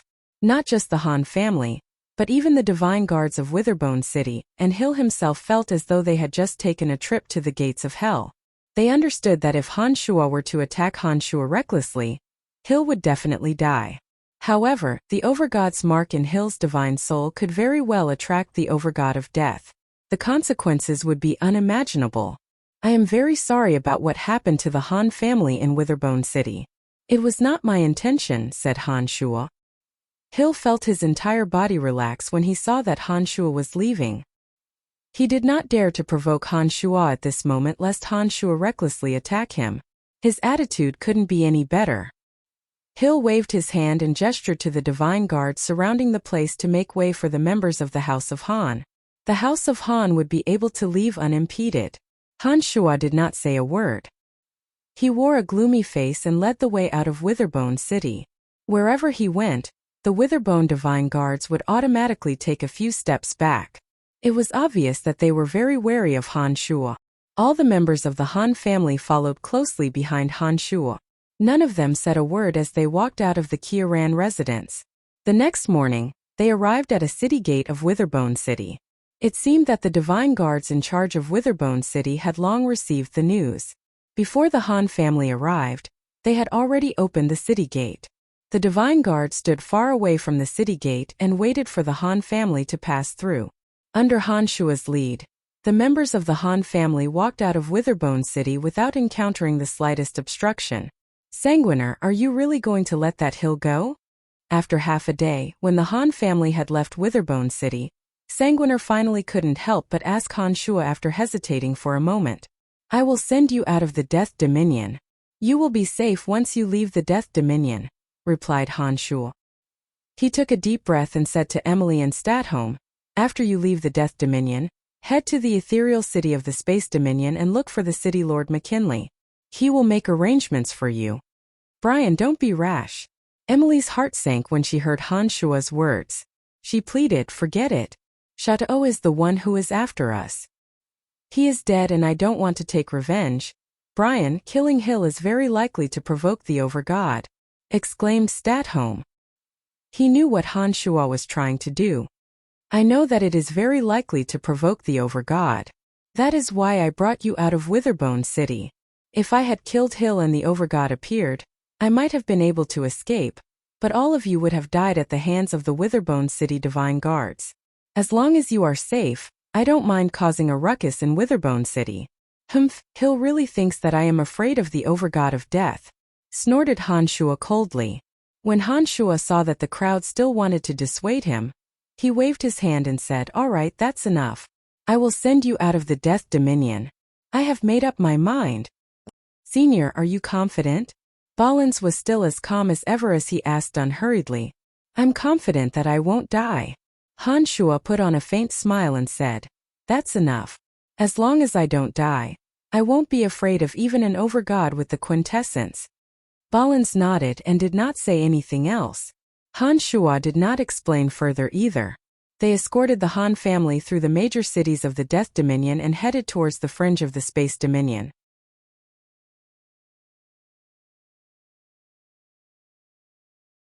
Fearing that there might be more complications, the Han family hurried on with their journey. 2 months later, they exited the Death Dominion and headed towards the Space Dominion. It was at this moment that Han Shuo quietly left the party and returned to the Death Dominion alone. This time, not only Hill, the City Lord of Witherbone City, but even Wallace of the Darkness Dominion was targeted by Han Shuo.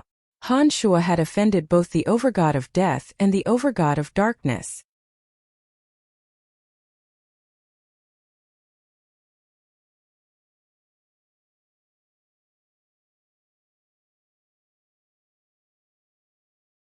Chapter 903. After the departure of the Han family, Witherbone City was bustling with activity for a period of time. Not for anything else, but for stripping the House of Qiaran's assets. The House of Qiaran used to be one of the most powerful families in Witherbone City. However, after the death of their patriarch Shao 5 High Gods, and hundreds of their divine guards, the House of Qiaran was reduced to a second-rate family clan. With the death of all their top experts, the House of Qiaran would not be able to protect its enormous assets. Those who had been envious of the Qiaran family's wealth and assets for a long time took action on the day the Han family left Witherbone City. Chateau and the House of Qiaran had done so much for Hill, and he should be more than willing to help them. He should prevent those jealous family clans from taking action against the Qiaran family. However, the first person to take action was none other than Hill. Using the excuse that the House of Qiaran had provoked an unimaginable number of enemies for Witherbone City without Hill's consent, Hill took over the Qiaran family's largest territory and assets. Most of the Qiran family's assets fell into Hill's hands overnight. While the Qiran family enjoyed the meat, others would have to drink the soup. The other families, big and small, took away the remaining profits of the Qiran family. Many of those who had grudges against the House of Qiran had been afraid of Shatuo and the House of Qiran's power. But now they were taking revenge on the Qiran family. They hunted down the orphans, women, and children of the Qiran family. As Shatuo had suffered great humiliation before his death, many of the Qiran family's divine guards felt the same.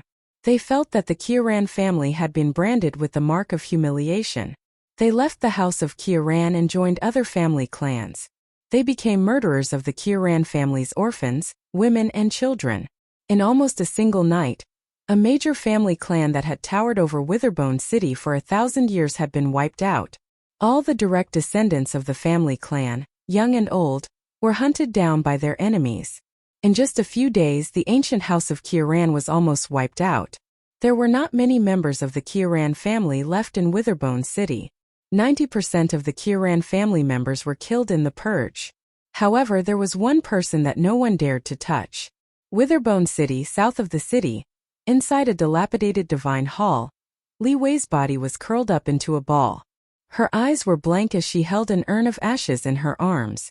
Beside her, the ancient lizard king Degasi wore a sorrowful expression as he lovingly combed Li Wei's disheveled hair while sighing repeatedly. In a short period of 3 months, the innocent Li Wei had experienced the cruelest change in the world. She had watched as Shatuo, who had loved her dearly, was skinned and stripped of his bones. Her brothers and sisters were mercilessly killed, and her sisters were ravaged. A great clan had collapsed in an instant. Li Wei witnessed the scenes of agony. The earth-shattering changes finally destroyed her mind. Unable to bear all of this, she became deranged. In just 3 months, Li Wei, who used to be the proud daughter of the Qiran family in Witherbone City, had turned into a deranged woman who spouted nonsense all day long. As the proud daughter of the Qiran family, she should not have been able to escape after her clan was annihilated. However, as many people knew that Li Wei and Han Shuo were close friends, no one dared to touch a single hair on Li Wei's head, even though her brothers and sisters had died in front of her. Everyone who had met Han Shuo sternly warned their family clansmen not to have any designs on Li Wei. They were truly afraid that Han Shuo would retaliate against them for Li Wei's vengeance. They knew that they were not over gods.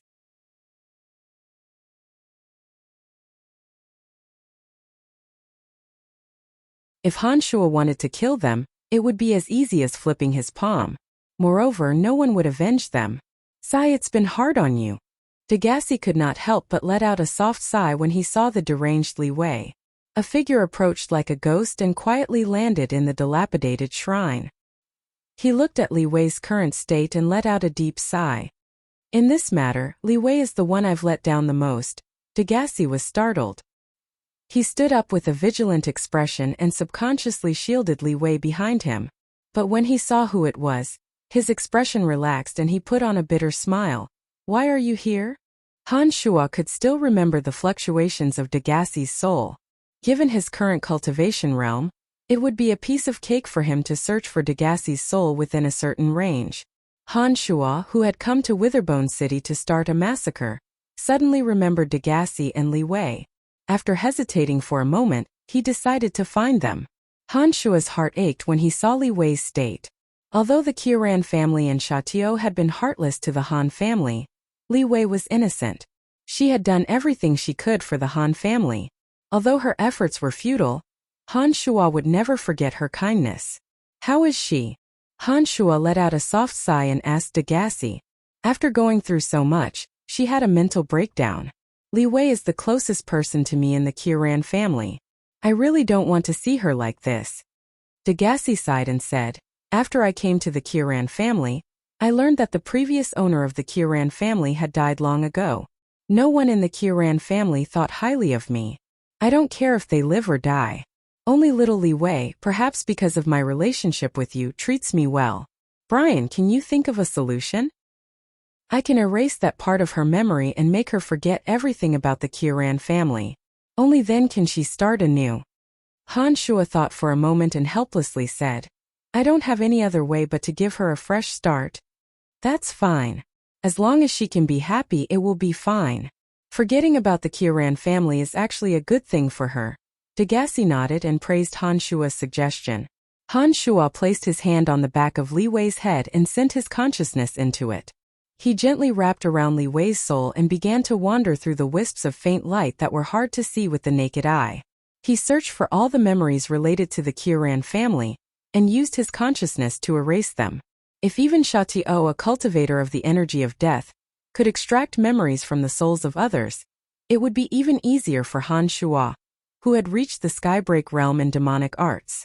His consciousness was more profound than any energy that could pry into one's soul. Erasing Li Wei's memories would not leave any residual effects. A few minutes later, Han Shua let out a soft sigh and withdrew his hand.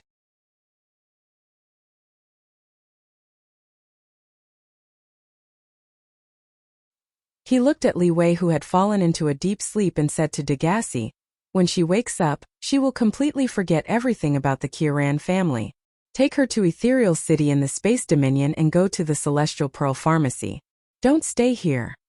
Degassi nodded and replied, "I have been planning to take her away from here. Ethereal City is indeed a good place to be. I'm sorry. Everything that has happened to her is because of me. She is the only person in the Kieran family that I have let down," said Han Shua with a heavy heart. He looked at Degassi and sighed. Degassi patted Han Shua's shoulder and carried Li Wei in his arms. He said, "It's all in the past. Don't blame yourself. I know what happened. Shadow and those people have gone too far. I can't stand watching them die." Han Shua felt a little better after hearing Degassi's words.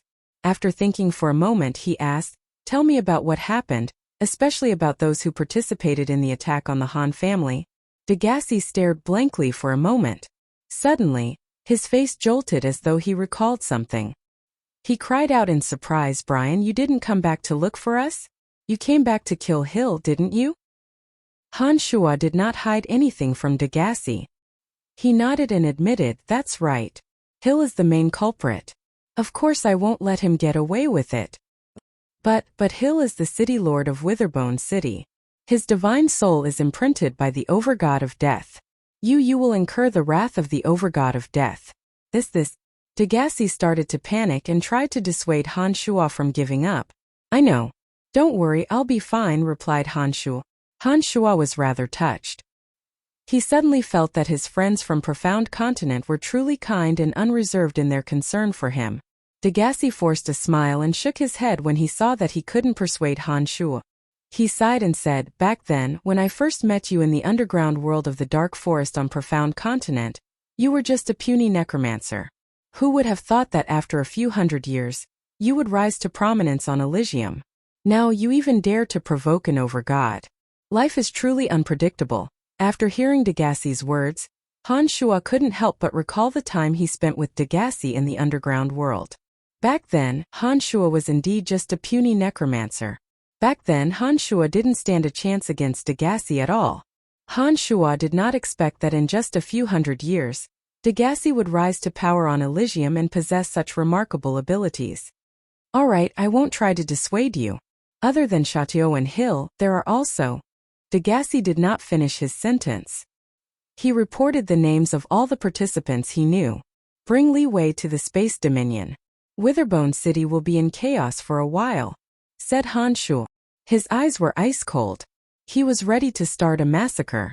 "Be careful," Degassi reminded Han Shua when he saw that Han Shua was about to leave. Han Shua didn't reply. His figure blurred and disappeared without a trace from Degassi's sight. He left no trace behind, even faster than the power of space-tearing. **** Witherbone City. In the City Lord's mansion, Hill had summoned the patriarchs of the major family clans to discuss who would be the chief of the third core of the Kieran family after the extermination of the House of Kieran. Suddenly, a chilling and sinister energy shrouded the entire mansion. The patriarchs of the major family clans who were in the middle of a discussion jolted to their feet. When they felt that familiar power, they understood one thing: the god of slaughter had returned.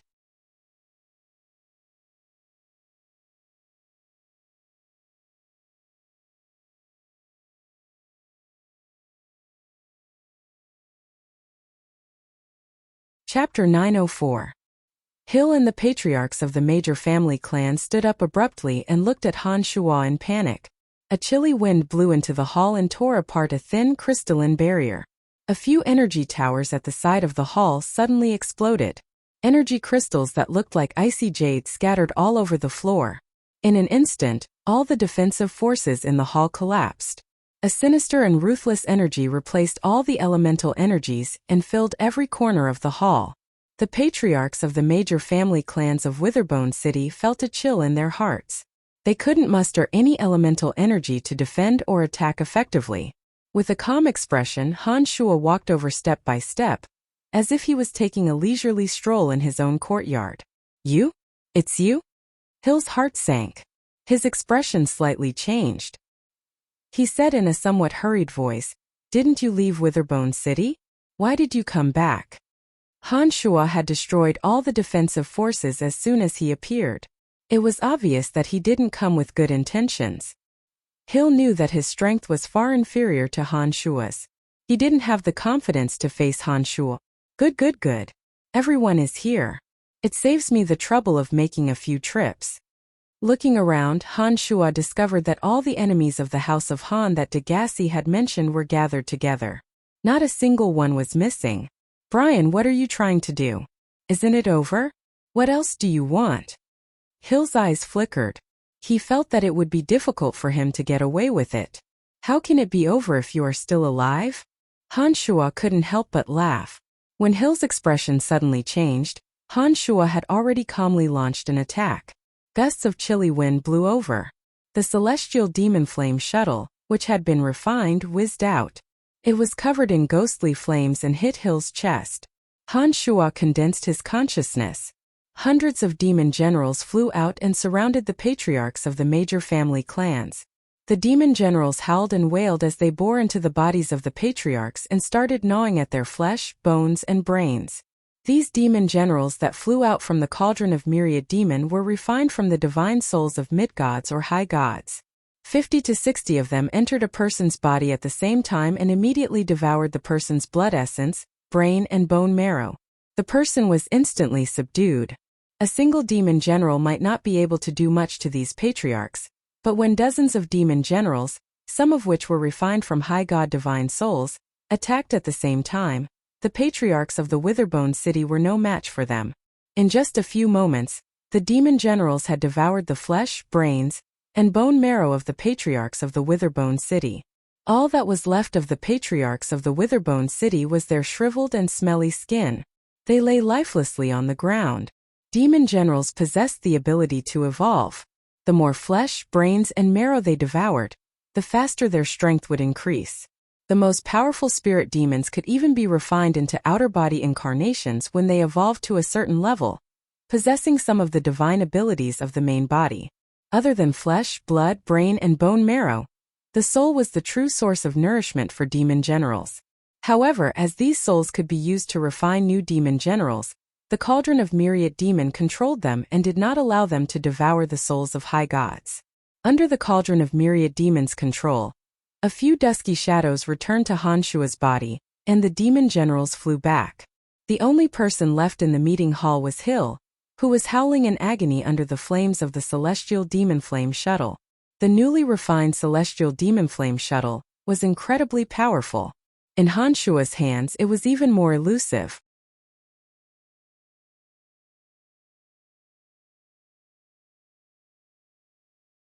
Hill's skin and flesh were burning under the greenish ghostly flames. Even his divine soul could not escape the refinement of the ghostly flames. Wisps of green flames appeared in his pupils. While Hill was howling in agony, Han Shuo suddenly made his move. His 5 fingers pierced straight into Hill's skull. The hard skull was like the softest piece of tofu under Han Shuo's 5 fingers. There was not the slightest bit of resistance. Hill's 5 fingers sank deep into Hill's brain.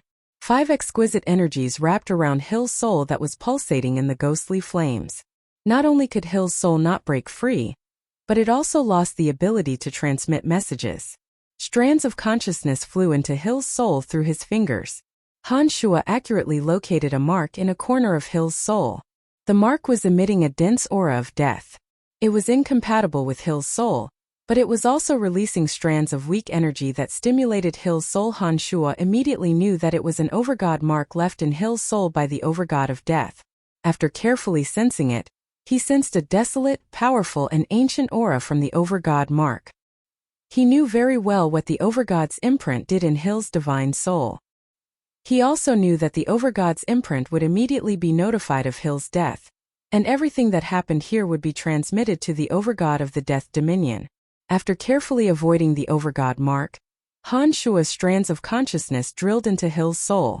Just like how he did with Li Wei, he erased Hill's memories, turning Hill's divine soul into a pure soul devoid of consciousness. Hill's soul then flew out of Han Shuo's body with Hill's soul, and was stored in a special container. Having cultivated demonic arts to the level of Han Shuo, his understanding of the soul far surpassed that of the gods of life, death and destiny on Elysium. Han Shuo's marvelous consciousness allowed him to do whatever he wanted to a soul. This was a power that not even an overgod could achieve. In order to avoid incurring the wrath of the overgod of death, Han Shuo thought of a way to erase all of Hill's self-awareness. This way, while Hill's soul would still exist, all of his memories as Hill would be gone. From another perspective, Hill would be dead. Without his own consciousness, Hill could not report his experience to the death overgod through the overgod's imprint. Because his soul was still there, the death overgod would think that Hill was still alive and would not think that his soul had actually undergone a tremendous change. This way, the death overgod would not know about it immediately. Of course, Han Shuo knew that there was no way to hide the truth. It was only a matter of time before news of Hill's death spread. By the time the truth was revealed, the city lords of other cities in the Death Dominion would naturally report to the overgod of death. But to Han Shuo, this period of time was more than enough.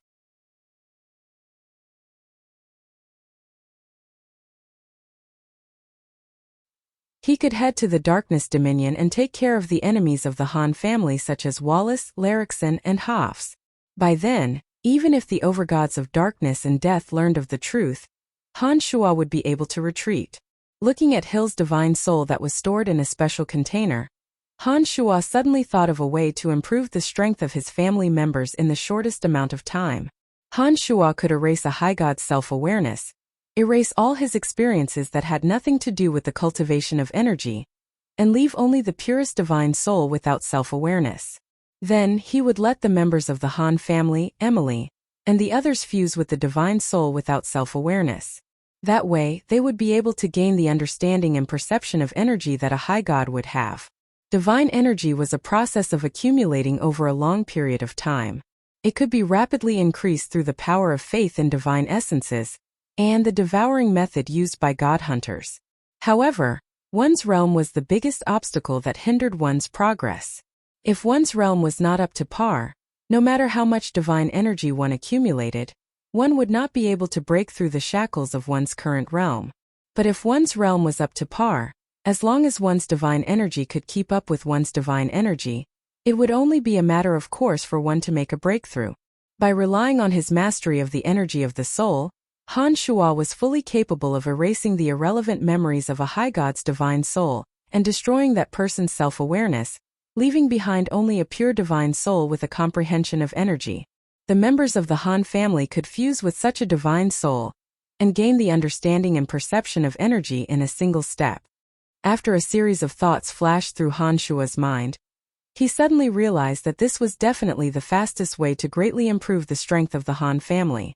After pondering for a moment, Han Shuo was certain that this idea was absolutely feasible. He was so happy that he wanted to raise his head to the sky and let out a long roar. Only someone who cultivated in demonic arts and had such a profound mastery of the energy of the soul could do such a heaven-defying thing. With this method, Han Shuo could see the scene of all the members of the Han family becoming high gods. All the patriarchs of the major family clans in Witherbone City were killed before him. City Lord Hill's soul was erased, and he became a living specimen in Han Shuo's container without any memories. Han Shuo did not stay in the City Lord's mansion for too long. After killing all the people, he calmly left and disappeared without a trace. After leaving Witherbone City, Han Shuo picked up his speed and headed towards the Darkness Dominion. 7 days later, Han Shua arrived at the largest city in the Darkness Dominion, the city of Gorging Clouds. Han Shua's target this time was Larrickson of the House of Broadhurst. Larrickson of the House of Broadhurst had once ambushed him in Hefford. He possessed late-stage high god strength and cultivated in the Edict of Destruction. Because of what happened to his son, Han Shua knew that Larrickson would not spare him or the Han family. What happened to the Han family had proven this point. To prevent future troubles, Han Shua had to get rid of Larrickson. Originally, Han Shua thought that with his strength, killing Larrickson at the House of Broadhurst should be a piece of cake. But when Han Shua got close to the House of Broadhurst, he realized that it might not be as easy as it was in Witherbone City. The defensive boundary of the House of Broadhurst was incomparably complex. Endless darkness shrouded the House of Broadhurst. Regardless of whether it was day or night, the dense element of darkness would never disperse.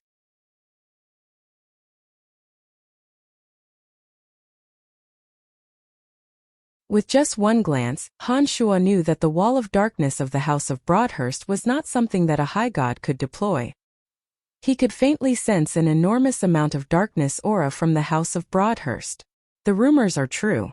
City Lord Yaris of the City of Gorging Clouds has entered the Overgod realm, mumbled Han Shua as he gazed at the House of Broadhurst that was shrouded in darkness.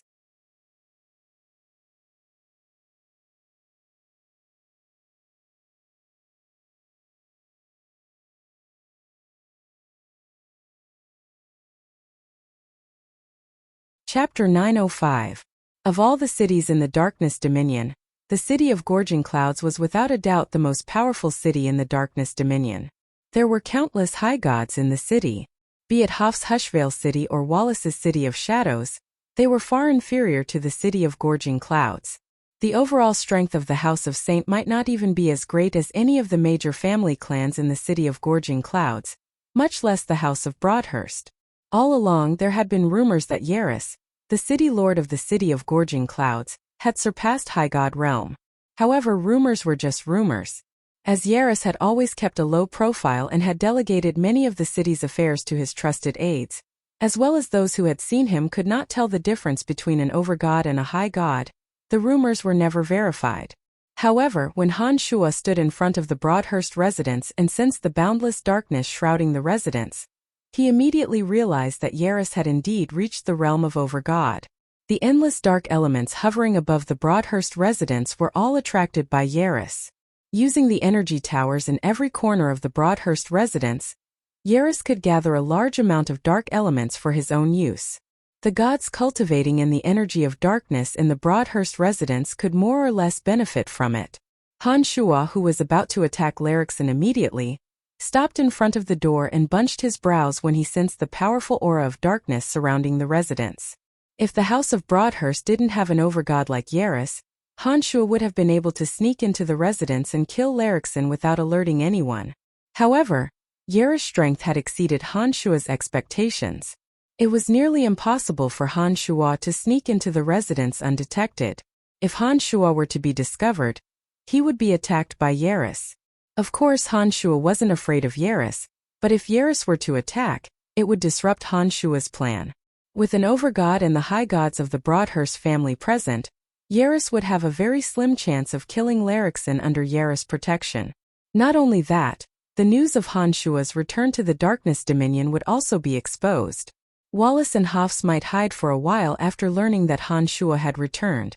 This would bring many uncertainties to Han Shua's operation. After hesitating for a moment, Han Shua decided not to barge into the residence of Broadhurst. He would wait until Larrickson had left. Although Yaris was the city lord of the city of Gorging Clouds, he wholeheartedly focused on his cultivation. Most of the city's affairs were handled by his family members. As Yaris' younger brother, Larrickson was naturally burdened with mundane affairs. It was impossible for him to stay in the Broadhurst residence for too long. Han Shua retreated to the city of Gorging Clouds and inquired about Larrickson's whereabouts. He learned that Larrickson was indeed in the city of Gorging Clouds and was staying with the House of Broadhurst. After receiving accurate information, Han Shua returned to the residence of Broadhurst and patiently waited for Larrickson to show up. 3 days later at dusk, Larixon and a few divine guards of the House of Broadhurst finally left the residence of Gorging Clouds. They seemed to be on a mission and headed straight for the city gate. Han Shuo thought to himself, even the heavens are helping me. He quietly followed behind Larixon. Just as he expected, Larixon and the experts from the House of Broadhurst had left the city of Gorging Clouds and were heading towards one of their strongholds. Halfway through the journey, Larixon suddenly felt his heart palpitate. Before he could react, Han Shuo had appeared from the darkness. Long time no see, Larixon. It's good to see you again. Han Shuo's voice reverberated in the air.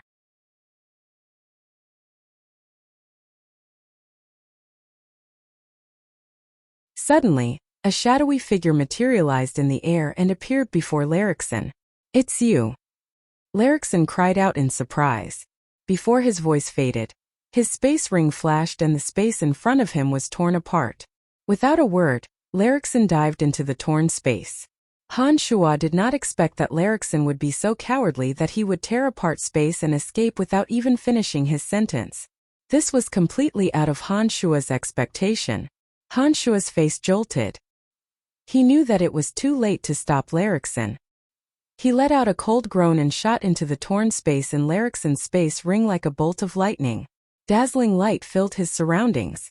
After a moment of dizziness, Han Shuo found himself in an area covered by layers upon layers of boundaries. Larixon, Hafs, Wallace, and Ralph were all standing beside him with sneers on their faces. Larixon, Hafs, Wallace, and Ralph were among them. Han Shuo turned his consciousness and raised his head to look at the boundless aura of darkness above him. He immediately realized that he had fallen into a trap meticulously laid out by his enemies. Brian, welcome to the Broadhurst residence of the city of Gorging Clouds. We have been waiting for you for a long time, said Yaris in a faint smile.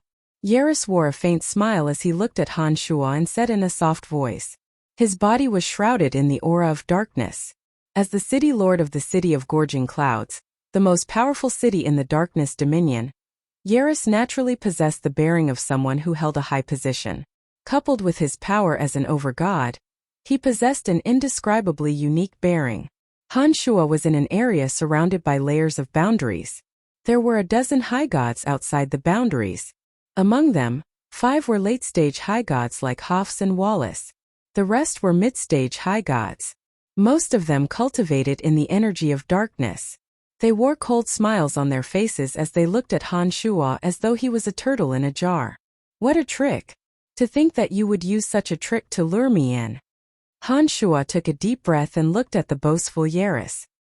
He said, such a scheme and such means are truly extraordinary. Yaris, you are indeed the city lord of the city of Gorging Clouds. No wonder characters like Hafs and Wallace are no match for you. The strength of an entire city can't even compare to a family clan of yours. Shut up, shouted Hafs coldly. He looked at Han Shuo and said in a deep voice, how dare you be so stubborn even in the face of death? With City Lord Yaris here today, no matter how powerful he is, he will not be able to walk out of here alive. Brian, I didn't want to make an enemy out of you. But you have been forcing my hand, sighed Wallace helplessly at Han Shuo. Han Shuo couldn't help but laugh. He turned his gaze to Wallace and said, I forced you? Haha, what a joke. Ever since I came to the City of Shadows, I have saved Carmelita twice and helped your House of Saint many times.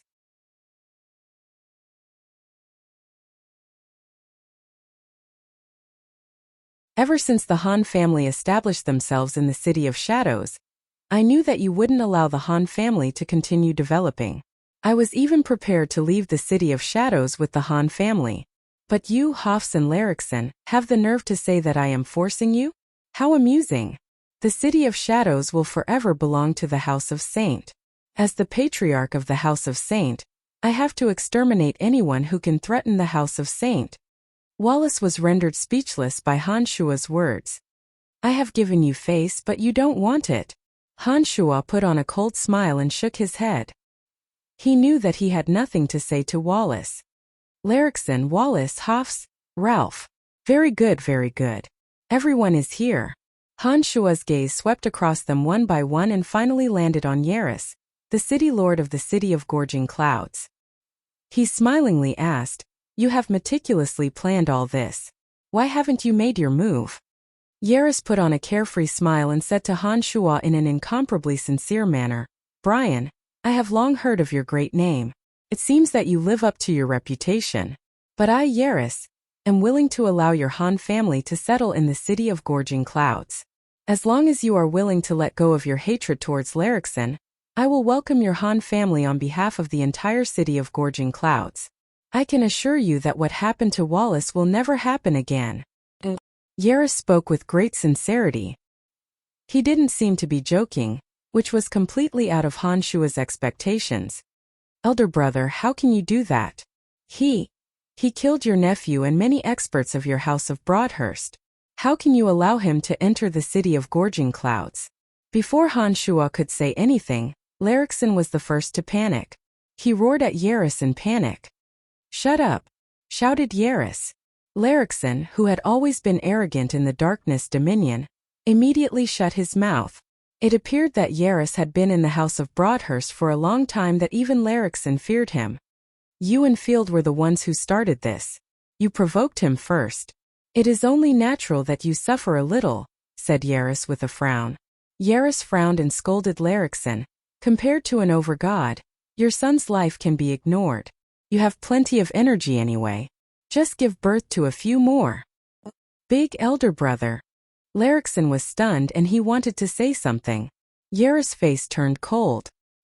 He waved his hand and said, That's enough. I know what to do.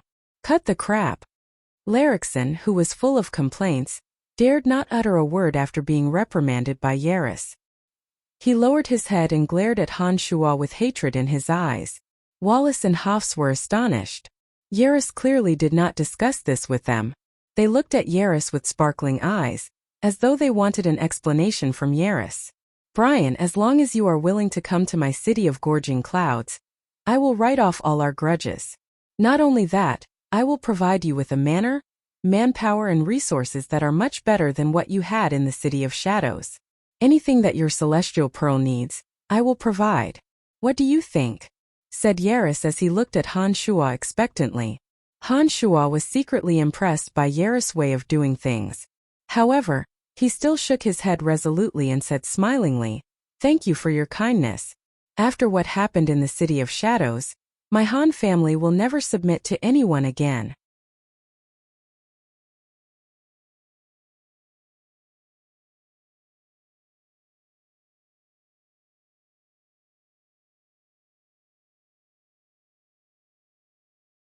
Chapter 906. Back when Han Shua left the City of Shadows, he had made up his mind that he would never bow down to anyone again. Although Yaris was much more magnanimous than Wallace, Han Shua was not willing to bet his Han family on the city of Gorging Clouds. Moreover, Han Shua was not impressed by Yaris' strength. How could Han Shua be willing to submit to Yaris' city of Gorging Clouds? Yaris shook his head and sighed in disappointment when he heard Han Shua's refusal. However, Larixin, Hafs, and Wallace heaved a sigh of relief. It was as though a heavy burden had been lifted from their hearts. He really doesn't know what's good for him. Elder brother, there's no need to waste your breath on him. He deserves to die. Larixin laughed. Yaris looked at Han Shua regretfully and helplessly said, I was sincere in inviting you to join the city of Gorging Clouds. But since you have refused, I have no choice but to kill you right here and now. My family will not allow an expert like you to live. My apologies. Don't worry about it. Show me what you have got. Let's see if you can keep me here today, said Han Shua in a heroic manner. He did not seem to be worried at all. Layers upon layers of boundaries had isolated all elemental energies. Even space itself seemed to be frozen solid. Even an expert who cultivated in the Edict of Space and possessed a space scroll would not be able to unleash it. It appeared that Yaris and the others had come up with a foolproof plan to block off all avenues of escape for Han Shua. Brian, you can't escape. The boundaries here can stop anyone from leaving. Unless you can break through the 120 layers, you can only passively receive our attacks, said Wallace mockingly as he looked coldly at Han Shua. Wallace, you haven't told Carmelita and Andre that you and Ralph have come to the city of Gorging Clouds, have you? Haha, what do you think they will think if they know that you are going to do this to me? Han Shua put on a relaxed smile. Wallace's expression slightly changed when he heard Han Shuo mention Carmelita and Andre. It appeared that Han Shuo had touched a sore spot. I will take care of the affairs of the House of Saint. You don't have to worry about it. Humph. Carmelita and Andre are short-sighted and have been bewitched by your flowery words. However, it is only a matter of time before they realize all that I have done for the House of Saint, Wallace said with a sullen face. Rather than reprimanding Han Shuo, those words were more like comforting himself. Han Shuo nodded and did not say anything else. He had brought up Carmelita and Andre not because he hoped that Wallace would let him go, but because he wanted to confirm with Wallace that Carmelita and Andre knew nothing about the matter. This way at least Han Shuo would not be too disappointed. Emily and Phoebe had previously told him that they had not received any response after sending out their distress letters. The hearts of men were sinister, and he was not sure if Andre and Carmelita were involved in this matter. Now that Wallace had denied it himself, Han Shuo knew that the two of them were indeed unaware. As for Aobashi and Erebus, as they were sent away, Han Shuo was certain that they knew nothing about what happened in Fort Lossberg. Now that things have come to this, there is no need for me to hold back, Han Shuo said. Yaris knew that there was no point in trying to persuade Han Shuo any further. He softly instructed, Darkwater, Darkstone, please come over here. Two dark figures suddenly appeared beside Yaris. They were dressed in black and had gloomy faces. They looked exactly the same and cultivated in the energy of darkness. Although they were both late-stage high gods, the closer they stood to one another, the stronger the energy of darkness on their bodies became. It was a very peculiar phenomenon. Darkwater and Darkstone were twin brothers.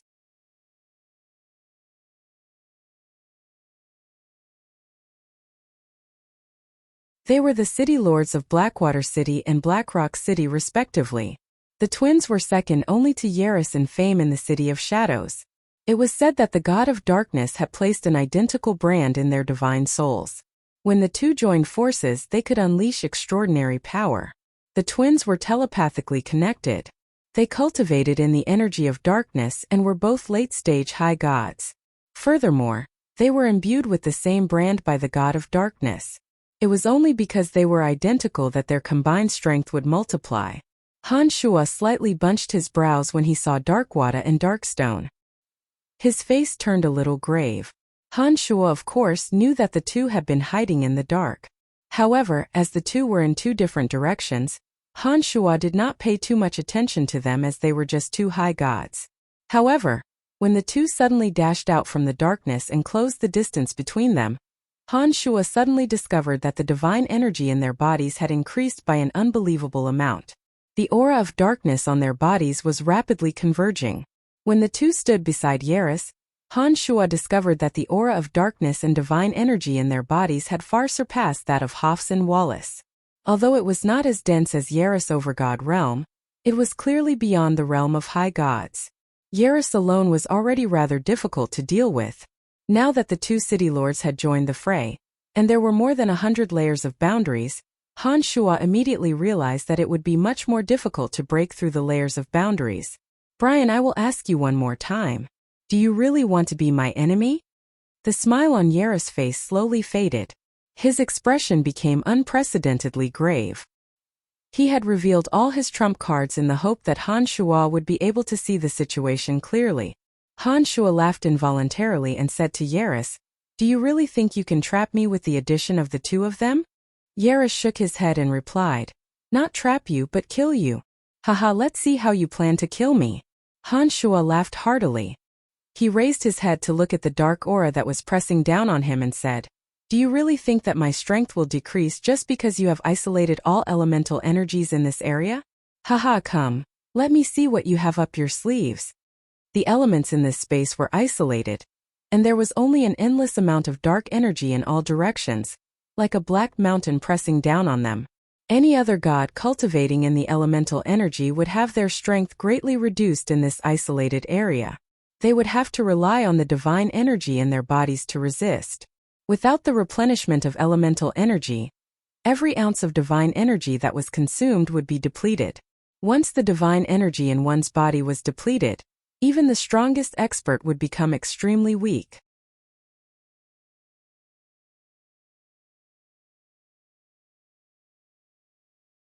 Then they would be at the mercy of others and become meat on a chopping board. Good, he is indeed a formidable character. But it is a pity that he will die here today. Yaris praised. He turned to Darkwater, Darkstone, Hafs and Wallace and said, I will deploy the black hole vortex. All you need to do is pour your darkness divine energy into the vortex from the sky, and you will be able to continuously increase the power of the black hole vortex. When the black hole vortex comes crashing down, all the dark energy will mince everything in its path in the most frenzied manner. He will die without a doubt.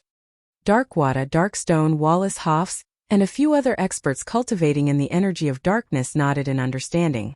They knew how powerful Yaris was and how terrifying his ultimate skill, the black hole vortex, was. Yaris said no more. He suddenly closed his eyes and sat on the spot.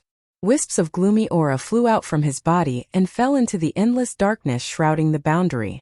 As soon as the wisps of dark energy were injected into the absolute darkness above Han Shua's head, the aura of darkness seemed to be pushed by many forces and formed a vortex that slowly rotated. At the same time, Darkwater, Darkstone, Wallace, and Hafs, who had long been prepared, did not stand idle. Wisps of dark energy flew out from their bodies and landed on the area above Han Shua. They fell into the vortex that had just started rotating. After the energy of darkness flew out from Darkwater and Darkstone's bodies, they strangely twisted together like hemp ropes. The two's energies became several times more powerful than Hafs and Wallace's energies alone. They were 10 times more powerful than the combined energies of Hafs and Wallace. Wisps of dark energy were injected into the vortex above Han Shua's head. The originally slow rotation of the vortex grew faster and faster. It was as though the void above Han Shua's head had been torn into an endless black hole. Terrifying energy kept accumulating, as though it was going to devour the entire world. Yaris himself was an overgod. Darkwater and Darkstone were extremely powerful when they joined forces. In addition to Hafs, Wallace, and a few other powerful high gods, their combined strength was beyond Han Shua's expectations. They were much stronger than when Salas, Wasis, and Han Shua fought. They had gathered all their energies together, intending to grind Han Shua into pieces with a single strike.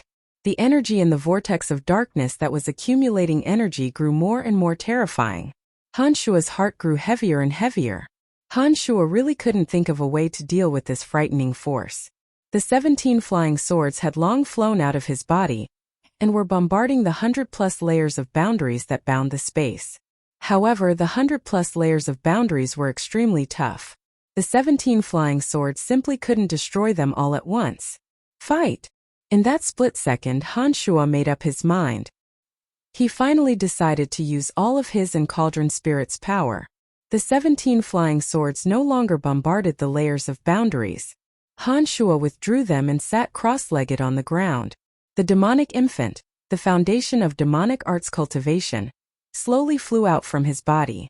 Thousands of strands of his consciousness transformed into rays of dark light and surged into the demonic infant, bestowing all of Han Shua's essence, energy, and soul to the demonic infant.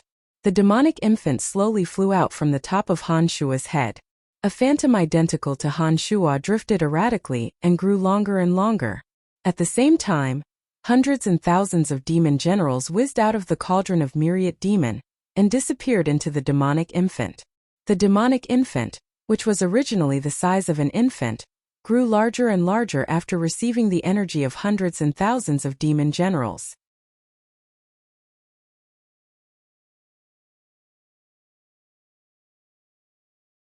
In no time at all, the demonic infant had become a giant that hovered dozens of meters in the air.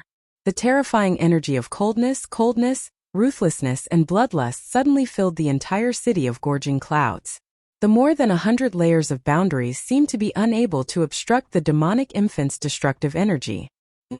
The demonic infant suddenly let out a shrill howl after receiving the energy of all the demon generals. The howl broke through the layers of boundaries. In an instant, many gods of the House of Broadhurst bled from their 7 orifices and died on the spot.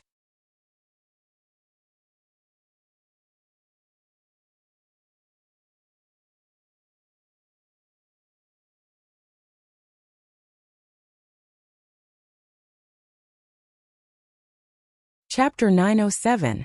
Han Shuo sat cross-legged on the same spot. He injected his consciousness into the demonic infant, allowing it to possess all of the senses of his main body. After all of his essence, qi and spirit were injected into the demonic infant, Han Shuo's body suddenly became thinner. His skin seemed to have lost some of its luster. His eyes became sunken and lifeless. The method of injecting all of Han Shuo's essence, qi, and spirit into the demonic infant allowed the demonic infant to unleash the energy of the demon generals in the cauldron of myriad demon. It was much more thorough than Han Shuo's attempt to borrow the demon general's energy. This was because the demonic infant and demon generals were similar life forms.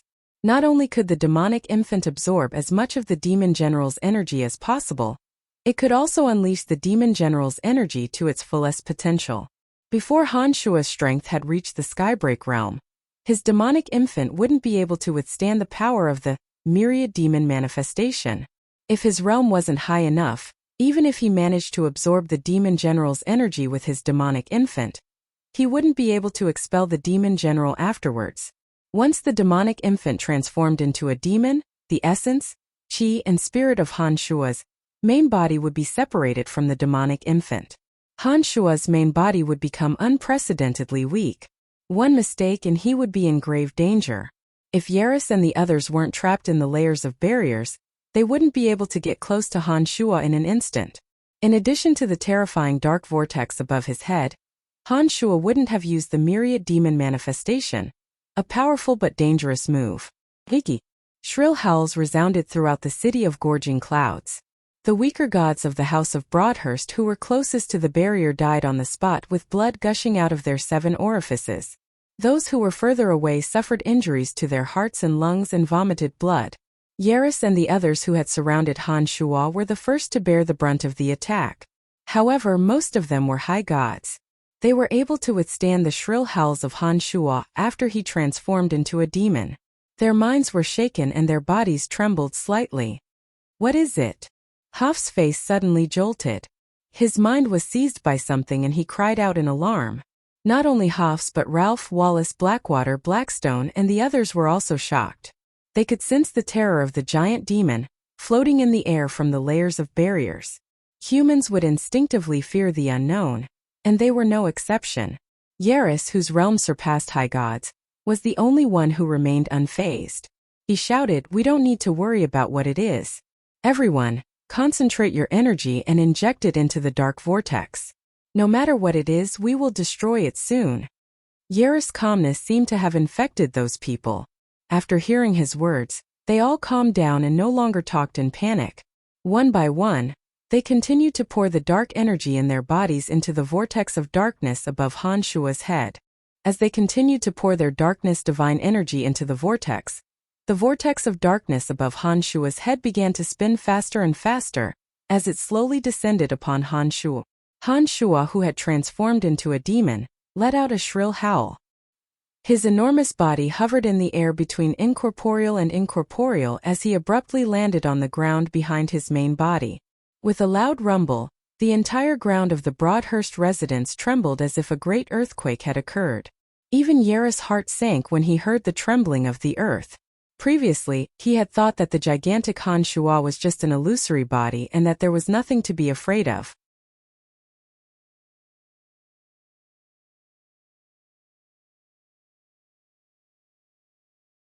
But when the entire Broadhurst residence began to tremble, he immediately realized that the terrifying gigantic Han Shuo was real, and not an illusory body at all. The other Han Shuo, who had gathered all the demon general's energy in the cauldron of myriad demon through his demonic infant, raised his head to the sky and threw a punch.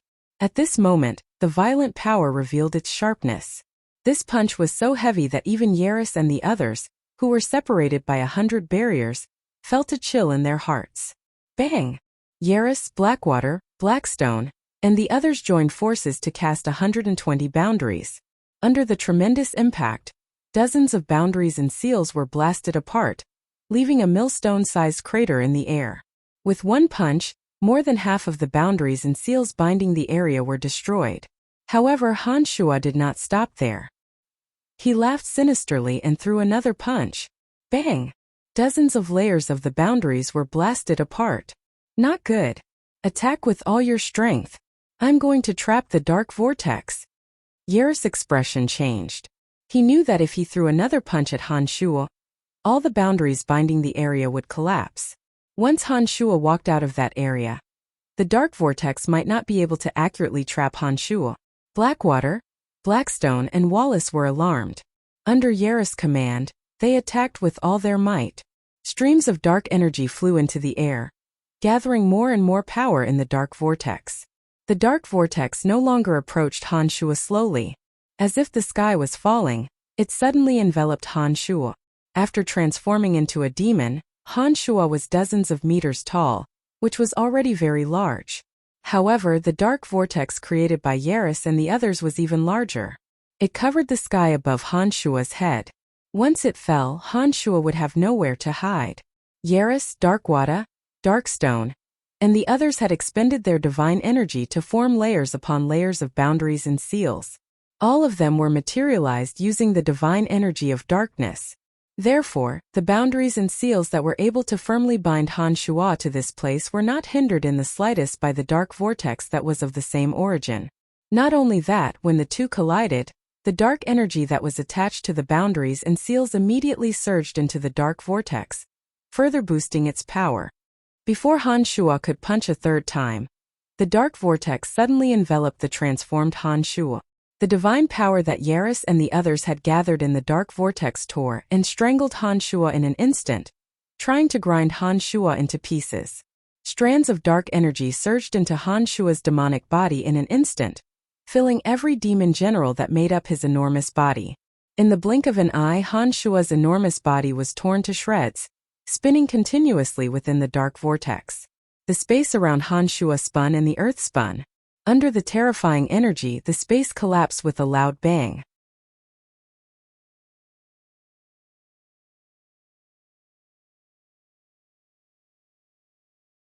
Strange and blurry colors suddenly shot through the void.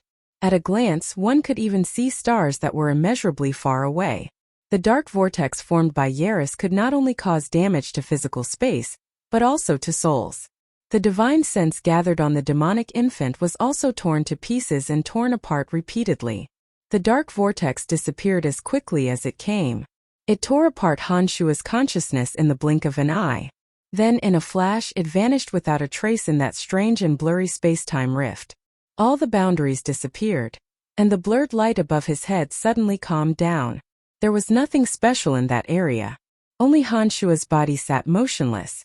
After losing the demon infant, divine sense and spirit, his main body had sunken eyes, a sallow face, and no signs of life. The dark vortex could only last for an instant. All the energy was concentrated on the other Han Shuo.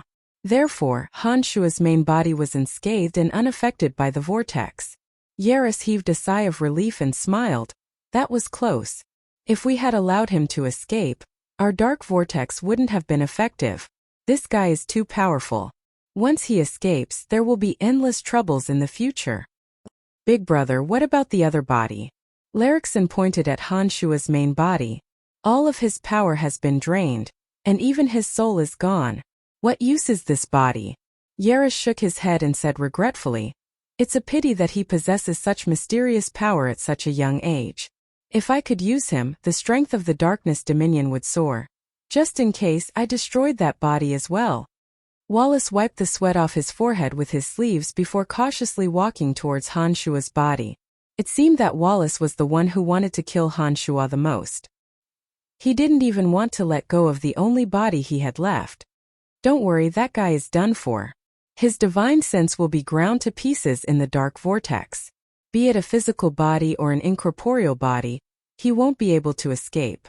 Yaris couldn't help but laugh when he saw that Wallace was still so cautious. He didn't think much of Wallace's cautiousness. Wallace laughed awkwardly at Yaris's words. It's better to be cautious. This kid isn't easy to deal with. Under everyone's watchful eyes, Wallace slowly walked towards Han Shuo's body. When he was only a few dozen meters away from Han Shuo's body, he was considering whether he should attack from a distance. Suddenly, a cold voice sounded in the void. "You're courting death." All of a sudden, innumerable strands of gray aura frantically converged. Strands of demon general energy that had been scattered between heaven and earth surged back in an instant. Han Shuo, who had been smashed to smithereens without a trace, reappeared in the void in the blink of an eye. You want to kill me? Too early. Han Shuo laughed heartily. His huge palm shot out like lightning and grabbed Wallace, who was about to destroy his body. With a strong grip, Wallace's body was reduced to a blood bar. Yaris's dark vortex was so powerful that even overgod souls like Salus and Wasis would not be able to withstand it. They would be torn to pieces by the dark vortex. However, Han Shuo's consciousness could be divided into thousands of strands and could change infinitely. Even if 10,000 strands were torn apart, he could still reassemble them. How could this dark vortex hurt his consciousness? It wasn't just Han Shuo's consciousness. Even the souls of the thousands of demon generals were unharmed. The moment the dark vortex enveloped him, Han Shuo's consciousness split into thousands of strands and mixed with the demon generals' souls. They split at the same time and escaped the attack of the dark vortex. Han Shuo, who was in the thousand demon form, was formed from tens of thousands of strands of consciousness and thousands of demon generals.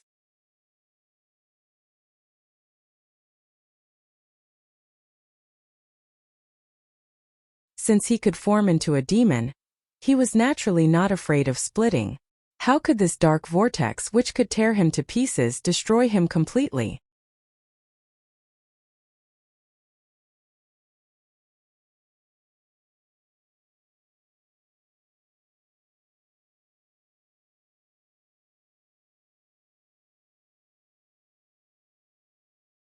Chapter 908. If it wasn't for his absolute confidence, Han Shuo wouldn't have let his demonic infant out of his body to resist Yaris' dark vortex.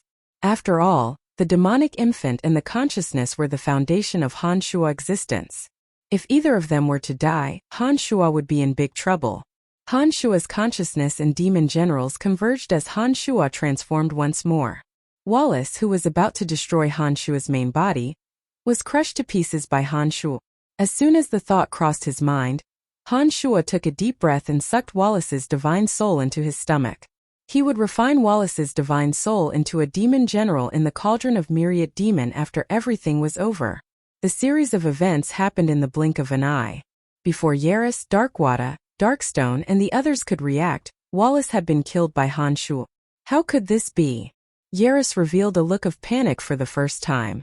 As far as he knew, the destruction of a divine soul meant death.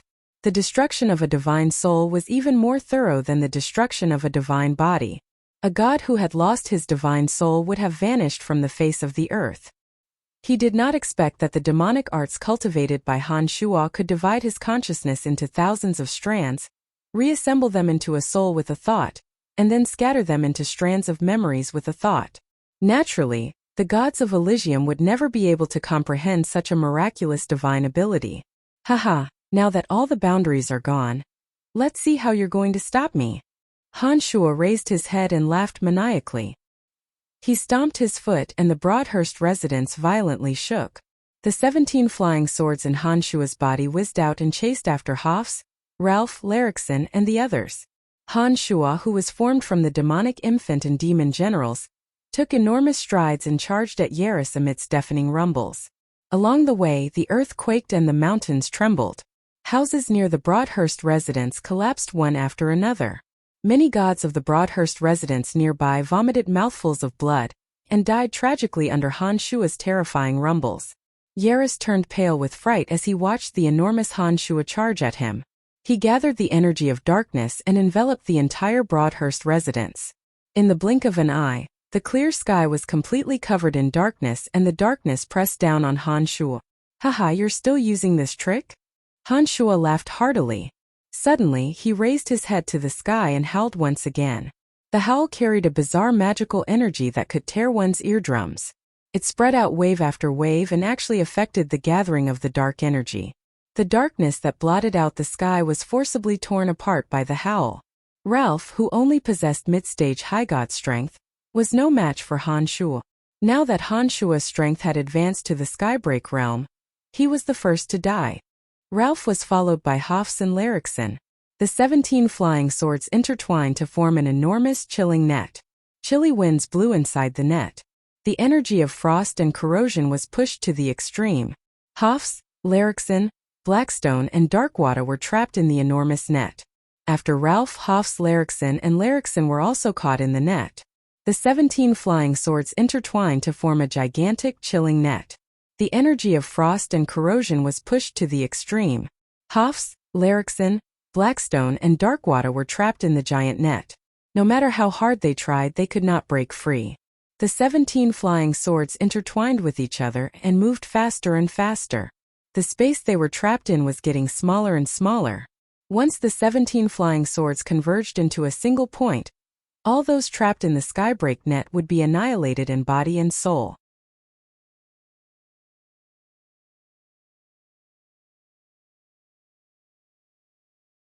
The 17 flying swords intertwined with each other and moved faster and faster.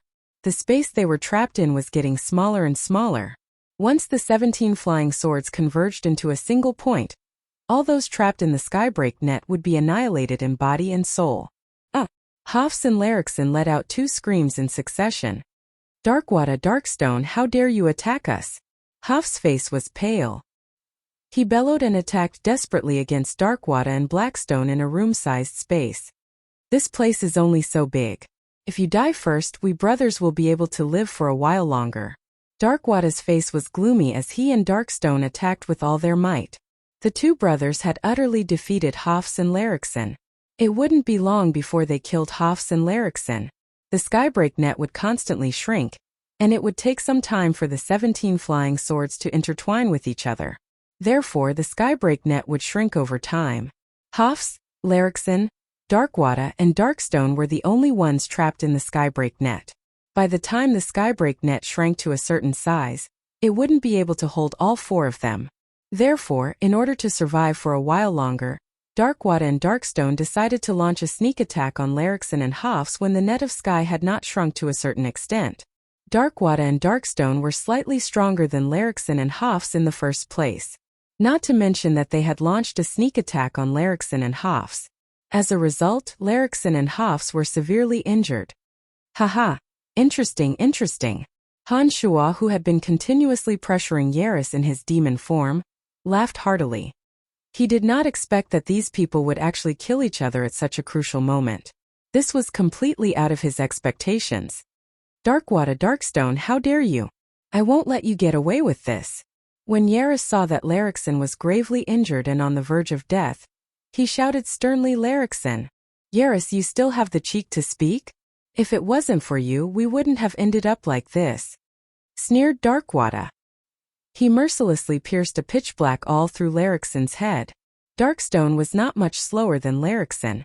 He punched at the wounded Hofs and sent him flying into Hanshua's skybreak net. As soon as Hofs fell into the net, his divine body immediately emitted thick smoke. His skin and flesh rapidly decayed. It was obvious that he would not survive. Brother! Yaris was enraged. Dense energy of darkness overflowed from his divine body. His domain of divinity expanded and drained all the elements of darkness in the Broadhurst residence in an instant. Under the provocation of Darkwater and Darkstone, Yaris seemed to have lost his mind. Yaris, who had unleashed all of his overgod energy, decided to go all out. He no longer concealed his overgod energy as he madly attacked Han Shua. Han Shua was surprised that Yaris was not afraid of death.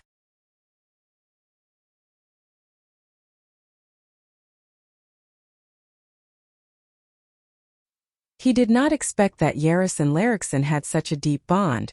Han Shua saw that Yaris was charging at him with no regard for his own life. He suddenly dodged and flew into the air. As expected, when Yaris saw that Han Shua had dodged, he did not pursue Han Shua. Instead, he flew past Han Shua and headed straight for Darkwater and Darkstone, who were trapped in the skybreak net. It appeared that he was going to kill Darkstone and Darkstone first. Chuckling coldly, Han Shua withdrew the 17 flying swords that formed the skybreak net. In the blink of an eye, the 17 flying swords returned to Han Shua's body. Han Shua had originally planned to watch Yaris fight Darkwater and Darkstone before sneaking up on Yaris and killing him. However, he suddenly felt that the elements of darkness around him were a little strange. In an instant, the Broadhurst clan, which Yaris had just drained of all the dark elemental energy, was suddenly flooded with hundreds or even thousands of times more dark elemental energy.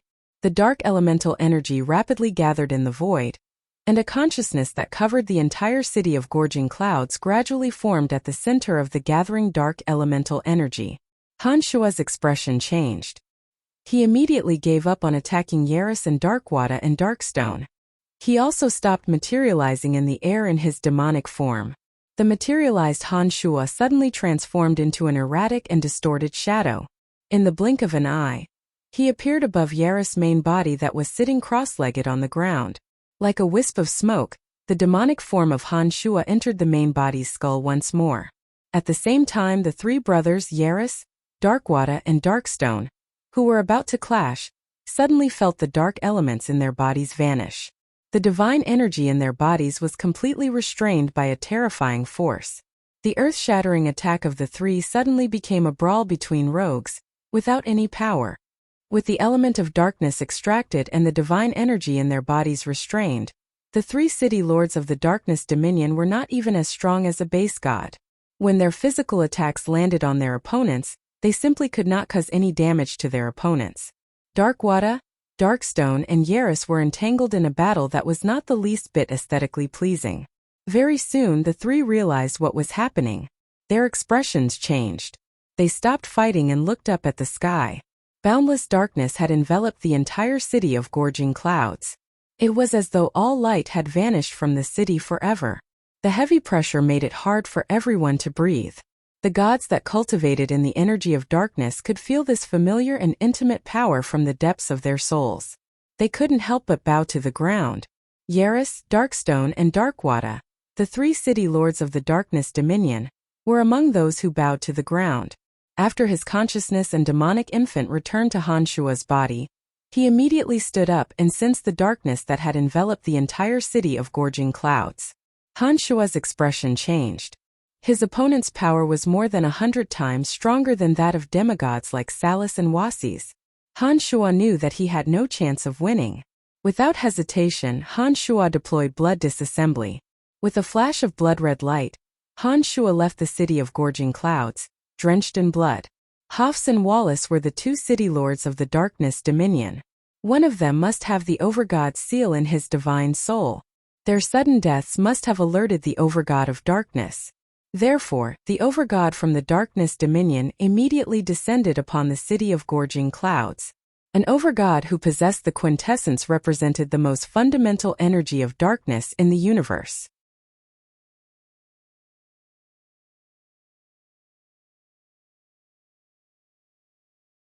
He could use all the energy of darkness for himself and understand all the variations of the energy of darkness. He was not someone an overgod without the quintessence could compare to. In this vast universe, there was only one overgod of darkness who possessed the quintessence. Han Shua knew that he wasn't a match for his opponent for the time being.